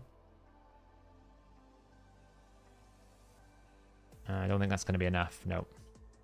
Yeah, so we know if it's going to be enough straight away because the plus will go if we've done it. Would Turvold help out here? Not really, because I got a 6-star cruelty proccing this. So every time I counterattack, you'll see the word cruelty a lot. See? Defense decreased. Ooh, that's good. Oh, he's not. He's going to fail, isn't he? How close did I get? Oh.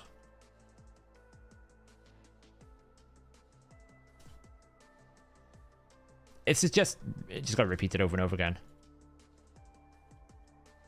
If you have a second Fushan, you probably would do it much easier than what I'm doing here, because you're basically doubling the odds of success if you have another Fushan.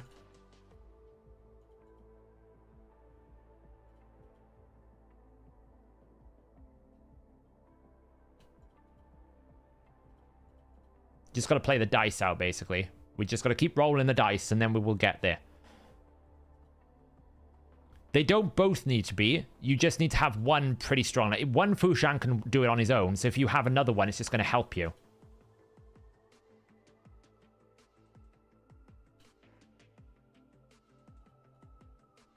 So it's a case of run it over and over and over and over again. Eventually you'll land it. I absolutely could build a proper team and I'll get it done. But this is just hilarious to me. This is just like, if I can beat it up in 3 turns. Or 5 turns, it would be. Mine is good. If I do it, mine would be 5 turns.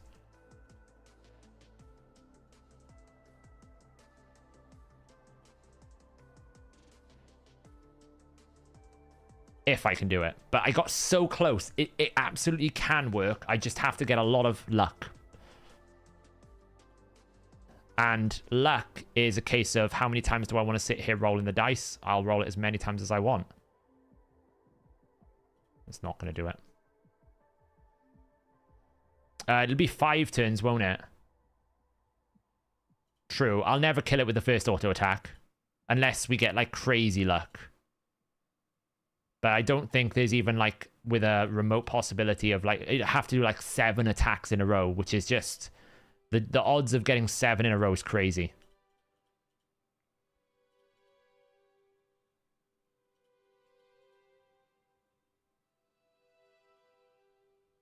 I can't even pull champions, and you think I can do it, like, in force? Nah. Yeah, it just depends on... I suppose it just depends on how long I want to sit here, doing the same thing over and over again until it works. If I had higher awakening on, like, Ghostspawn and stuff like that, this would be easy as well, because Ghostspawn's cruelty is is not high enough. We're essentially dependent on Roxanne exclusively for cruelty because we don't have other awakening here.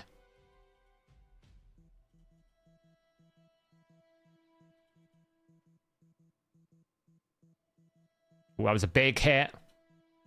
No, that's not enough. Ooh, it got close though. We didn't get a second Helm Smasher.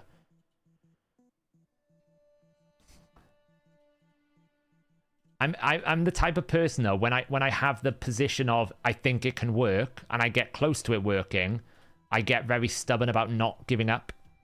As chat has told me about many times before in the past when they're like, just give up the ghost, and I'm like, no, I'm determined I can make it work.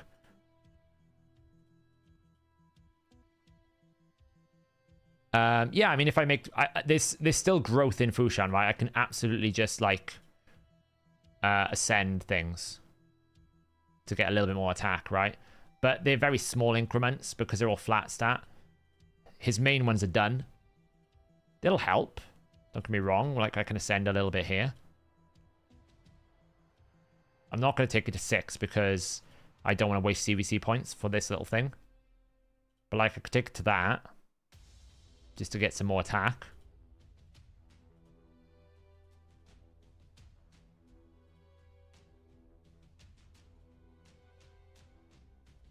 Boost his attack a little bit.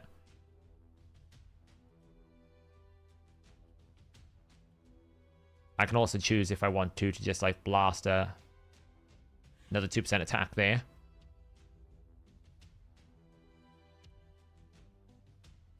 Probably like blast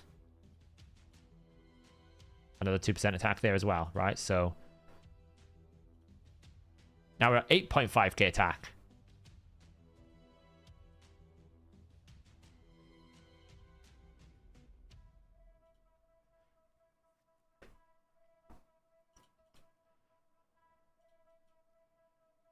Ugh, stupid thing. Everyone says I glyph hoard. I don't know. I feel like I use my glyphs all the time. I do have a very strong principle that I don't glyph anything that isn't triple on the 6-star. So I tend to, like, keep a lot of those. But I don't feel like I don't use my glyphs. I feel like I use them quite a lot, you know?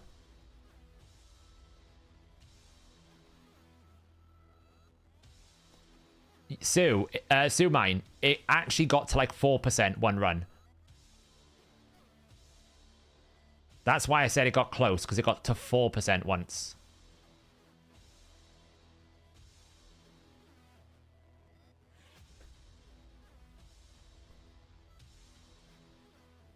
Yeah, I finished that like probably a year ago, if not longer. That stupid 4E. I'm pretty sure if I had Soul Reap, I'd have killed it by now.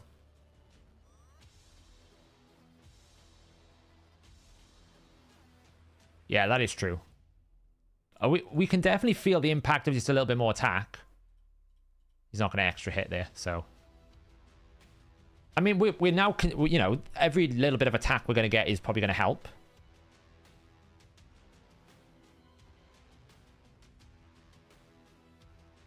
Come on. I can do this.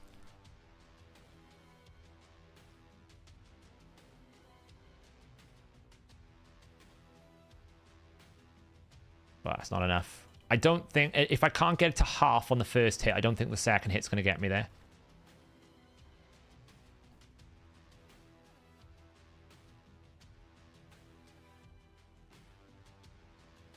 Garrel is nuts damage. If you scale and set up Garrel correctly, she's nuts damage.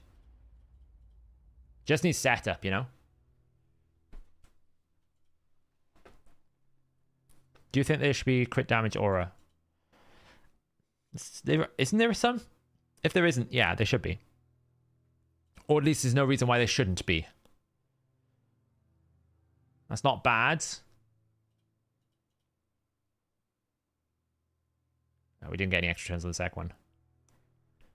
Yeah, I highly value Garrel.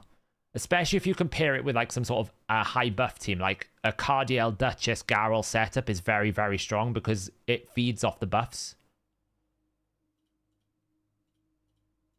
Like, that's how you want to set up Gal. It does feed off a lot of buffs. So people like, you want to try and find enough buff distribution that you're not just buffing the same thing.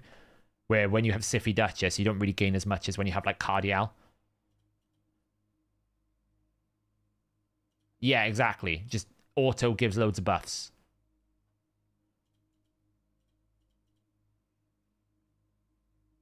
Ooh! Oh, see, if I had it. Ay, Jabra.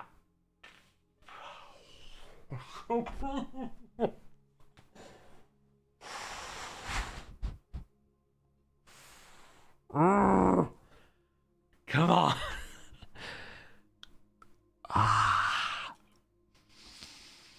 Look at it. That's 4%. 4%. Oh. That's what I was saying. I was close.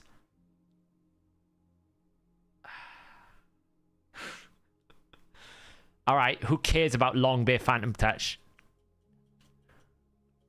Where is he?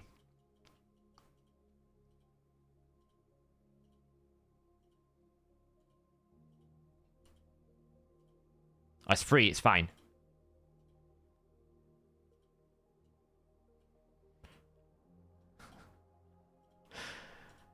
Ah, we got so close. Ah.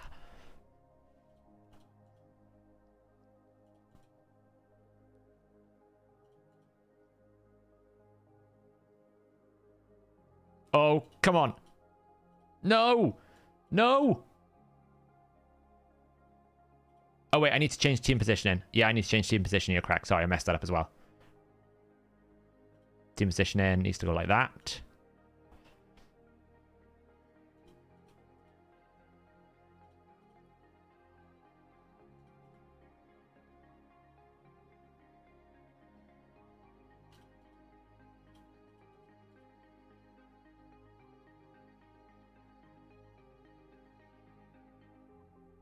I haven't actually done the math. I haven't run the math, I'll be honest.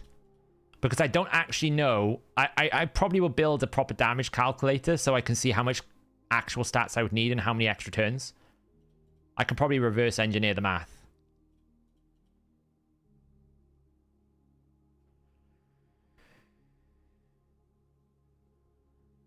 When Longbeard ally attacks, he's going first, so not sure it would work.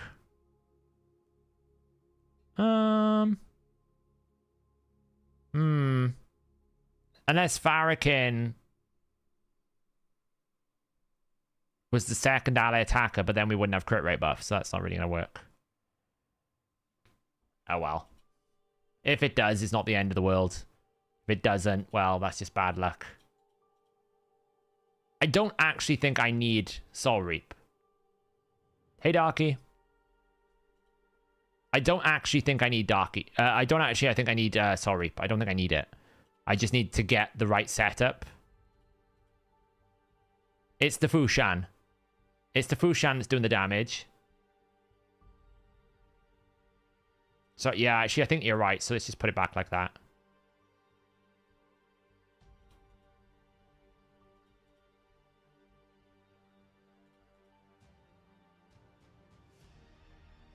That's not anywhere near enough damage. Darky is always needed here. Congrats on the Duchess. That's awesome.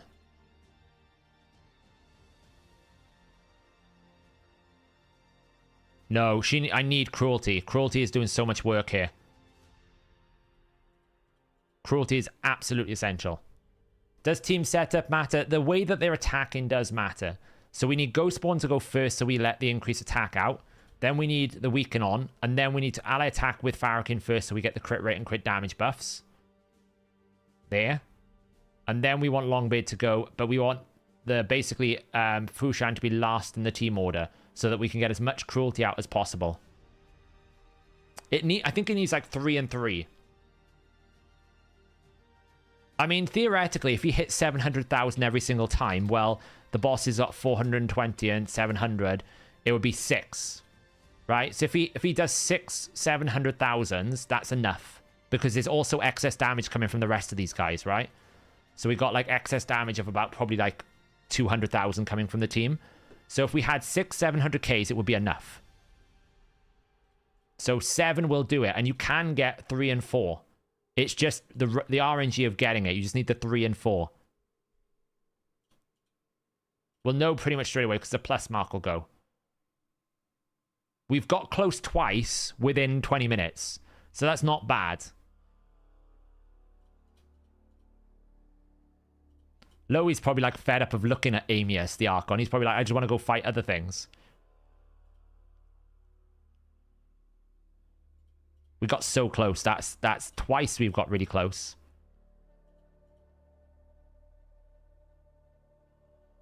Yeah, I can't run it on auto because Roxanne just doesn't like doing the A3 on auto, which is so dumb. Roxanne is one of those champions that on paper looks really good, but just the way that you have to use the champion, it just nothing works the way you need it to.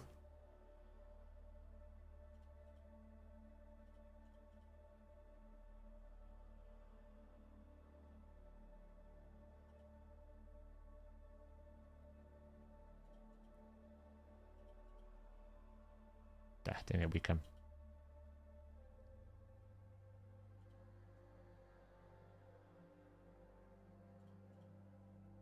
There's no AI team setups in Sintranos for some reason. I'm not really sure. Why are we using Roxanne? Because I got a 6-star Roxanne.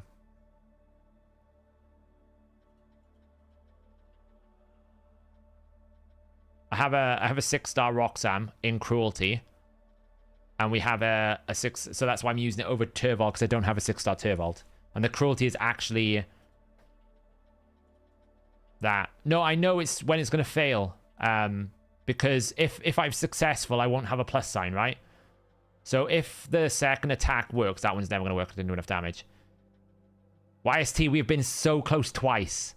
Like 4% close.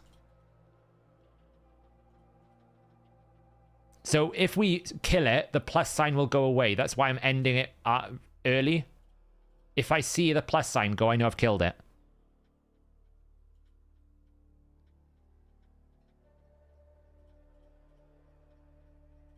Looks like you can get your keys on normal and fight Amius on hard. Really? That's kind of stupid. Oh, that's a good one. So I'll know here. See, I didn't do it, right? So I can end it. Because the attacks are still going to go in, but I know it didn't work.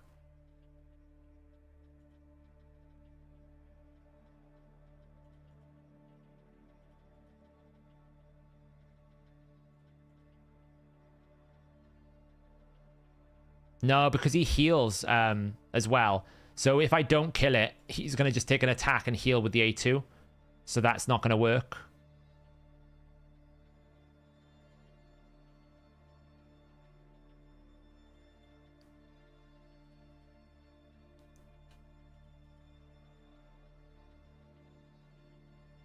I wonder if you can fight hard twice. I don't think so, but I could be wrong.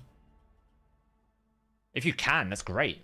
But I don't know if you'd want to, because you'd want to basically collect the candles on normal as well. Well, I say that. Do you really care about the normal candles with the useless reward that chest is?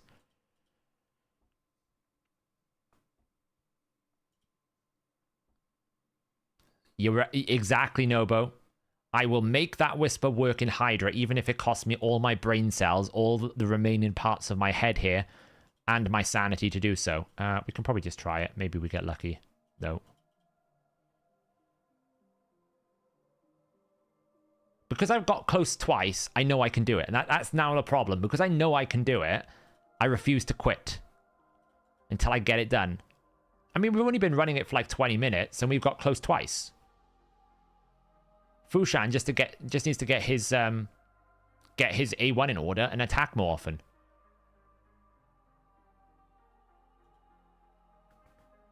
Good night, Never. No worries.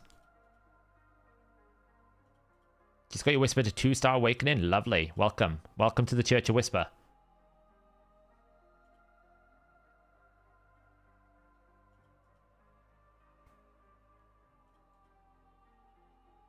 Anyone else fair? I beat 1 key on hard, then got another 2 keys on normal and had all 3 keys and able to unlock Amius. Yeah, that's what people are saying.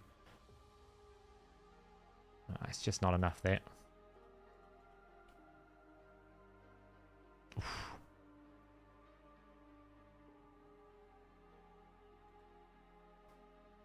I know if he's not going to do it on the second one. Like, I don't think... Like, he might, but... Like, he's got to get super lucky for it.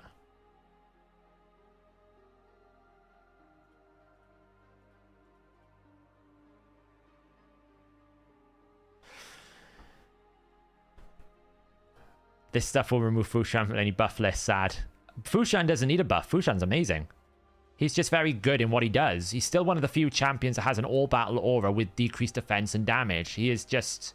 He's in his own swim lane. Yeah, you are right, Dutchy. Ooh, look, we did loads of damage there. Do you know what I'm going to do? I'm going to be chatting away to you guys to talk about general things, and I'm going to casually do it without even making making a reaction. Oh, that's a good hit.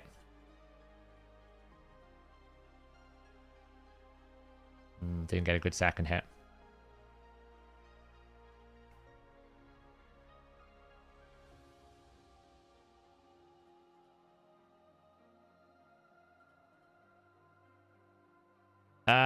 Turvold could potentially do it, but I don't know if Turvold can do it on his own. He could do it with someone.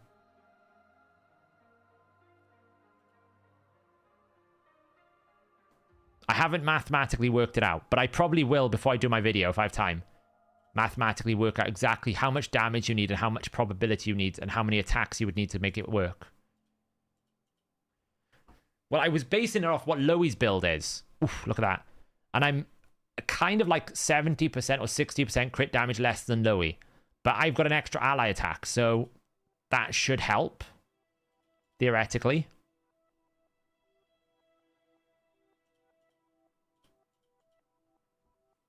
Got 33 billion Hydra Key on Nightmare. What, 33 billion? 33 million or 33 billion?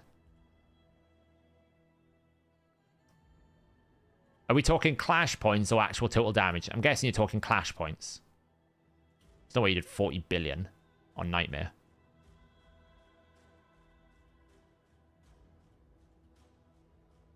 Clash points, right? 33 billion. What the hell are you running? Are you running the Trunda team? I don't even know how you... What are you running?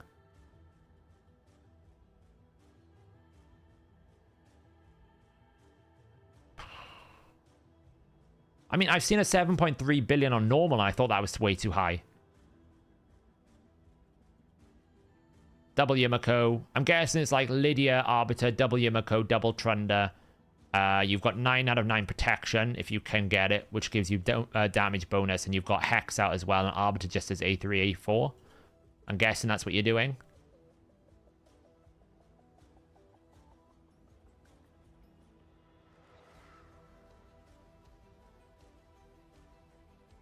What if you have Shujen and Turvold and let Turvold take an extra turn and do his triple hit and also bring in an ally attack? Would that work? Potentially, you'd have to run the numbers. It's very hard to get like as much damage out of a Trunda A1 as you can get out of a Fushan A1. Trunda double Yumiko. Yeah, so you're using the Shujen instead of the Arbiter. That's what I meant. Are you only using one Trunda? So you did 33 billion with one Trunda. Holy crap. Whoa! No! No!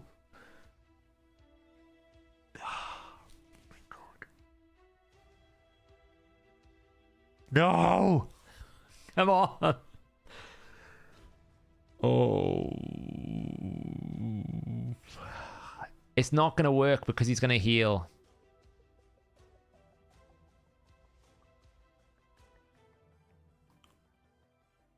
I think the toxic idea might be not a terrible idea.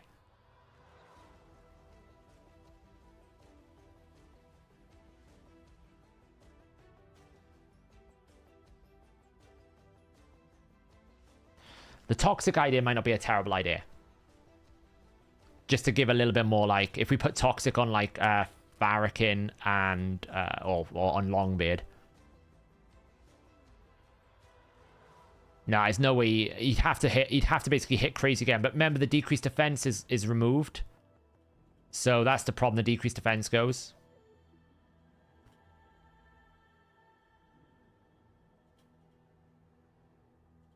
I didn't shoot it down. I just shot... Well, maybe I did. What I meant was the poisons don't do an awful lot, so I didn't know if toxic with a 2.5% poison is going to be enough. I did kind of shoot it down. Yeah, you're right. Hey, I can be wrong. It does happen sometimes. Happens more often than I would think, actually. I just don't know if, like, 2.5% on 40... Like, what's the numbers there? Like, 4.2 million. He's going to reduce the... So it'll be, like, 4.2... 4.2 million times 0.0... times 0.025. So it's 105,000. And he reduces it by 10. So it's going to do 10,000 damage. A toxic would do 10,000 damage. I don't know if that's enough. Because we need to kill 4%, right? Or, like, say we got 5%. That would leave him on 210,000 damage. So, one toxic is doing... So, to do that, we would need...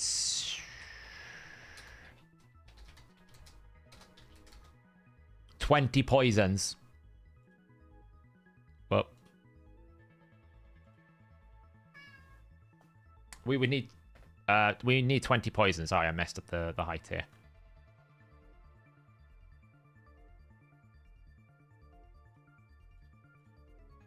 Which is not going to be enough, you know? It's because if he didn't have the minus 90% poison, you would be right. The problem is it's the minus 90% poison. It's what kills that concept. Like, if the Brimstone activated before his abilities would work. If we had the Soul Reap, it would work as well. But we can't swap the Soul Reap out for Roxanne because the Cruelty is doing too much damage. The Cruelty is just doing way too much.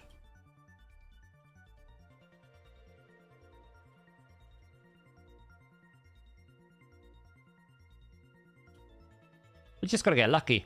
We'll get there. We just need the first attack to be a little bit more strong. That's what we need. To get the first attack just slightly stronger than what it was the first time.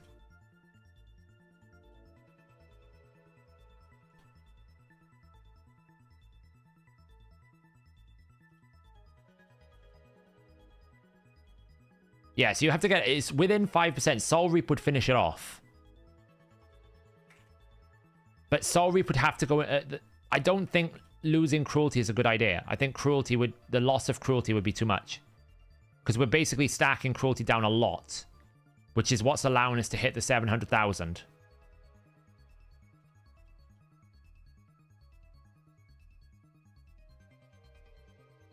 Unfortunately, Longbeard, I'd have... The crit rate problem is here. I'd have to basically change it back up to 100% crit rate. Because Longbeard is going here, so Longbeard is attacking first. So the Longbeard is not activating last, which is a problem. Brimstone, the boss will take a turn before and heal, so Brimstone won't do enough damage. Because the boss heals, so that's the problem. That's a good hit. Nope. What do you think about Arbiter Lydia instead of Roxanne Ghostborn? Where's the Cruelty coming from? I mean, you can.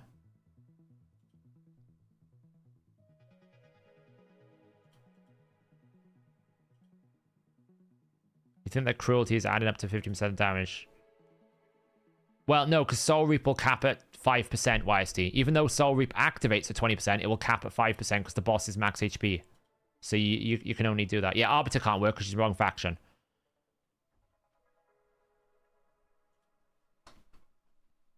So it's the problem you see a lot on hard mode bosses as well. You see, like, you'll see the Soul Reap activate, but it won't actually kill the boss because the boss is capping the max HP at 10%. No, I even did the same thing. It was only until I think Loey said to me that, yeah, by the way, it's 5%. We just have to have the stars align. Basically, it's a good thing we're doing it on stream because I'm not doing this again tomorrow to try and make it work. I can showcase some of the damage points, but this is going to be a one and done thing. But it should be 1 turn, 2 turn. We resisted that time. Should be 4 turns, theoretically. 1 turn, 2 turn. Oh, resisted.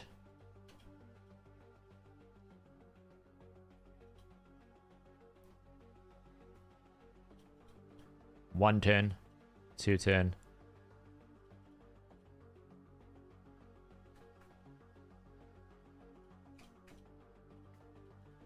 Bah. We get close. Honestly, it can be done. Like this Fushan can do it. He's strong enough. He just needs to find the will to repeat his attack.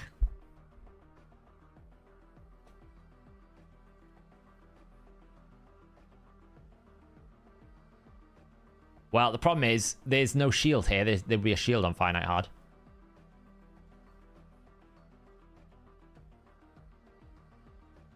So we're not actually getting all the damage from the first one.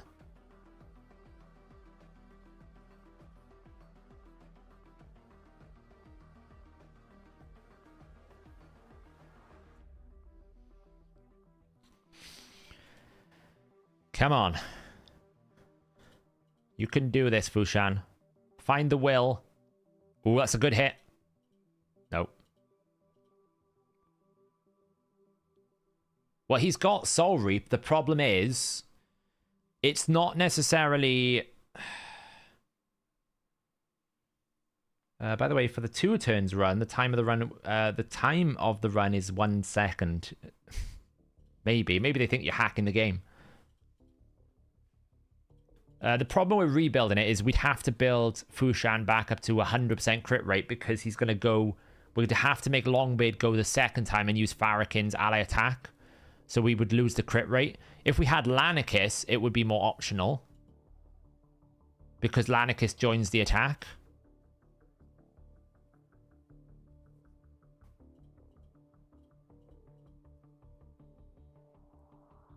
Oof.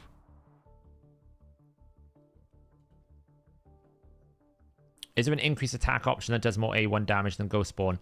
Not a +2 Ghost Spawn. That's the thing, my Ghost Spawn is well built.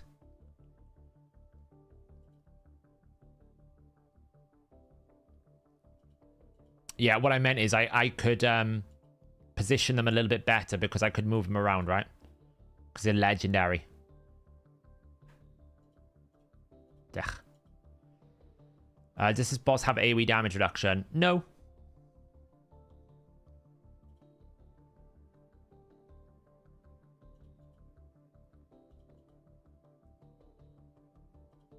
There is RNG on the A3, yeah, if you don't get the ally attack.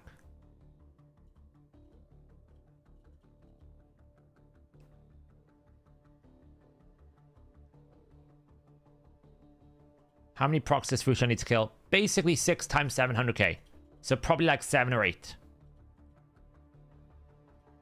On his current way.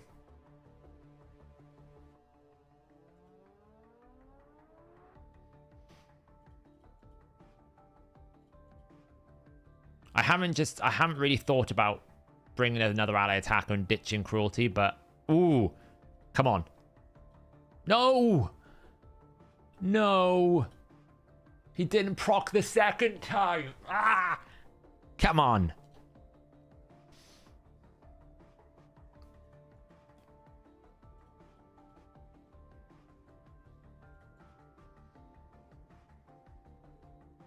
They're all mastered. They've all got War Master. Nice one, KZ. Well done. I'm pretty sure they're all mastered. War Master. War Master. War Master. And War Master. Well, it's the cruelty that's the problem we lose. The cruelty is very strong. Like, it's ignoring... Like, if you imagine, he's got 11,000 defense. So if I knock off like 20% of that, that means I'm now fighting like 8.8k defense. That's a lot. And we will hit the 20% pretty quickly. Right? Because we knock 5%, 10%,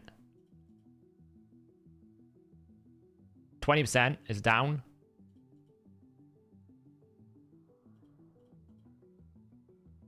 Yeah, because it's 5% per proc, right? I'm pretty sure cruelty is. Let me double check. That's 4% per hit, so I need 5 attacks. So basically we need War Master plus A3 with War Master plus Ghost. So Ghost Spawn is going to take 4%. I think it's 4% on the A1.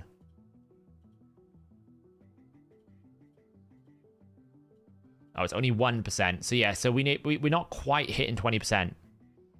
Yeah, we're not quite hitting 20% because this is going to do 1%. This one, if it procs War Master, will do 8%. So we're at 9% right now. When we ally attack here, that's taken another 4%, 4%, 8%. So that's 16%. So by the second hit, we're at full cruelty. By the second hit. Yeah, by the second hit, we're capping it. We're hitting 16% after the first ally attack, right? Because that's now done enough. It's 16% here. If we get both, which we didn't. And then it's this one here is where it caps out. So we are getting on the second attack full cruelty bonus, which is 20% less defense, which is a lot. And I feel like that's just too much to lose. It's just RNG, isn't it, really? It's just run it over and over again until we get the golden run. The good thing is you only have to do it once, right? This is not a farmable team. We just have to beat him once. As long as we beat him once, it's absolutely fine.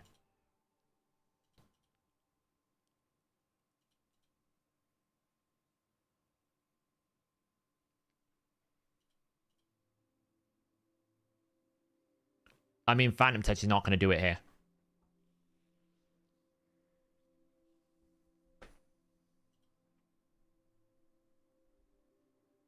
I don't think I can drop Roxanne. I think it's too good.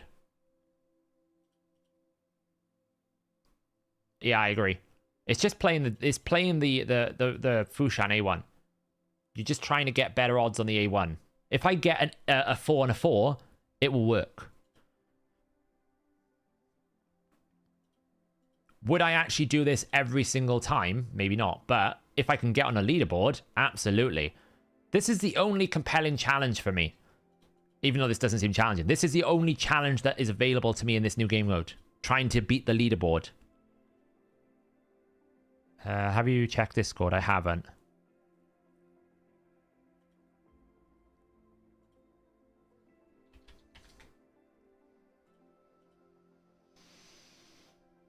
Oh god, that is a disgusting Trunder. It's not even a +4 Trunder. What's wrong with you?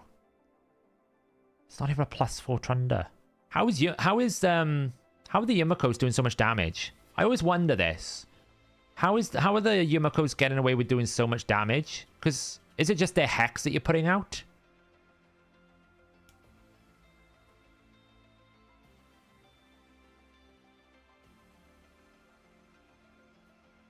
The hex, yeah. So are you actually running a curse set in that team?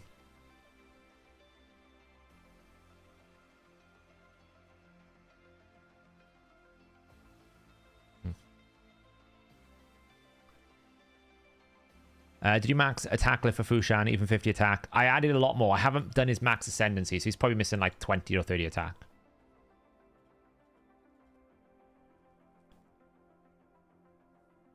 Nine protection, yeah. I mean, like, that's the thing. That's why I'm so big about the new Feral tree.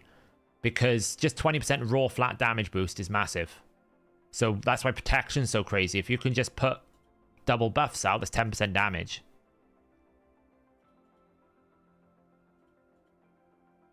Alright, hang on.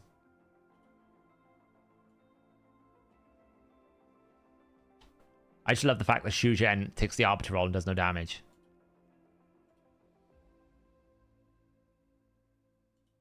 There you go.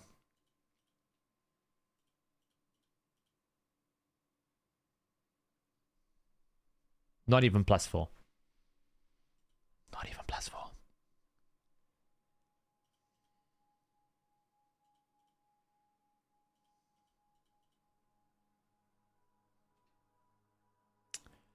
So the Shu Zhen, is the Shu Zhen literally just constantly using her A3 ability? I assume it is. Right, I assume the Shu Zhen is just constantly using. Well, what you've got to understand, Renesh, right, is this is really hard to build. I mean, to be fair, this thing is really hard to build, right? I'm not trying to diminish Louis' work here, but Plarium basically saying, because it takes so much effort to build this team, it doesn't need a nerf. When I think, to be honest, it's more about champions. If you have the champions, you can build the team. You will never hit this kind of numbers without the gear, but you can easily take it to Nightmare and probably do like 6 billion with this team, and you'll be absolutely fine, right? You'll never hit the 33 billion unless you have Louis' gear. That's just never going to happen. But you can certainly take it to the lower tier. It's not even that much credit card, honestly. It's like a couple of Yumikos, not a +4 Trunda. The Lind is a +4, but that was Vizix, remember? So that's been in the game for a long time. So if you're a legacy player, you've been playing a long time. Oh no, I'm saying it's terrible. I'm being sarcastic. What I'm saying is they're trying to suggest that it's the only success you get from this is working really hard. And I'm like, you can pretty much do what you did with anything else. It just needs to. It's the double Trunda the double Yumiko that causes it, because really Shu Zhen should not be going 1500 turns without dealing damage, ever. That's dumb.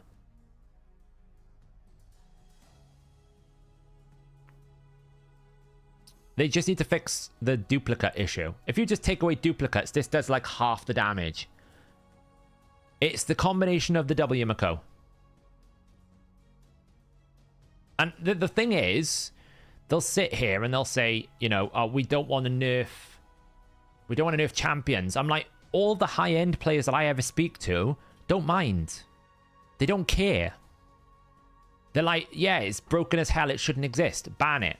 They don't mind it. So I don't understand who they're protecting.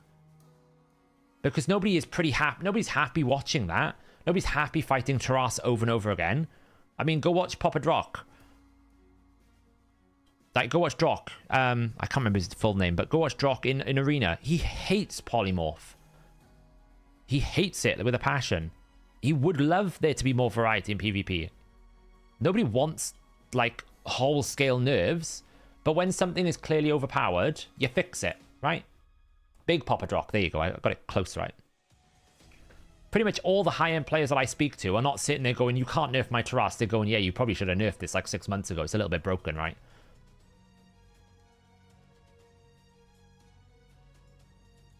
When you kept losing, yeah.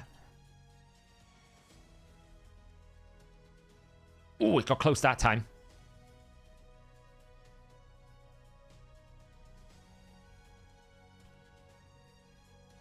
Like, I just don't know who they're protecting with, like, these. Because I don't even think Wales are, like, willing to spend the crazy numbers anymore.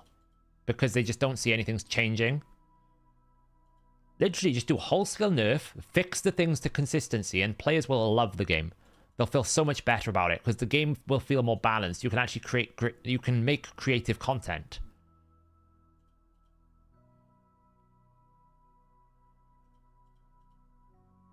Have you got any key usages after getting the key for the big boss? If you want to do what I want to do, which is try and do as much as I can, then go to Soul Cross. That's what I want to do. I want to run to Soul Cross and try and do as much of it.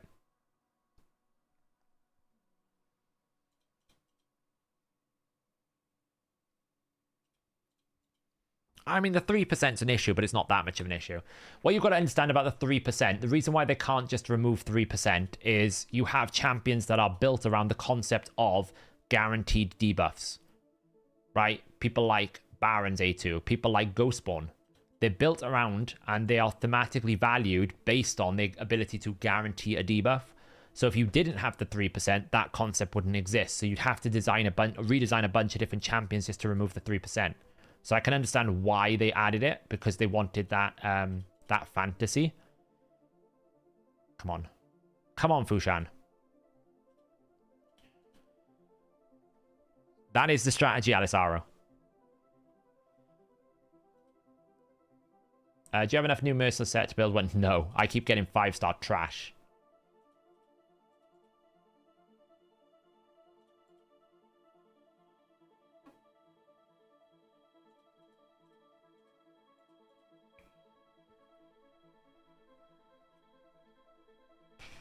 So...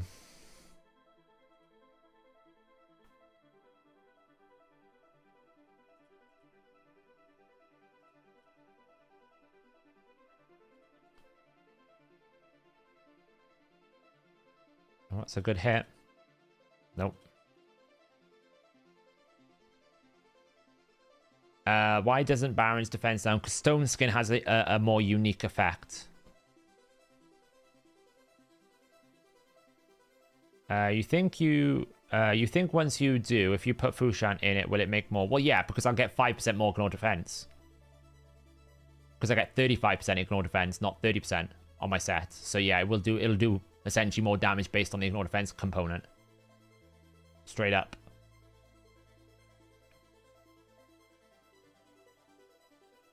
I have them, KZ. I'm going to record it in my patch notes breakdown, which I was going to do today before I had electricity issues.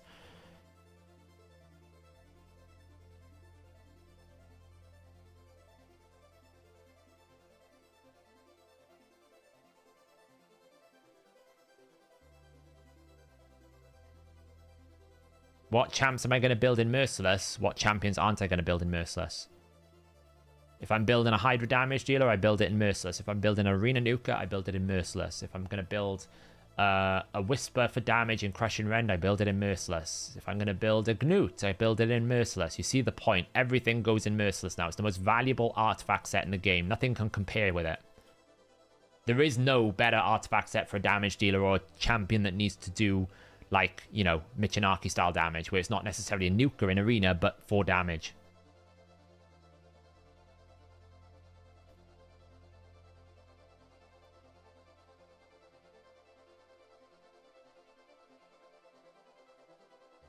Well, the problem is if you nerf Trunda, right, Stu, then they will replace Trunda with Taras and use the W Yumiko for Taras.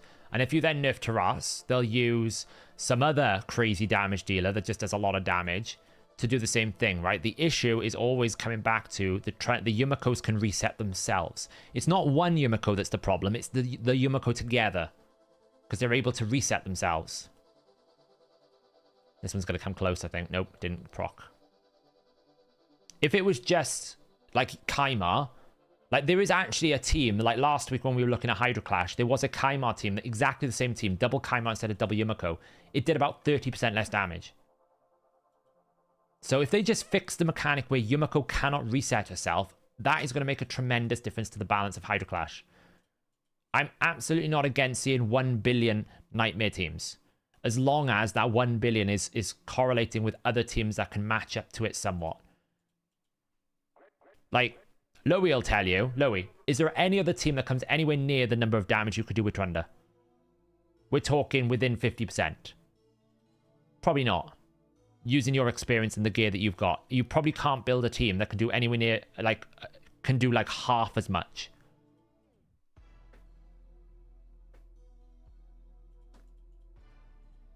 Because I don't have the Kaimars and the Yumikos to test it and do it myself, so I don't do it. It's very much a champion requirement.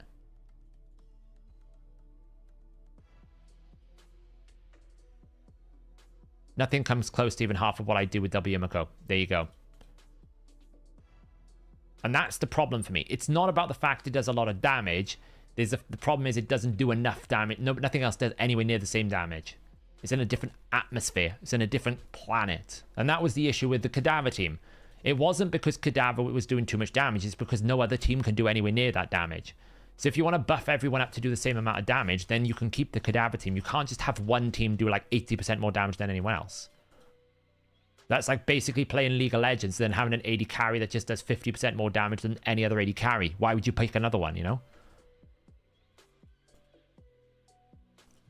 That's the thing.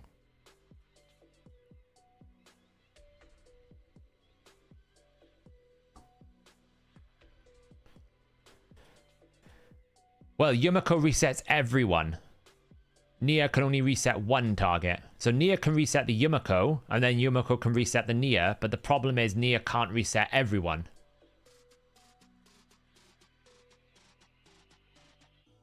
No, double Yumiko is the problem. Double Yumiko is always the problem.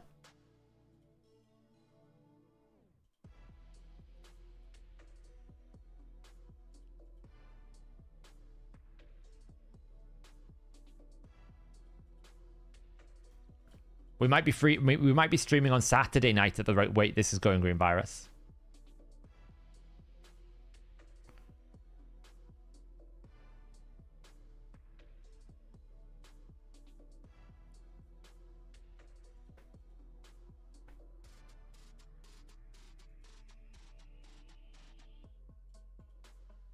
What are we waiting for? Fushan to do lots of double this. This is what we want Fushan to do. Lots of that. It's very close. I feel like, you know, within the next 20 minutes, we're going to get it done. I do agree that and I've said this, fundamentally from a game design perspective, the flaw with Trunda is it's multiplying a multiplier, and you should never do that. As a game design principle, you should never have a system where you can multiply a multiplier because it's going to exponentially benefit each other. And that's what's happening with Trunda's A2. Because she's re-multiplying the first multiplication, it's doing substantial amounts of damage. So you're getting not 200% of a decapitated head, you're getting 400%. Trunda's been broke. I've been saying Trunda's A2 is busted for years. When she was OP in the arena meta.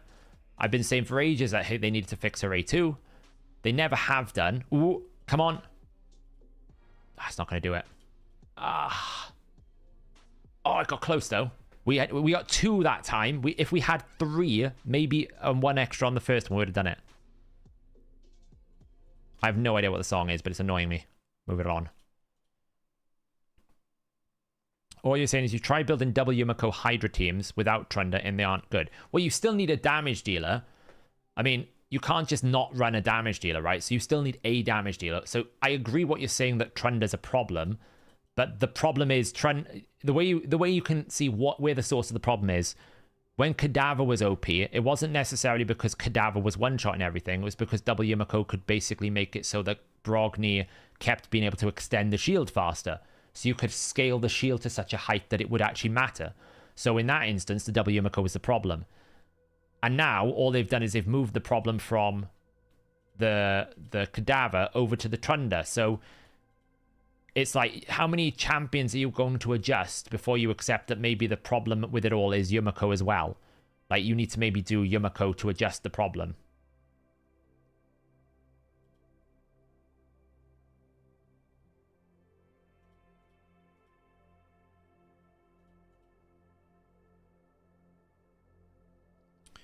Well, Fushan would have to be 250 speed.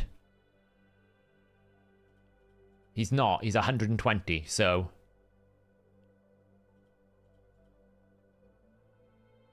And if I try to add another 100 speed, it's going to take a substantial amount of damage away, so I'd just be losing damage. If he survives the hit, like, if we get it close, maybe, but we haven't got heal reduction, so... Unless you can tell me a champion that's got an A1 heal reduction that's going to do everything I needed to do. Oh, I do have a champion.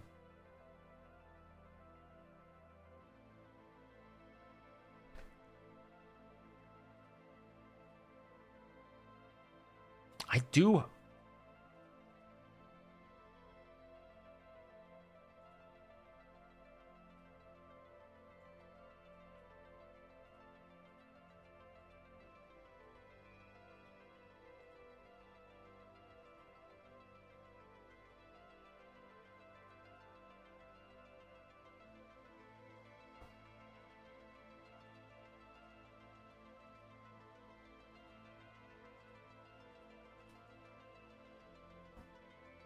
We'd lose 10% ignore defense.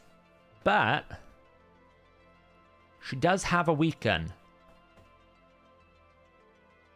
She wouldn't require accuracy apart, well, she'd require it for the heal reduction.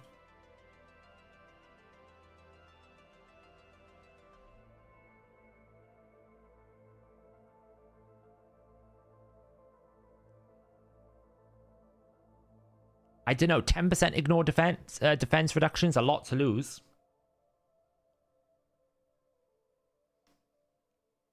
Yeah, Delver's very good as an option here. Like, Delver's like an upgraded Cold Heart because you'll do more direct damage by using her abilities.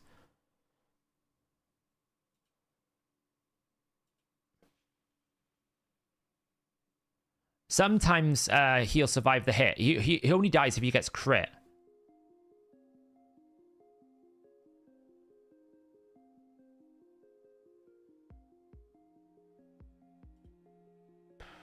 I don't know if it will, though, because... I mean, I can basically do it very quickly. The boss has got...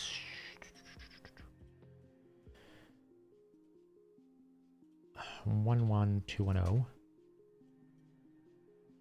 Leader is in 65%, right? Because we have 30 plus 35, so 65%.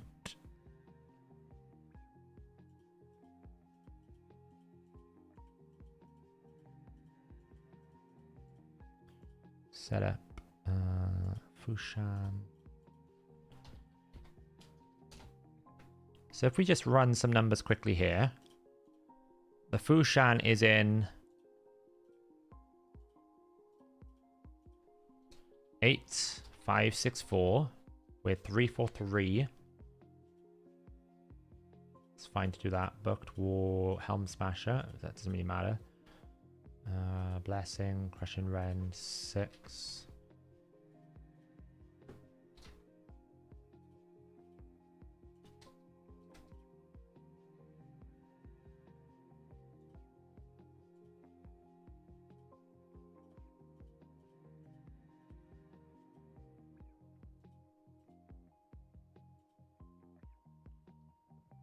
Why is he not getting more ignore defense?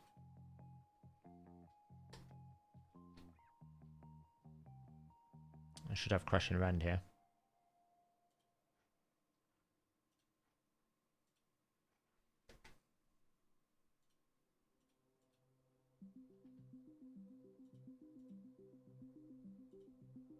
Did I break my equations? I could have broken my equations. Let's just add another 35%. Okay, so the boss has got a defense number of 11210, and we have a 20% cruelty stack. Then we will deal he'll block 29.065% of our damage with defense down and ignore defense at 35%. Obviously, if we get another 25, it would be another 40, 60%. So if we hit with Crushing Rend on, it's 9%, okay? Now, if we were to basically take Cruelty and put it to a 4-star,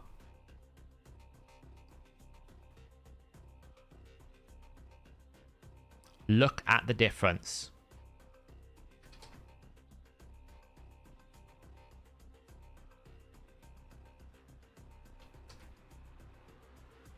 It's almost 13%, like, what is it, 29?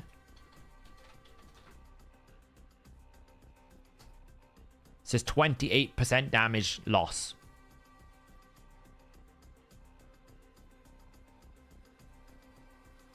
It's a 28% damage loss by not having 6-star. So I don't think it can be I don't think it can be swapped out. I don't think, like, we just lose so much damage.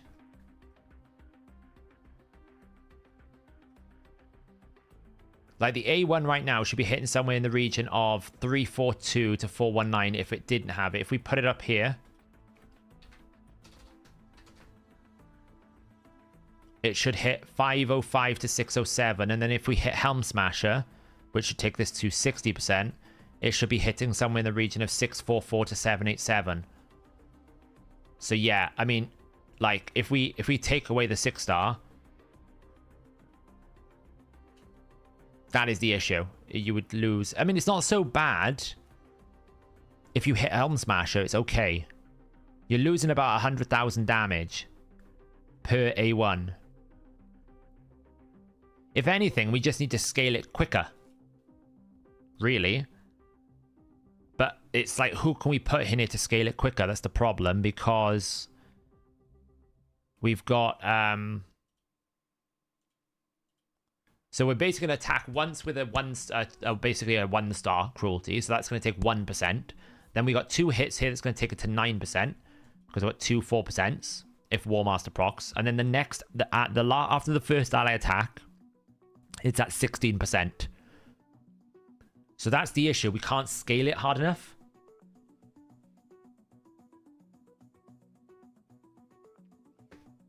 How does that damage loss correlate to the numbers? What could be done? He's not going to attack. Do you know what I should have done? I should have put Longbeard in cruelty. Not that it would have mattered. I was thinking maybe Farrakhan could go, but he's not. It's like he's going to be able to... He'll get it at 1%. Still, it's only going to get strong at 5-star. And we don't have a soul, really, for it. Let me just see. I don't think I've got any souls.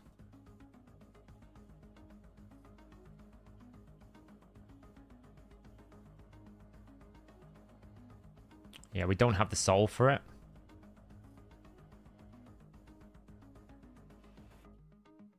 Yeah, but the problem is they're not going to scale hard enough. Right? Because, the reason why I'm saying it's not going to scale hard enough is because even if Longbeard attacks with 1%, 1% is not going to be enough. Yeah, so it'll stack the first 5%. So, for example, yeah, it won't even affect it. It won't do anything. Yeah, it won't do anything because it's already beyond the 5%. I'd need like a 5-star. If I could get like a 5-star Farrakhan, then absolutely, or 5-star Ghost Spawn, then absolutely.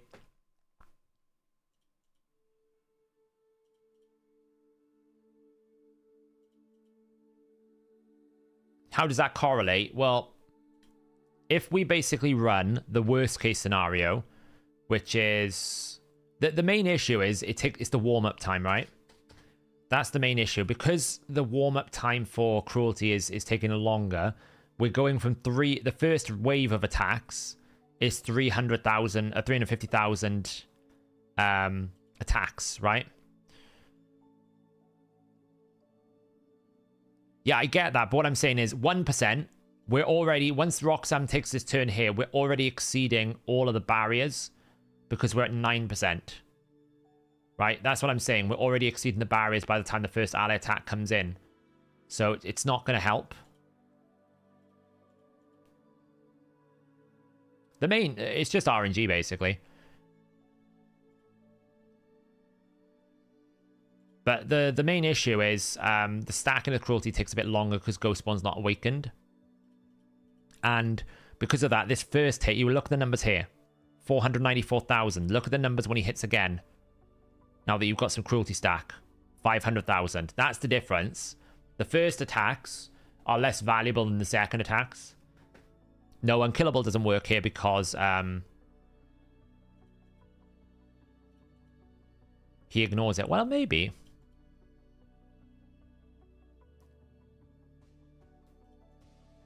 It would add more turns, basically. The 4 turn has to happen in this order. You might be able to drop someone and bring like an Emic to reset and basically do it before he transforms. The moment he transforms, you've lost though, so. You do get 20% more damage, yeah. But it is the ignore defense that's happening, right? Ooh, that's a big hit. Oh no, he's not done enough. He only hit one more. See, that's what I need. I basically need to get him to half on one and then get him to hit 3 times and then it's done. It's just, like Louis said right at the start of all of this process, it might take you an hour or two, but you'll get it done. I just need Fushan to line up all of his A1s. Get, like, the best roll of his life.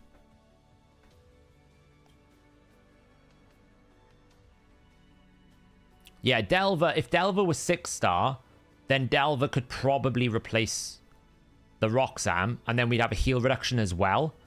That... I think that would be better, right, Loey? Because if you were to able then to survive a hit, you could finish him off, because he can't cleanse the heal reduction. That would be better than Roxanne. It's only because Roxanne's a 6-star that it's better.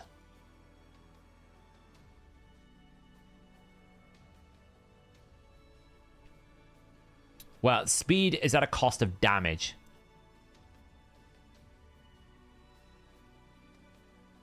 Not really. I've been at it. I've got close twice in the first hour of doing this. It's just playing the game. Well, it wouldn't be... Yeah, it would be an extra turn, yeah. It would be an extra turn to do it.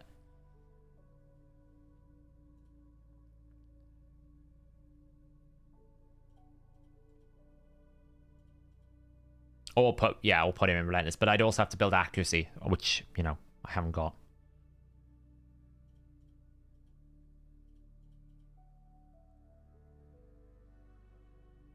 We low-rolled everything that run.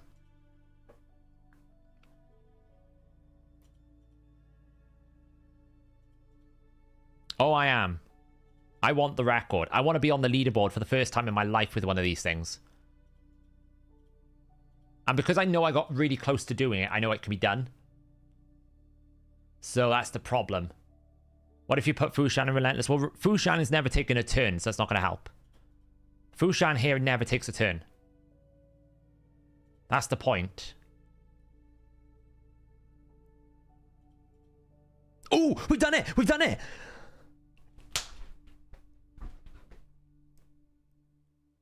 Boo! Yes!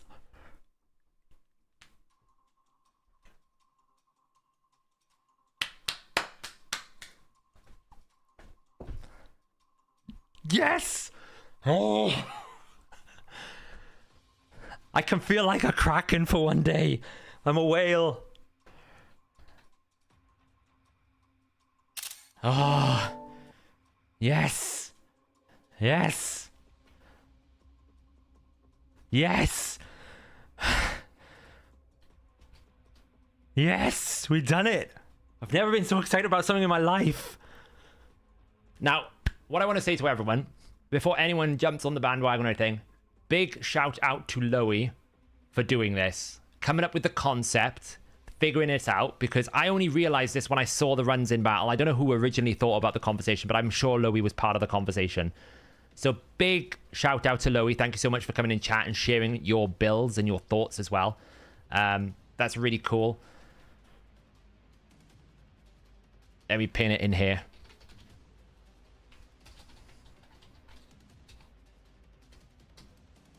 That last hit, I think he must have done like 7. Because we weren't even close. That must have been like 7 attacks or something. I wasn't even paying attention. I was just like, oh, it's done. It's done. We're gonna snip that. Can anyone clip that for YouTube from the stream for me? That's going in my video. But yeah, big thanks to Loey for hanging out with us, helping us figure that out. 10 seconds. Yes, you were right. Always run both. Turvold can do it. We'll have a few look at the leaderboard now and see a few options. Is any of this gear good, by the way? Flat stat. 5-star. 5-star. 5-star.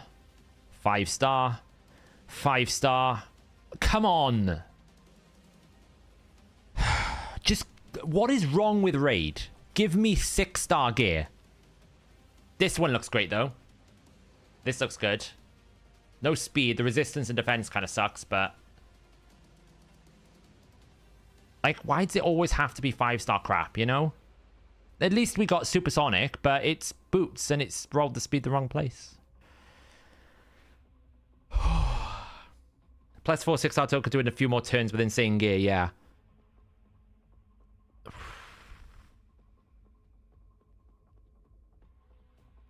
Yeah, not here. It's just a case of rolling the dice.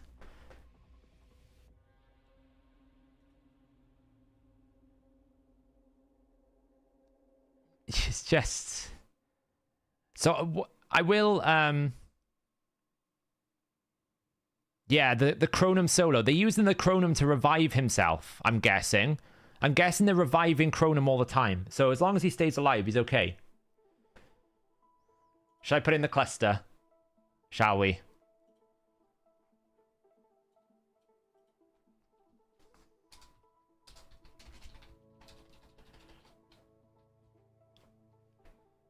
There we go.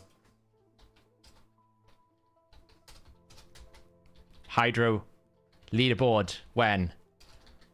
Clan leader.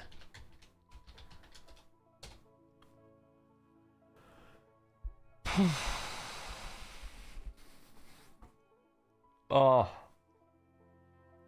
The boss heals on the A2. He does. I don't know. I'm going to have to put some thought into it to figure out how the solo Chronum does.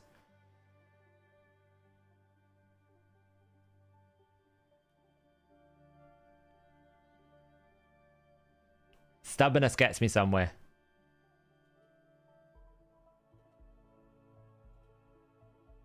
Oh. I'm loving it. Take a screenshot of this. I don't know how long I'm going to last because I think people are going to get to Loe's build.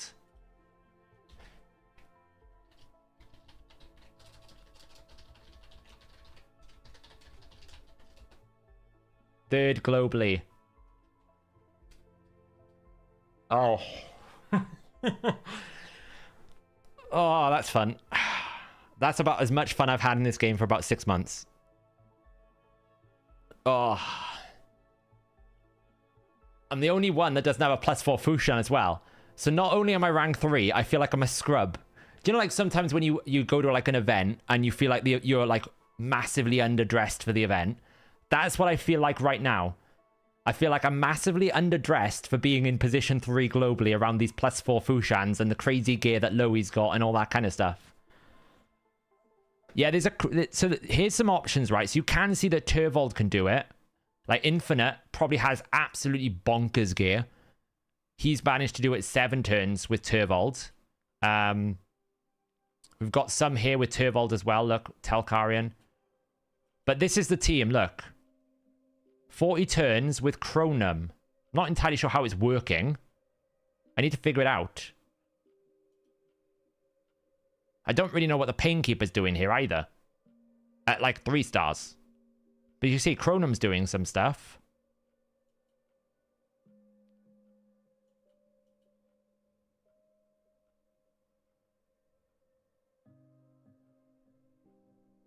Yeah, man. Big brain, see?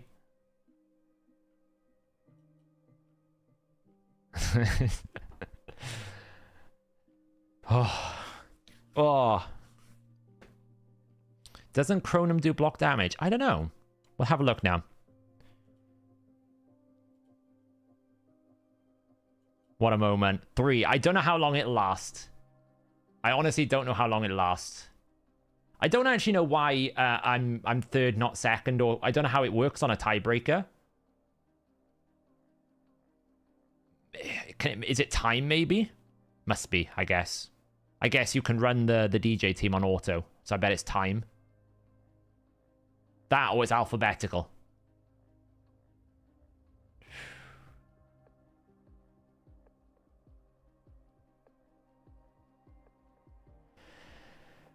Yeah, Callus won't take long.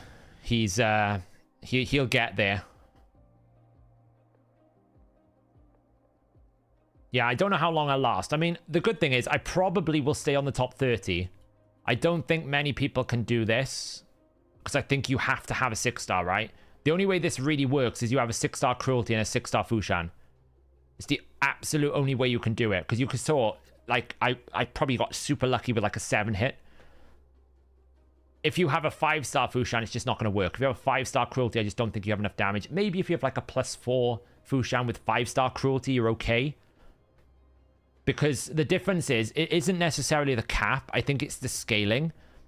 because at 6-star you can scale 4% per attack, it's much easier to get up to the 20% ignore defense. Whereas on a 5, you're only stacking 2%, so you're going to stack it half the amount of time. So I don't know if it's going to actually be possible to stack the cruelty enough for you to be able to get it in the amount of times you would need. Yeah, I agree. A 6-star Crushing Rend, like, you just need the 35% ignore defense. He's got too much defense. You're not going to be able to get through it otherwise. But I think 5-star maybe.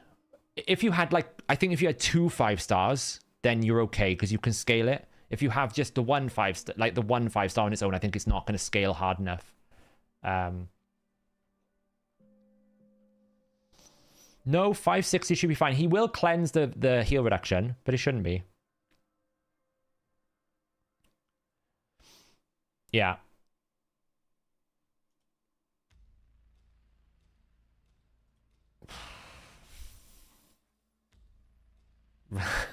Best reaction ever. I don't think I've jumped out of my chair so much. I saw the plus sign go away and I was like, oh my frigging god. 6-star rare work as well.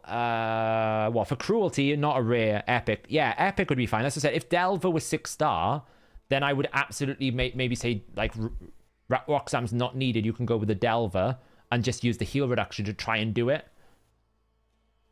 Oh, can you imagine the words tomorrow?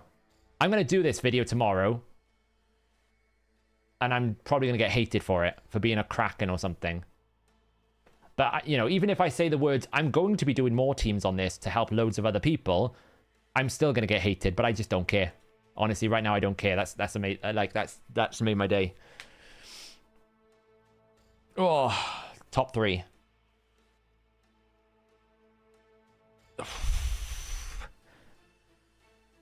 Yeah, my Fushan was hitting crazy numbers. Yeah, so pause will go away if you beat it, right? The pause finish, because you can't, basically the actions will carry on, but the pause will go away. Like, for example, if you quit a run and all the ally attacks are still happening and you got counterattacks, it will keep going until the end of the last turn. Do you know how many tokens we get from turning in dupes towards getting Fushan? I think you get 500 for legendary.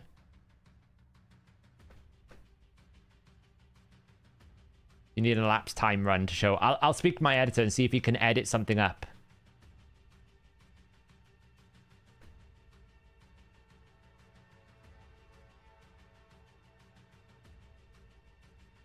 One second. Louis, can I use your screenshot in the video? Yeah, I was just going to ask. That'd be awesome. Thank you. That'd be awesome. That's great. I'll use that in the video just so I can show. Does cruelty stack with Newt? No. Well, yes and no. Basically, the way to consider it, Alisaro, is defense destruction is a stat. Cruelty is one way to destroy defense. Gnut and Harima is another way to destroy defense. So they can all work towards destroying the defense, but you can't have more than the combined. So, for example, once cruelty hits 20%, it's not going to then add with the 30% from Newt. Newt will just take it beyond the 20%. So they can work together to get towards the goal, but it's a single stat you're destroying, which is the concept of defense destruction. It's one stat you're destroying. You're not destroying the other ones. You're not like stacking it in different places, if that makes sense. Well, we did it. What do we do now? We have 4 keys. Like, do we just run to Soul Cross? What are we feeling like? Roxam in a top 3 global team, right? Yeah.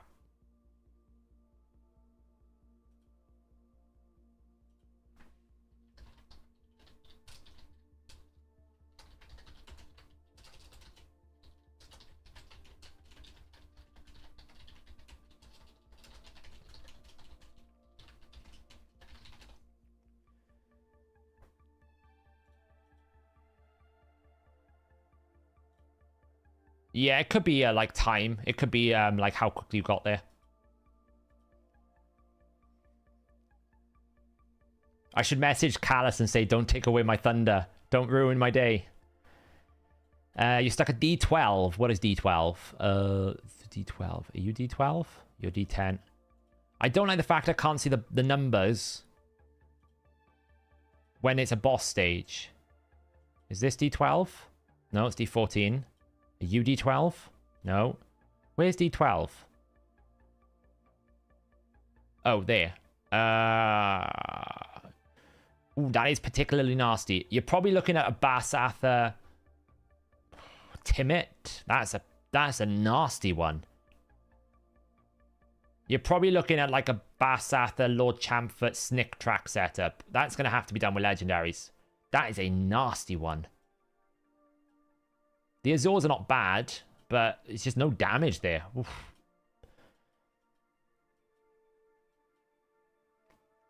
No, I don't think there is. Just double check your accuracy numbers and make sure you're not getting it cleansed, because he will switch it. He'll swap heal reduction to heat continuous heals. Yeah, Timid would be the way.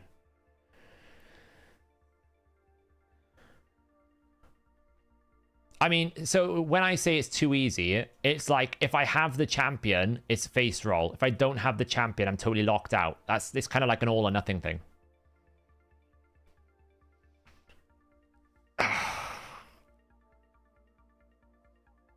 Yeah, Fushan and ally attack, and we did it. There's a clip in Discord, Green Virus.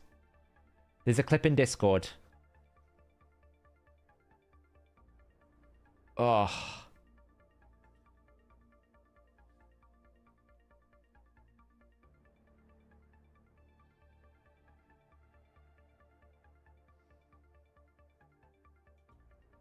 Right then. Okay, so where do we want to go? We've got 4 keys left today, so we can go into S1. I can get to, well, it's 1, 2, 3, 4. I can't go that way. 1, 2, 3, 4. Can't go that way. I can't get to Iron Twins today. Unfortunately, I'm locked out, because even if I go 1, 2, that's not going to allow me. So I'm going to have to basically get close to Iron Twins. P12 was a bit of a challenge. P12. P12. Is that a boss? Must be a boss. Nope. Double boss, Scarab. Can you not just kill that with Michinaki? Again, it's Scarab, right? So you're going to go with who can do blood shields? Like, I could just do that for that. Probably. I'm pretty sure Islin can just solo that. Islin looks like he's a very powerful champion on all this, because I feel like whenever I'm like, oh, I don't really know, I can just go, Islin can just solo it. And that's a very powerful thing to have. So, are you going to use this team every month now, go for something more stable? Well, it's going to change next season. Like, next month, we'll have different factions. So, we don't know if it's going to work. Yeah, Louie, really appreciate it. Thanks for hanging out. It was great that we did it, right? It just does go show, like, yes, my Fushan is built, but you don't always need empowered champions. But the blessings... Like, actually, Louie, if you're still around, what do you think is more valuable, blessings or empowerment? Because I feel like blessings give you more now than empowerment, since they've added the stats to 6-star. If you're still around, you might have already gone to bed. If not, I'll drop you a message about it, because I'm pretty sure, like, I feel like the blessings are more valuable than the empowerment these days. Specifically if you can't get to +4. If you can get to +4, it might be a bit different. But I think, like, anything other than +4, blessings are always just better than champions.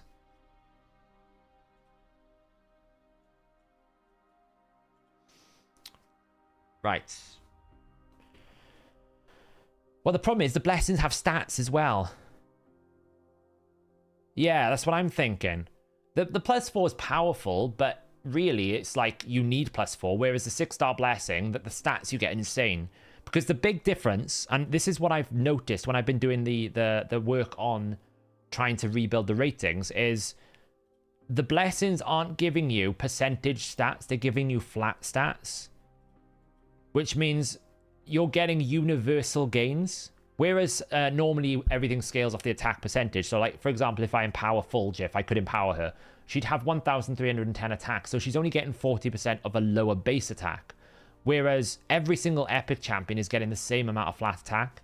So people like Brogni, who can't scale attack percentage very well, are just getting huge amounts of power without any punishment.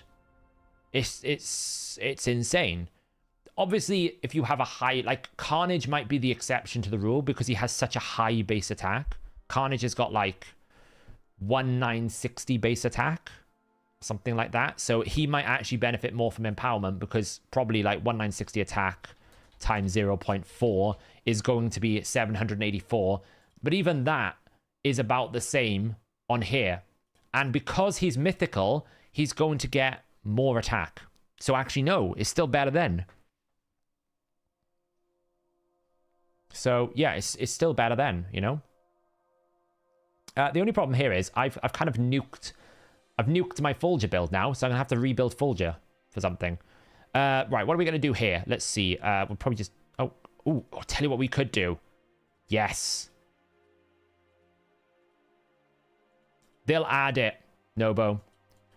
They've basically gone, we'll add the champion. We know no one can get it for 5 months. We'll add an empowered champion later on. It's probably going to be a new mythical champion or a new void champion they add. Tell you what I can do. I can showcase what I wanted to do with Akimtum. I don't think he's got masteries, though. That's kind of sick. That's kind of crappy. It's kind of crappy.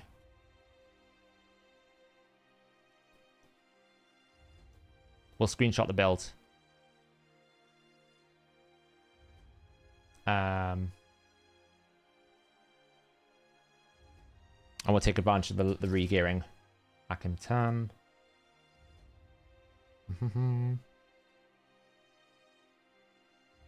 Let me show you the power of stun set Akimtum here.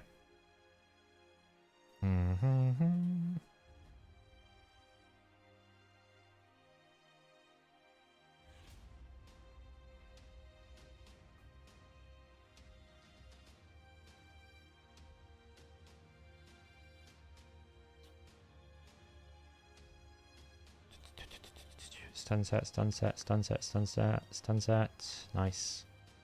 I'll go.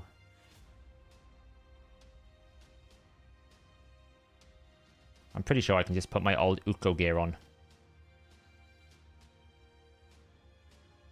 Like this one.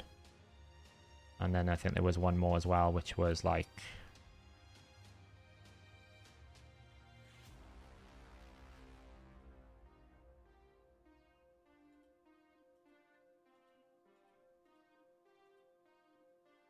Let's go with that one.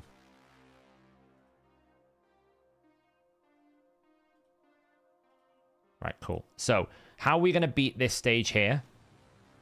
Oh, I got a quest. Look at that. I claimed 25 candles. Look at this reward. I can collect that energy tomorrow if I want to. So the way to beat this is you basically do this, right? And then what you want to do is do this. I'm pretty sure I can solo it, right? Watch this.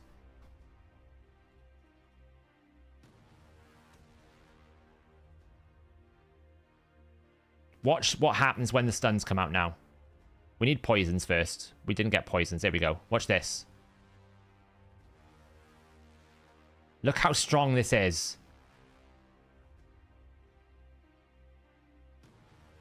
That's kind of annoying. Block debuffs kind of ruins this plan. We got unlucky because the block debuffs came in. Let me rerun that again.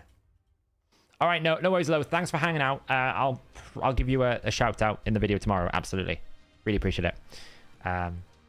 If I can get Creodon, yes, that's a little sneak. Let me show this again. Right. So what the idea is, what this is so cool about, is you place Hex. Okay, and what you want to do is you want to poison. When the poison activates, it activates stun set, and it also does War Master procs. And we also, when we stun, we activate. That's the only problem is we're not stunning enough poisons. We're probably just gonna have to bring a poison with it. So if you're getting into hard Doom Attack, no, I've done it wrong then. Look, if you're getting into hard content, all you need is to get poisons out. So you basically do this, get the Hex, and then get some poisons, and it'll trigger the stun lock-in. See? So when they get stunned, they put Leech on themselves because of Harvest Despair. And they also heals Akimtum because he's got War Master. So he's self-fulfilling his healing. So He hexes. When a poison hex activates, it does damage to everyone as normal damage. That can proc War Master. Because it can proc War Master, it also procs the stun set. Because it procs the stun set, well, sorry, not the other way around. Because it's normal damage, it procs the stun set. When you stun someone, it creates the mastery that when you stun someone gives you leech. Heals him, and when he procs War Master, it heals him for the damage that you deal. So he's basically getting stun, heal, control, everything. He just needs poisons with him. And you see the damage he deals as well. It's crazy. So if you're getting stuck on a particular floor, this is a way to do it.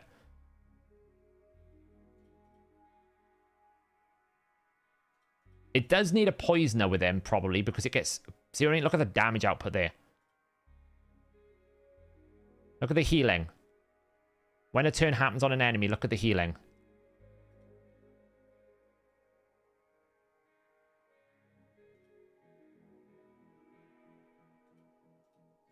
It's very strong. I've soloed Dragon 25 with this build. Like, very, very strong way to do it. Okay, we're into Soul Cross. First difficult stage of Soul Cross. It looks nasty. This is where I need... So this is the problem, right? So... Really, the free regearing session needs to last another 5 days. Because by the time I actually get into needing the free regearing, it's already gone. Like, none of these champions are built. So I'm going to have to build them all. Like, she's built, somewhat. So we can use Rhonda. Like, Elenaral's not built. Killian's not built. Royal Guard's built. She's built. But I just don't have enough... Like, we could probably try and do this with that, maybe. I think he's got some gear on him. Akimtum is very good in Hydra because you can actually... The very cool thing about Akimtum is you can spread HP burn onto an enemy who has got Poison Cloud. This might just be too hard for me right now at this time of night. Like, who do I even take out here? Like, probably you?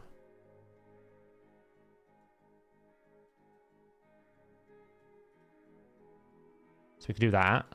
And then we can just kill off...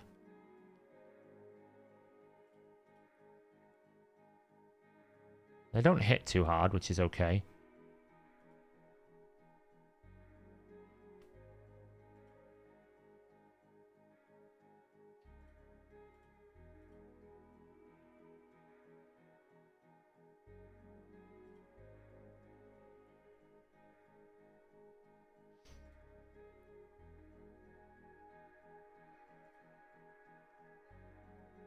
Oh, that hurt. Stun him. If I build them, I think I'm okay. It's just because I haven't built them. It's alright. I'm deliberately not using my abilities because I want to try and save them for the next wave.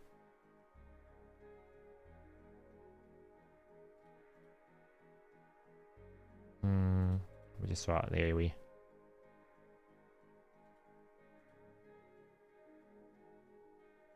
See, that's why I was trying to be careful, because I didn't have the ability back, because he's not booked. We can stun, though. It's going to give us some time. I kind of want to take out Revivers.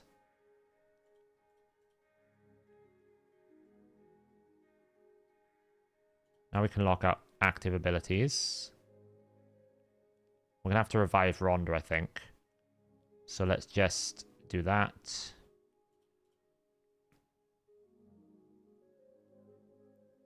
It's fine, we can revive. That was not great.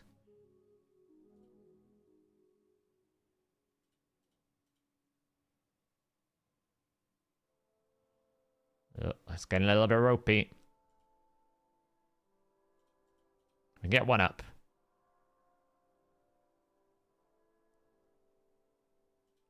We can stun this.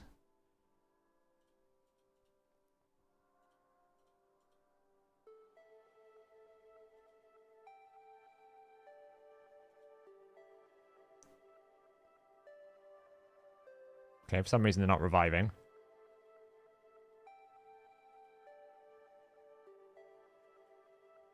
Oh, now you are.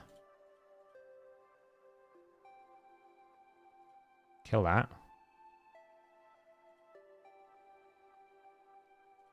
We're gonna have to stun. This is... I mean, obviously, I'm doing this. This is a lot harder because I'm doing it without gear. So, like, if I just geared these champions, it would be fine.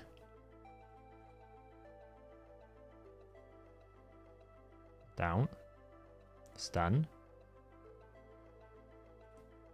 Work on this now. Decrease defense. Alright, we got to wave 2. Last wave.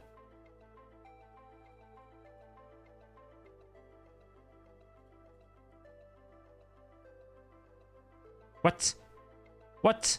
What happened there? What? What happened there?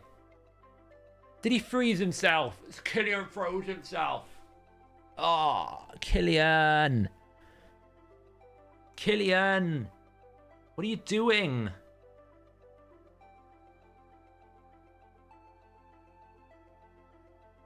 Killian.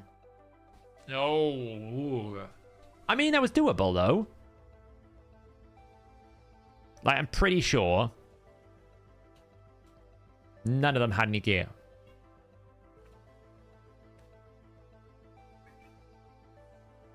Like, she's in some weird toxic set. He doesn't even have boots on. Killian doesn't have a banner. Oh, he ran out of slot space. It's fine. So if we just gave him speed boots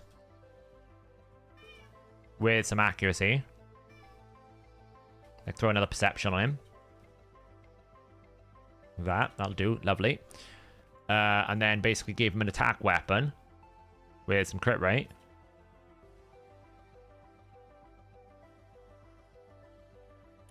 Cool.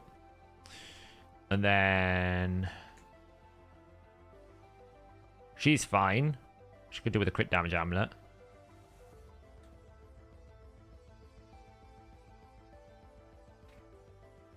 Who else were we using?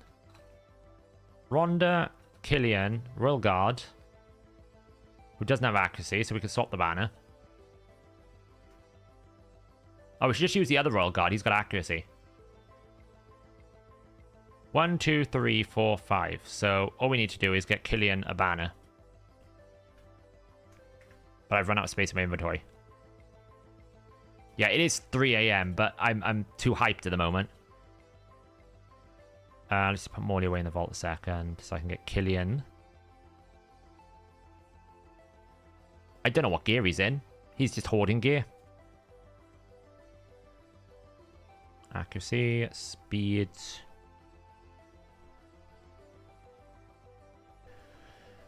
He probably needs to be in immunity, if I'm being honest, because he's going to mess himself up. Cat, this is really not helping when you're over the screen. Oh, you want to sit there. Okay, then. That rolled terribly.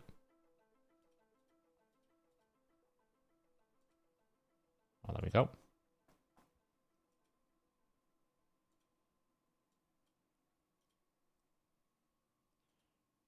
Speed, crit rate, accuracy in immunity, please. That'll do. That'll do. Put him in some speed boots. Apparently we don't have any in immunity. Who's wearing my immunity speed boots? Sigmund. Excellent. Right. Go again.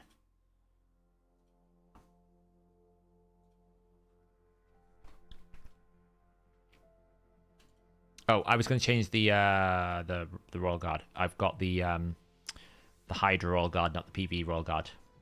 Hey, Nathan. So I really want to stop the passive revive. Then we can stun. To be honest, we still need to lock skills. We missed one. It's fine.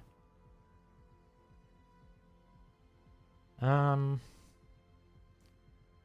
know, I don't actually want to do an AoE here. I need to kill them carefully because What I don't want to do is get to wave 2 and I don't have this.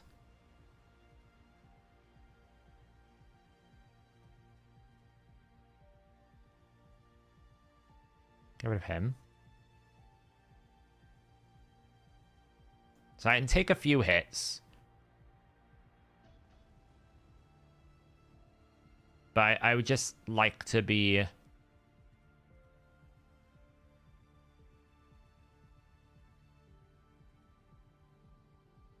Wow, his A1... Like, Killian the Lucky, since he got his rework, is a little bit annoying, isn't he? Like, how much turn meter is he gaining?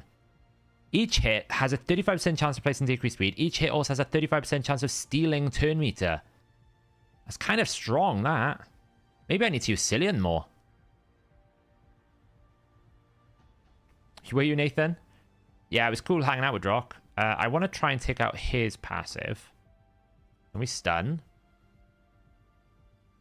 Then we lock up their abilities again. We're resisting, apparently. So again, I kind of want to take it easier. We are going to AoE here because I just want to try and kill off some of them. And now we need to stop these. So probably have to stun one. Didn't stun. One down.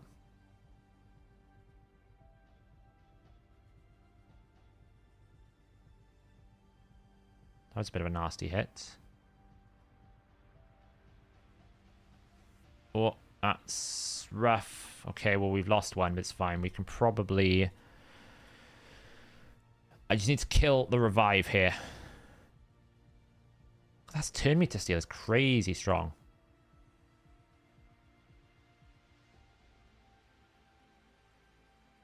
Can I get a revive? Oh, I didn't get the revive. It's looking a bit rough. I maybe should have used an AoE here.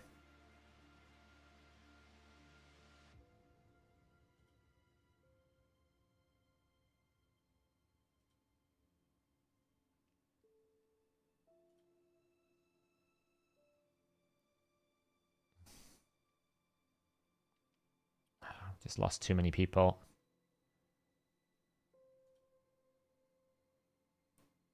I can revive one.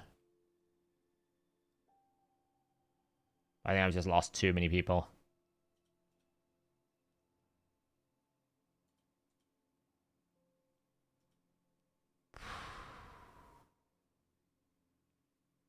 Okay. It's fine. We just got lost too many people on wave 2.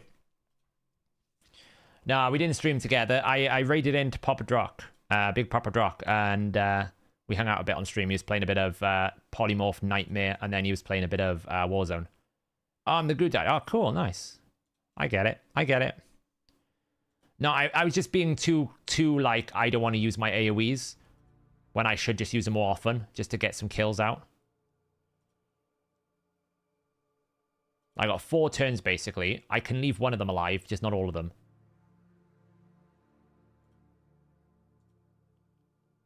I was just being a little bit too conservative on my skill usage.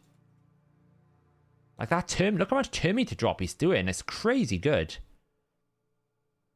The only problem is Rhonda's going to kill this before I'm ready. Okay, well, there's nothing I can do.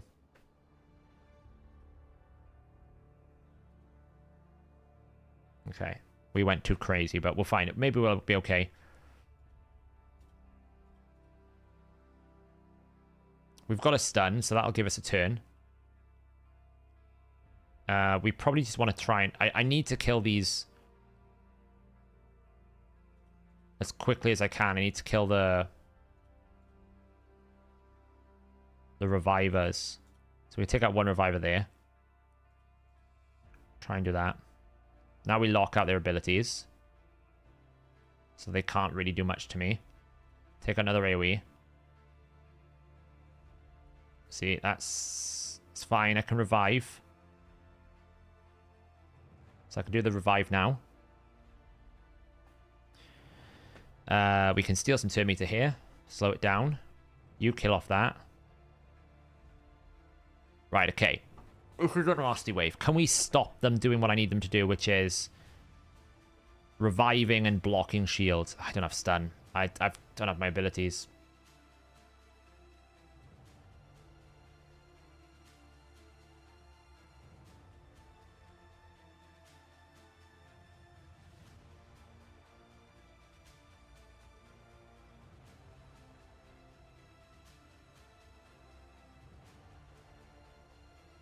So close.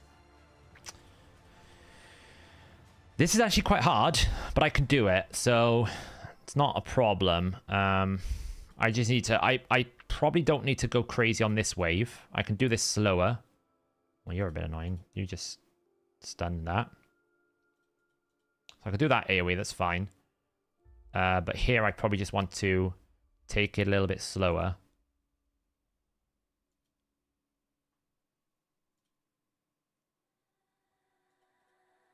Right, that's 2. And kill the reviver. Now, I need to basically recover all of my abilities. That was not great.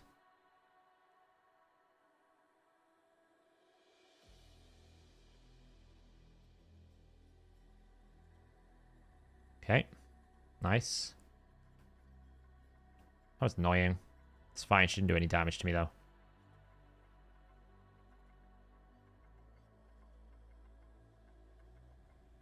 That did do a lot of damage to me. Should be okay, though. Okay, so. Thanks, Des. Right, okay, so I want to lock out the passive here, because I want to stop it from taking my crit damage. I'm going to save that. Now I'm going to blow a bit of this. And I'm going to blow double attack here. Try and kill him as quickly as I can. And just take this. Drop another AoE.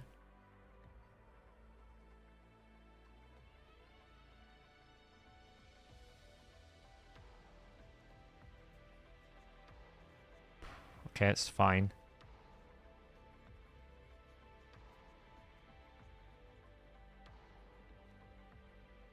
Don't think I kill it. Not without decreased defense. That one I will now.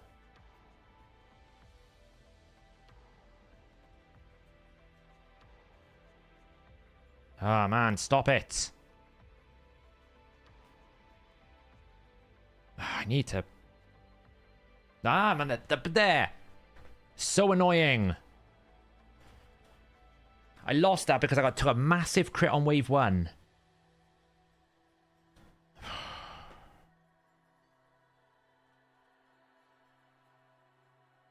To the wrong side up there. I took a massive crit on the Royal Guard, took a huge hit on wave 1, which put him just so weak that I couldn't do anything. It's fine, we don't need to do anything right now. Let's try and take a 2 meter.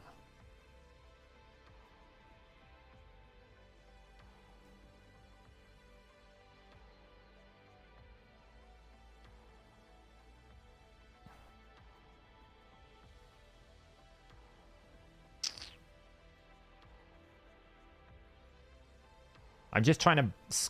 I think I'm just trying to manage too much. I'm being too conservative here. I'm going to have to use the block active skills. Oh, we blimmin' weak hit 3 times in a row.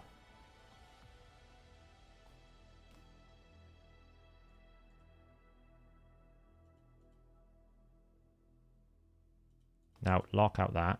Okay, we didn't. Fine. Finish her off. Finish him off.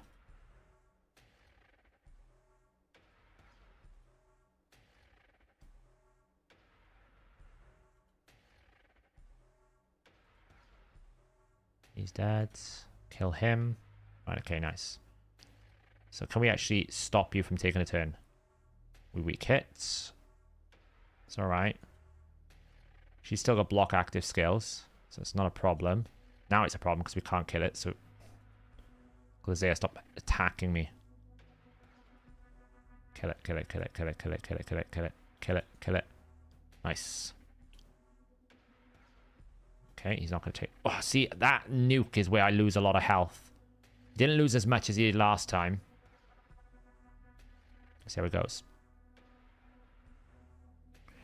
Alright, so... Try to take that out.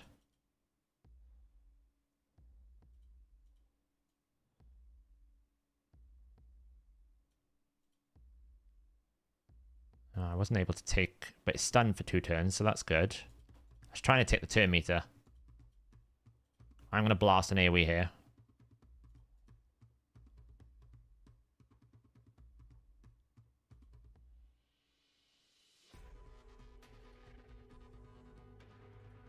Take 10 meter away from there. No, okay.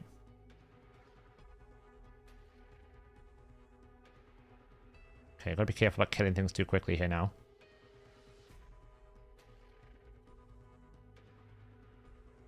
Got 2 turns. I've killed it too quickly.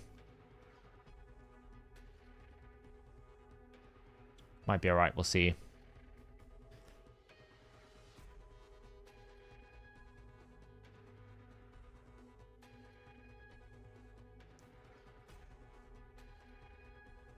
Has Wave 3 got an aura?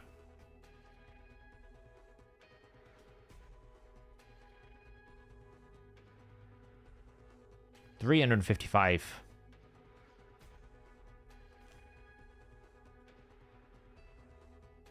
I got to the wave too early.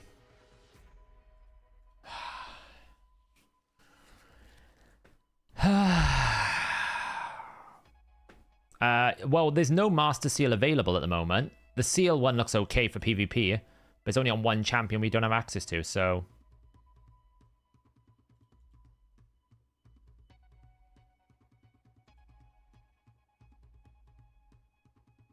That last wave is a bit fun, isn't it, really?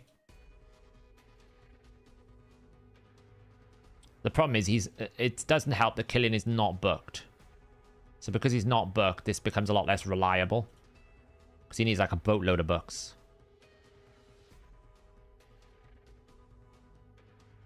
Really? You're going to do that to me? Now I've messed this up now.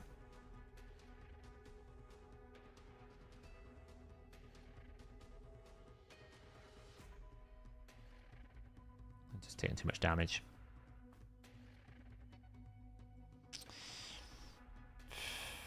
It's rough, this.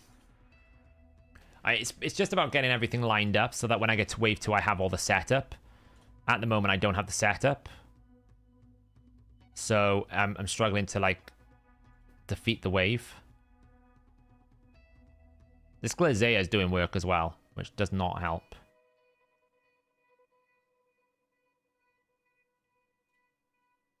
Let's throw an AoE out here.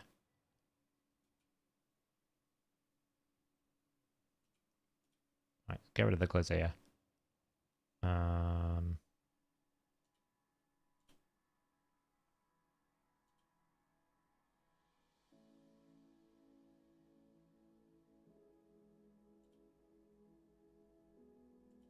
2 turns. It's annoying.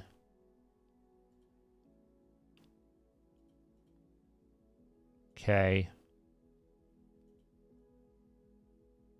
She's taking a bit of a beating, but it should be okay.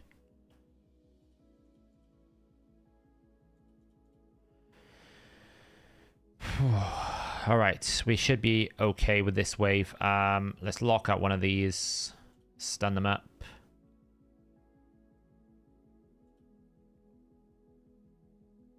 Throw a bit of AoE out. Double AoE. Okay, 1 down.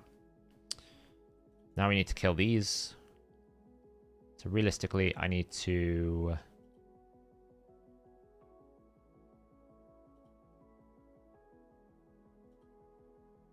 kill the Turvold.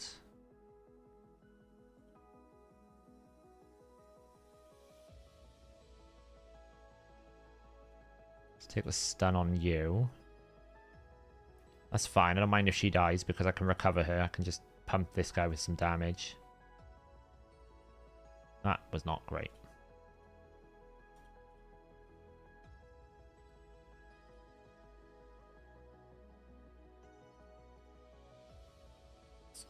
Getting stun controlled. The healing on the passive is a lot, and I... Right, I can do a kill and revive. And I lose someone straight away.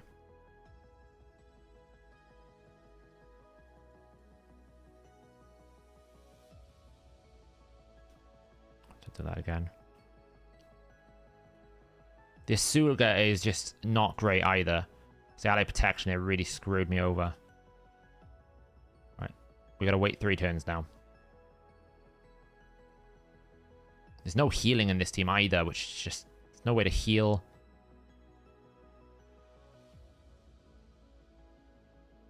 Can I kill? Nice. Revive. I think I've got... I think he's got one more turn, though. I think I've got the same problem again. I think the stun's just not in a great position.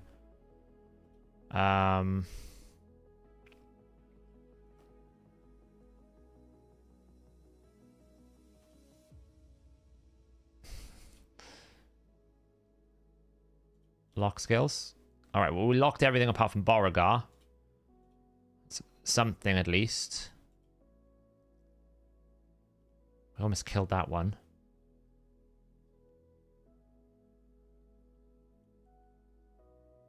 Double frost. Frost. It's just so much frost, and there's no way to stop it. Right, let's stun you at least. It's just... How do you stop getting frost chained?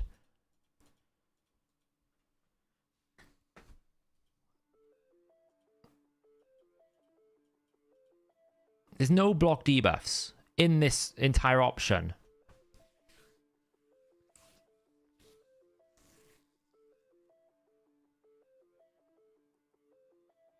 Yeah, I know Rhonda's not built properly.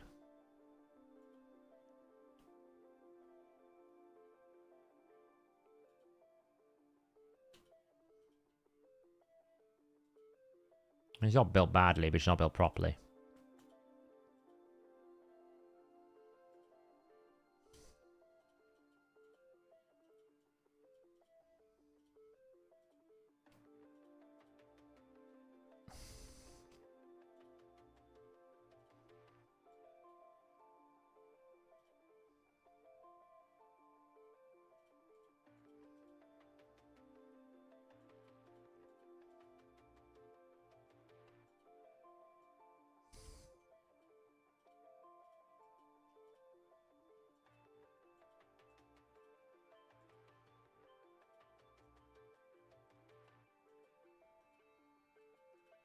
Hmm.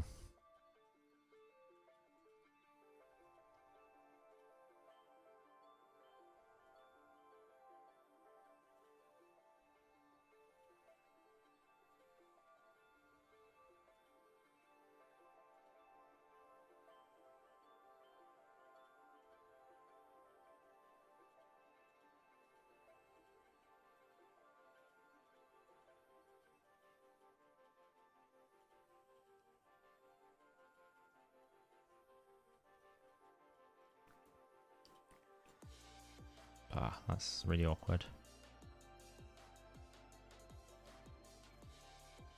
Can we get something as savage? That'll do.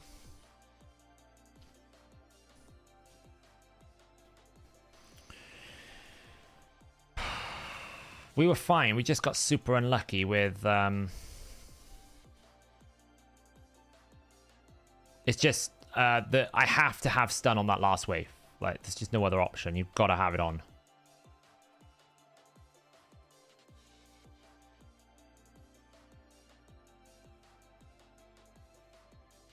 Rhonda's going to pump more damage now.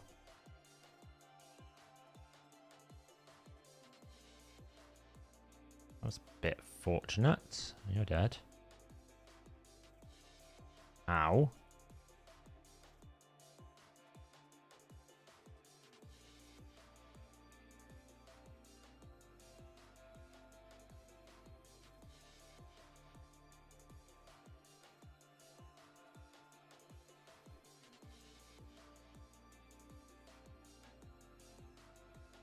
You're dead. Okay. Got to wave 2. Stun. Try and take some turn meter. Right, take out one of these. Right, we got one down. Nice. So now we can just control the other one. Let's stun you because you're a problem.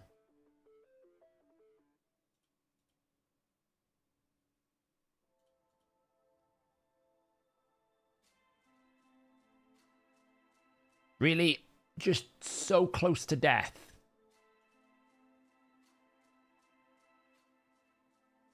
Right, well, he died.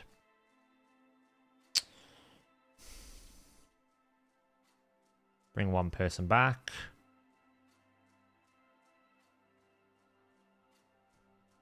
Night, Jay. I'm being stubborn again. I want to beat this wave before I go to sleep.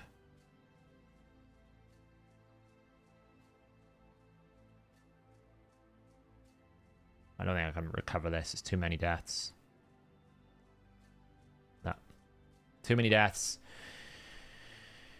I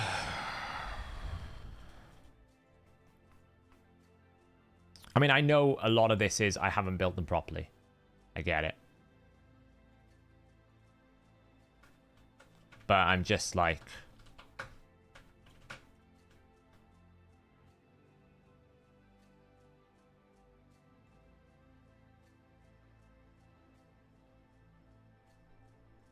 Will you stop wandering? Get out of the way. You keep doing this. Wander away. There's that passive revive that I wasn't able to deal with. Let's get an AoE. Nice. We took a lot of damage last time on wave 1. If we can avoid taking damage on wave 1, then that helps. But we're not, because we're taking pump damage again from this stupid Glazea.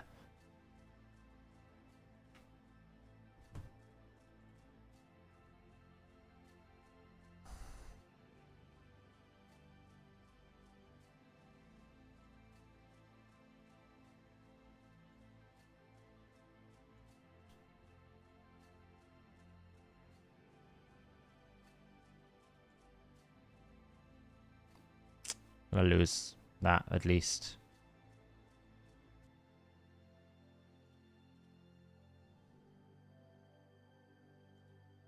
Okay, well I can revive. That's not a problem.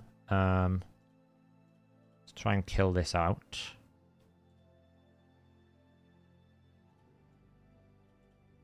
Oh, I didn't do enough damage. Ah! Because the blimming heal.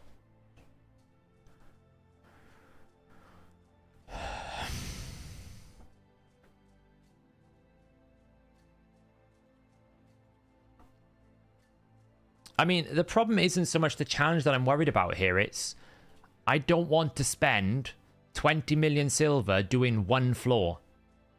That's what I'm not comfortable with. If there was no gear swapping cost, then I would think it's actually quite good because each floor requires its own requirements and you actually have to work towards it. The problem is, once this free regearing event ends, we're going to have to... Like, we're just going to spend so much silver trying to beat one stupid little floor because we can't use the champions that we already have. That's my concern. Like, I'm sitting here, I'm going, I don't want to have to rebuild all these heroes. If I did it, I would be able to walk through it. But because I haven't built them properly, I'm having this problem. I haven't booked my Killian the Lucky. I don't want to have to book Killian the Lucky just because I need to beat this floor. It's not even like you can say it's a long-term investment. See you later, Nathan. Cheers for hanging out. Because essentially, with a secret room, you can build like a soul bond. Because you can use it every single time that rotation comes around, so it doesn't feel so bad. I don't even know if this requirement is going to be back next month. And like, how many rotations are there going to be? I don't know. No one really knows.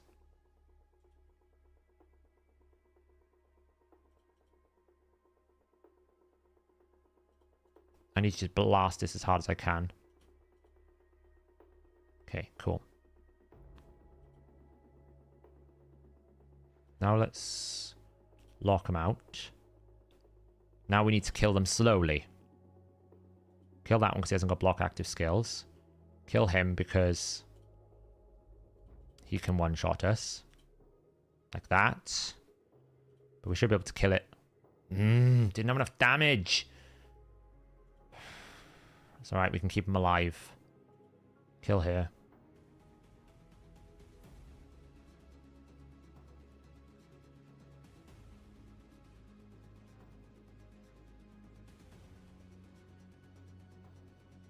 Now we can't kill this, but we're going to kill it. Too many turns again. At least we got the stun. That Beauregard will not stun. There we go. Right, okay. So, let's soften him up. Let's try and take out a Torment. Nearly. Nearly got a Torment. I don't think he can kill it. Right, one Torment down. That's something. 2 Torments down. There'll be a revive. That's not a problem. I can deal with that. Oh, it's a revive on death, so I have to deal with that twice. I can bring one person back.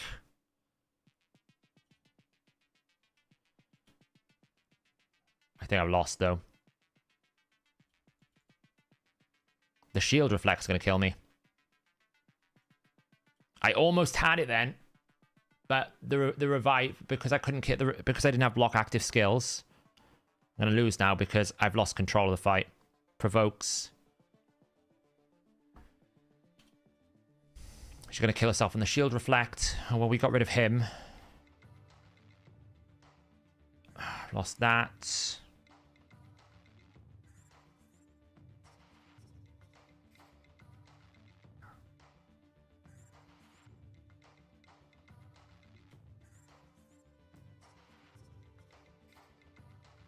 Pay my taunts.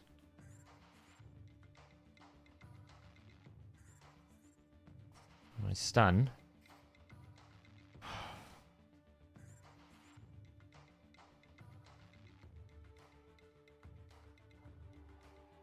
Nice.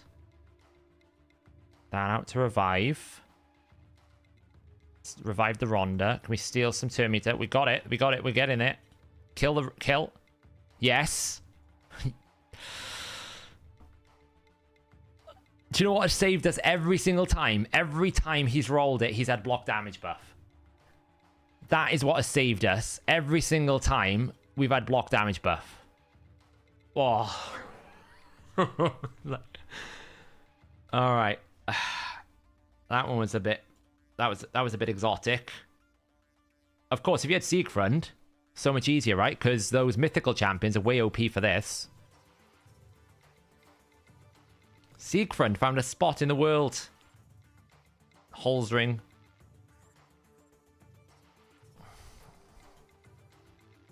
Triple roll guard.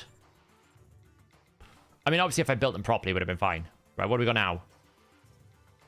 Oh, that's the floor I can't do without Jetney. I remember now. That's the floor I can't do without Jetney. Or I can do it, but I think you need Jetney. I think if you look at the top rankings, they're all going to have Jetney in. Oh, no. Oh, Royal Huntsman is the same thing. Yeah, Jetney, see? Either you're going to use Yannicka Jetney or you're going to use Royal Huntsman Jetney. So until I get Jetney, I don't really want to try that.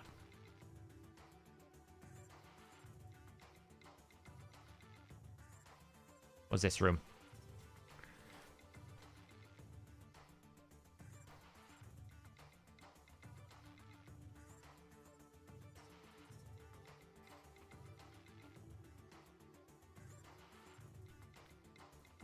Guess we do that.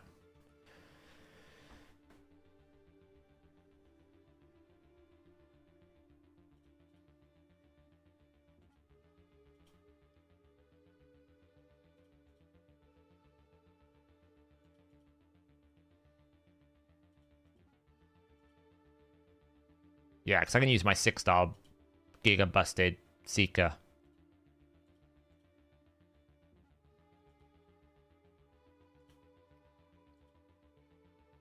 Do you know what? I think now, the more I think about it, I actually don't mind the challenge so long as it's achievable. But actually, I think what's putting me off is knowing that I have to constantly re-gear 100 champions and the cost that's going to be. Silver's bad enough, right? If you think the last summon events, last enhancement events we've had were, was it 5,600?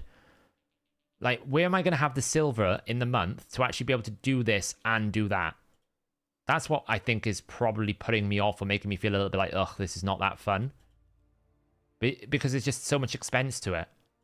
For what? Like, small amounts of gains?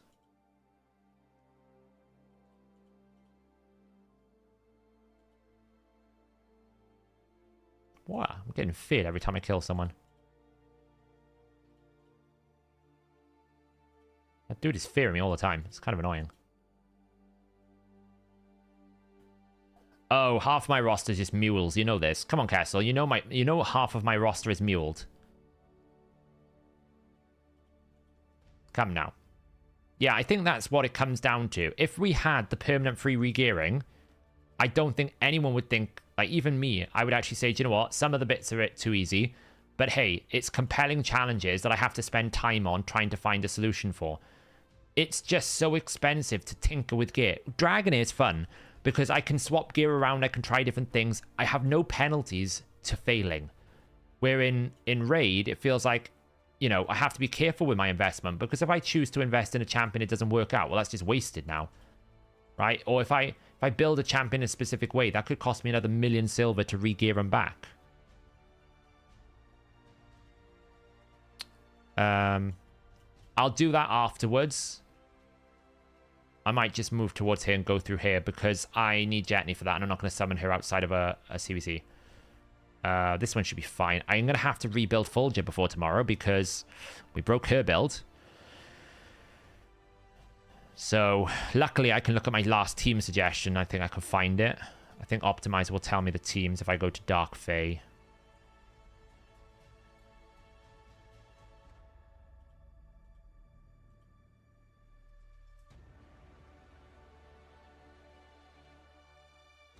No, it's not going to now. I have to figure it out afterwards. So I'm pretty sure I broke her build completely.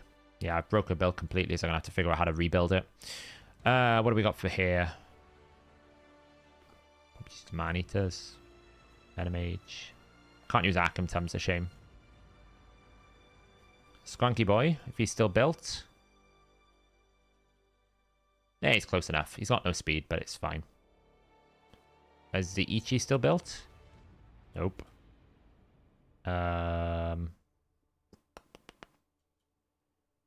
Morag, are you still built? Nope. Is anyone built anymore?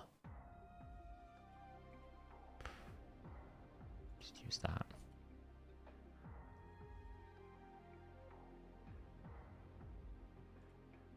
Actually, yeah, probably Ogo's a good idea, isn't it?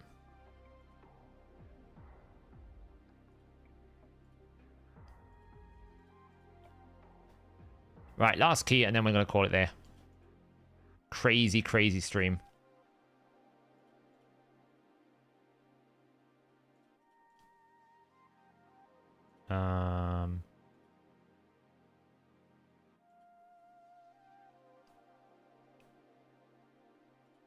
That.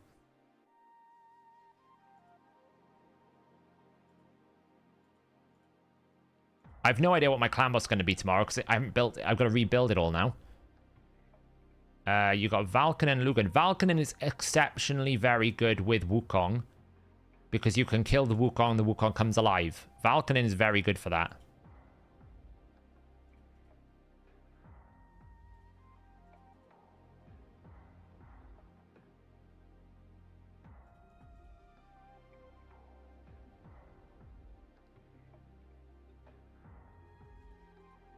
Die. Die. I mean, slight problem, but can't really kill it for a while, but okay. Yeah, Valken's an exceptionally good champion. If you can get the right setup with Valken, he's a very good champion. That's the challenge. If you can't get the setup, it can be quite frustrating to use him.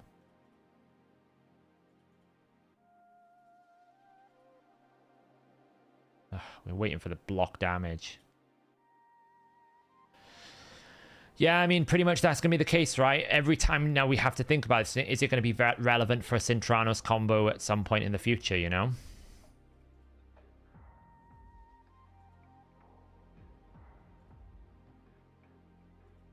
Yeah, Valkonen's a damage dealer.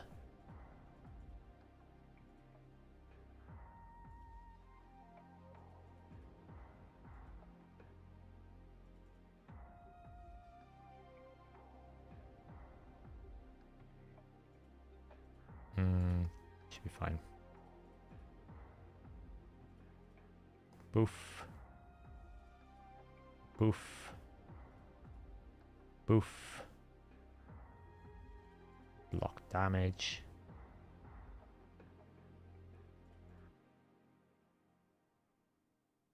Fighting Danags. I actually have a 4-star soul for Danag. I just haven't used him. But I do have a Danag Soul Reap 4-star soul I could use if I want to at some point in the future. It's been bugging me how people compare to other similar game with Raid and how they're better than Raid, but still Raid are the top game. Why is that? It's the World of Warcraft effect. Every single time a new MMO comes out, it's always marketed as, this is going to kill WoW, this is better than WoW, this is the WoW killer. But people just have nostalgia. They have they have almost like commitment issues because they've played, I don't know what the exact word is, there's a word for it, where you've basically invested so much into Raid, you don't want to leave Raid. Raid is also the first of its type, so you have a lot of barriers to overcome to beat it.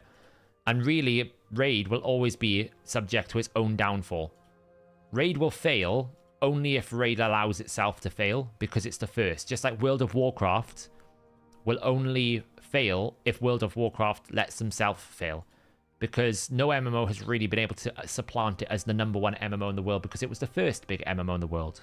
Sunk cost fallacy, thank you, yeah. Because you've invested your time and effort and energy, you have an emotional connection with everything in your account, therefore you don't want to lose it all, so therefore you stick around even if you're not necessarily, like, enjoying your time there, you know? Right, is any of this supersonic good? There was one good piece of supersonic out of all of it that was interesting. It's that one. Give me a triple roll. It's not what I wanted.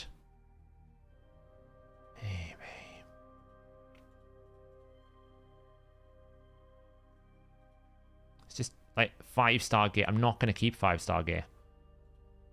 It's just not good enough, you know? I guess I keep it because I can reroll like mythical gear. Like this one's potentially good.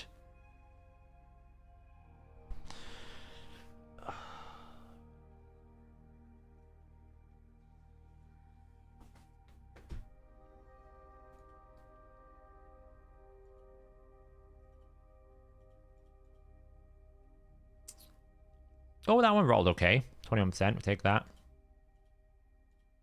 Just 5-star gear, you just lose so much. That's the problem.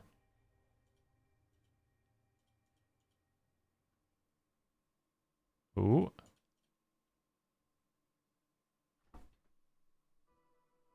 Yay! That's good. The other two substats are terrible, but that is good. Wait, is that like, it's like 1% away from perfection. It's a good HP base nuke. No, I'm not going to re-roll that. It's good. Chances of that rolling onto a stat that I actually want is so low. That's just a straight sell. I'm never going to use those gloves. Like, the substats is terrible here. We're hoping for, like, it's just, I'm never going to use that. It's just such a bad set. I'm never going to use it. It's just taking up inventory space.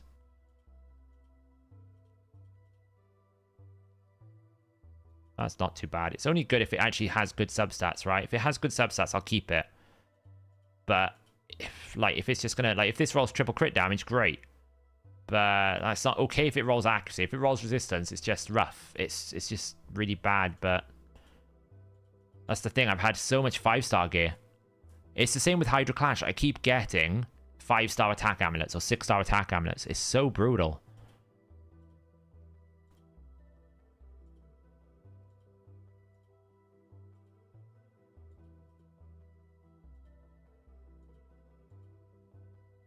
Like, this is a triple roll or bust. We've got a lot of Chaos Ore. Ooh, that's okay. That's decent. It's okay. Could have gone worse.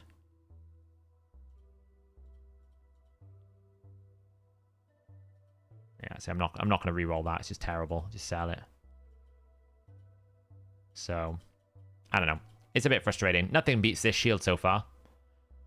That thing's a piece of beauty.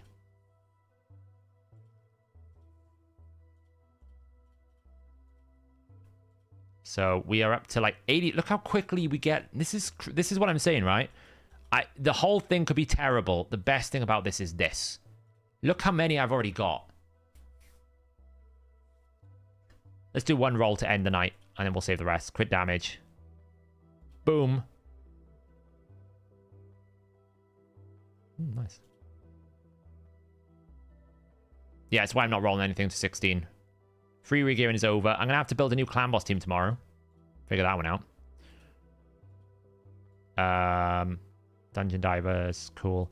I'll have... do you know what? I really want to hold this for CBC. I might just put it for tomorrow's video, though. I might just put it for tomorrow's video. I haven't decided.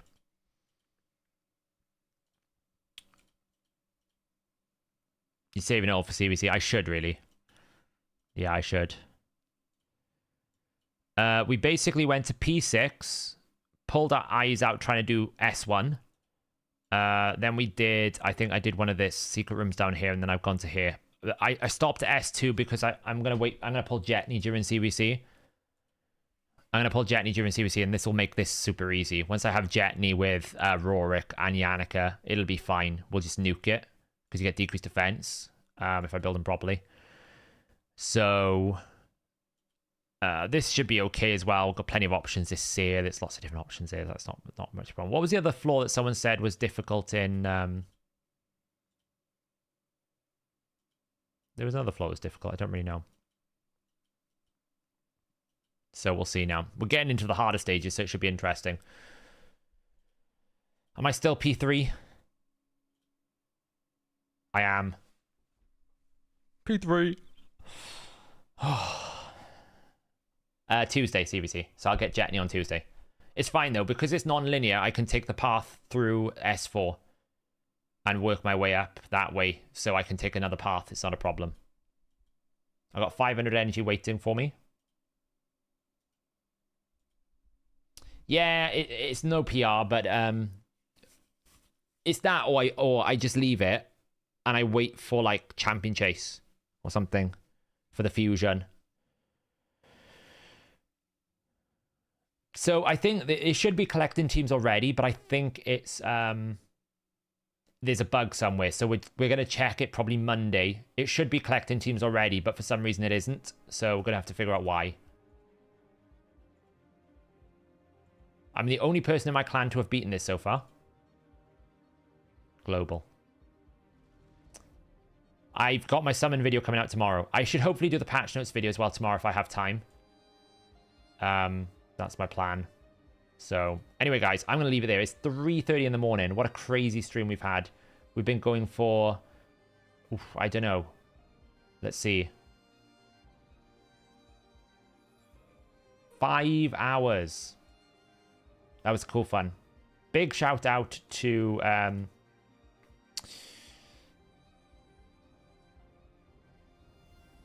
I've forgotten. Was it Lois? I've forgotten the name. I'm terrible. I'm so tired. Loey. That was the one. Loey. Big shout out to Loey for helping us. We did it. I'm going to get some food, get some sleep, and I will see you guys probably Monday. I'll do a video on this, highlighting the brilliance of it. And telling people don't think they could do it because I nearly went mad doing it. But yeah, I'll obviously naturally as well, I'm going to make some teams for Amius that isn't just like, hey, I one-shot it with an 8,000 attack Fushan. I will do other videos with it. So anyway, guys, have a nice evening and I'll see you on Monday.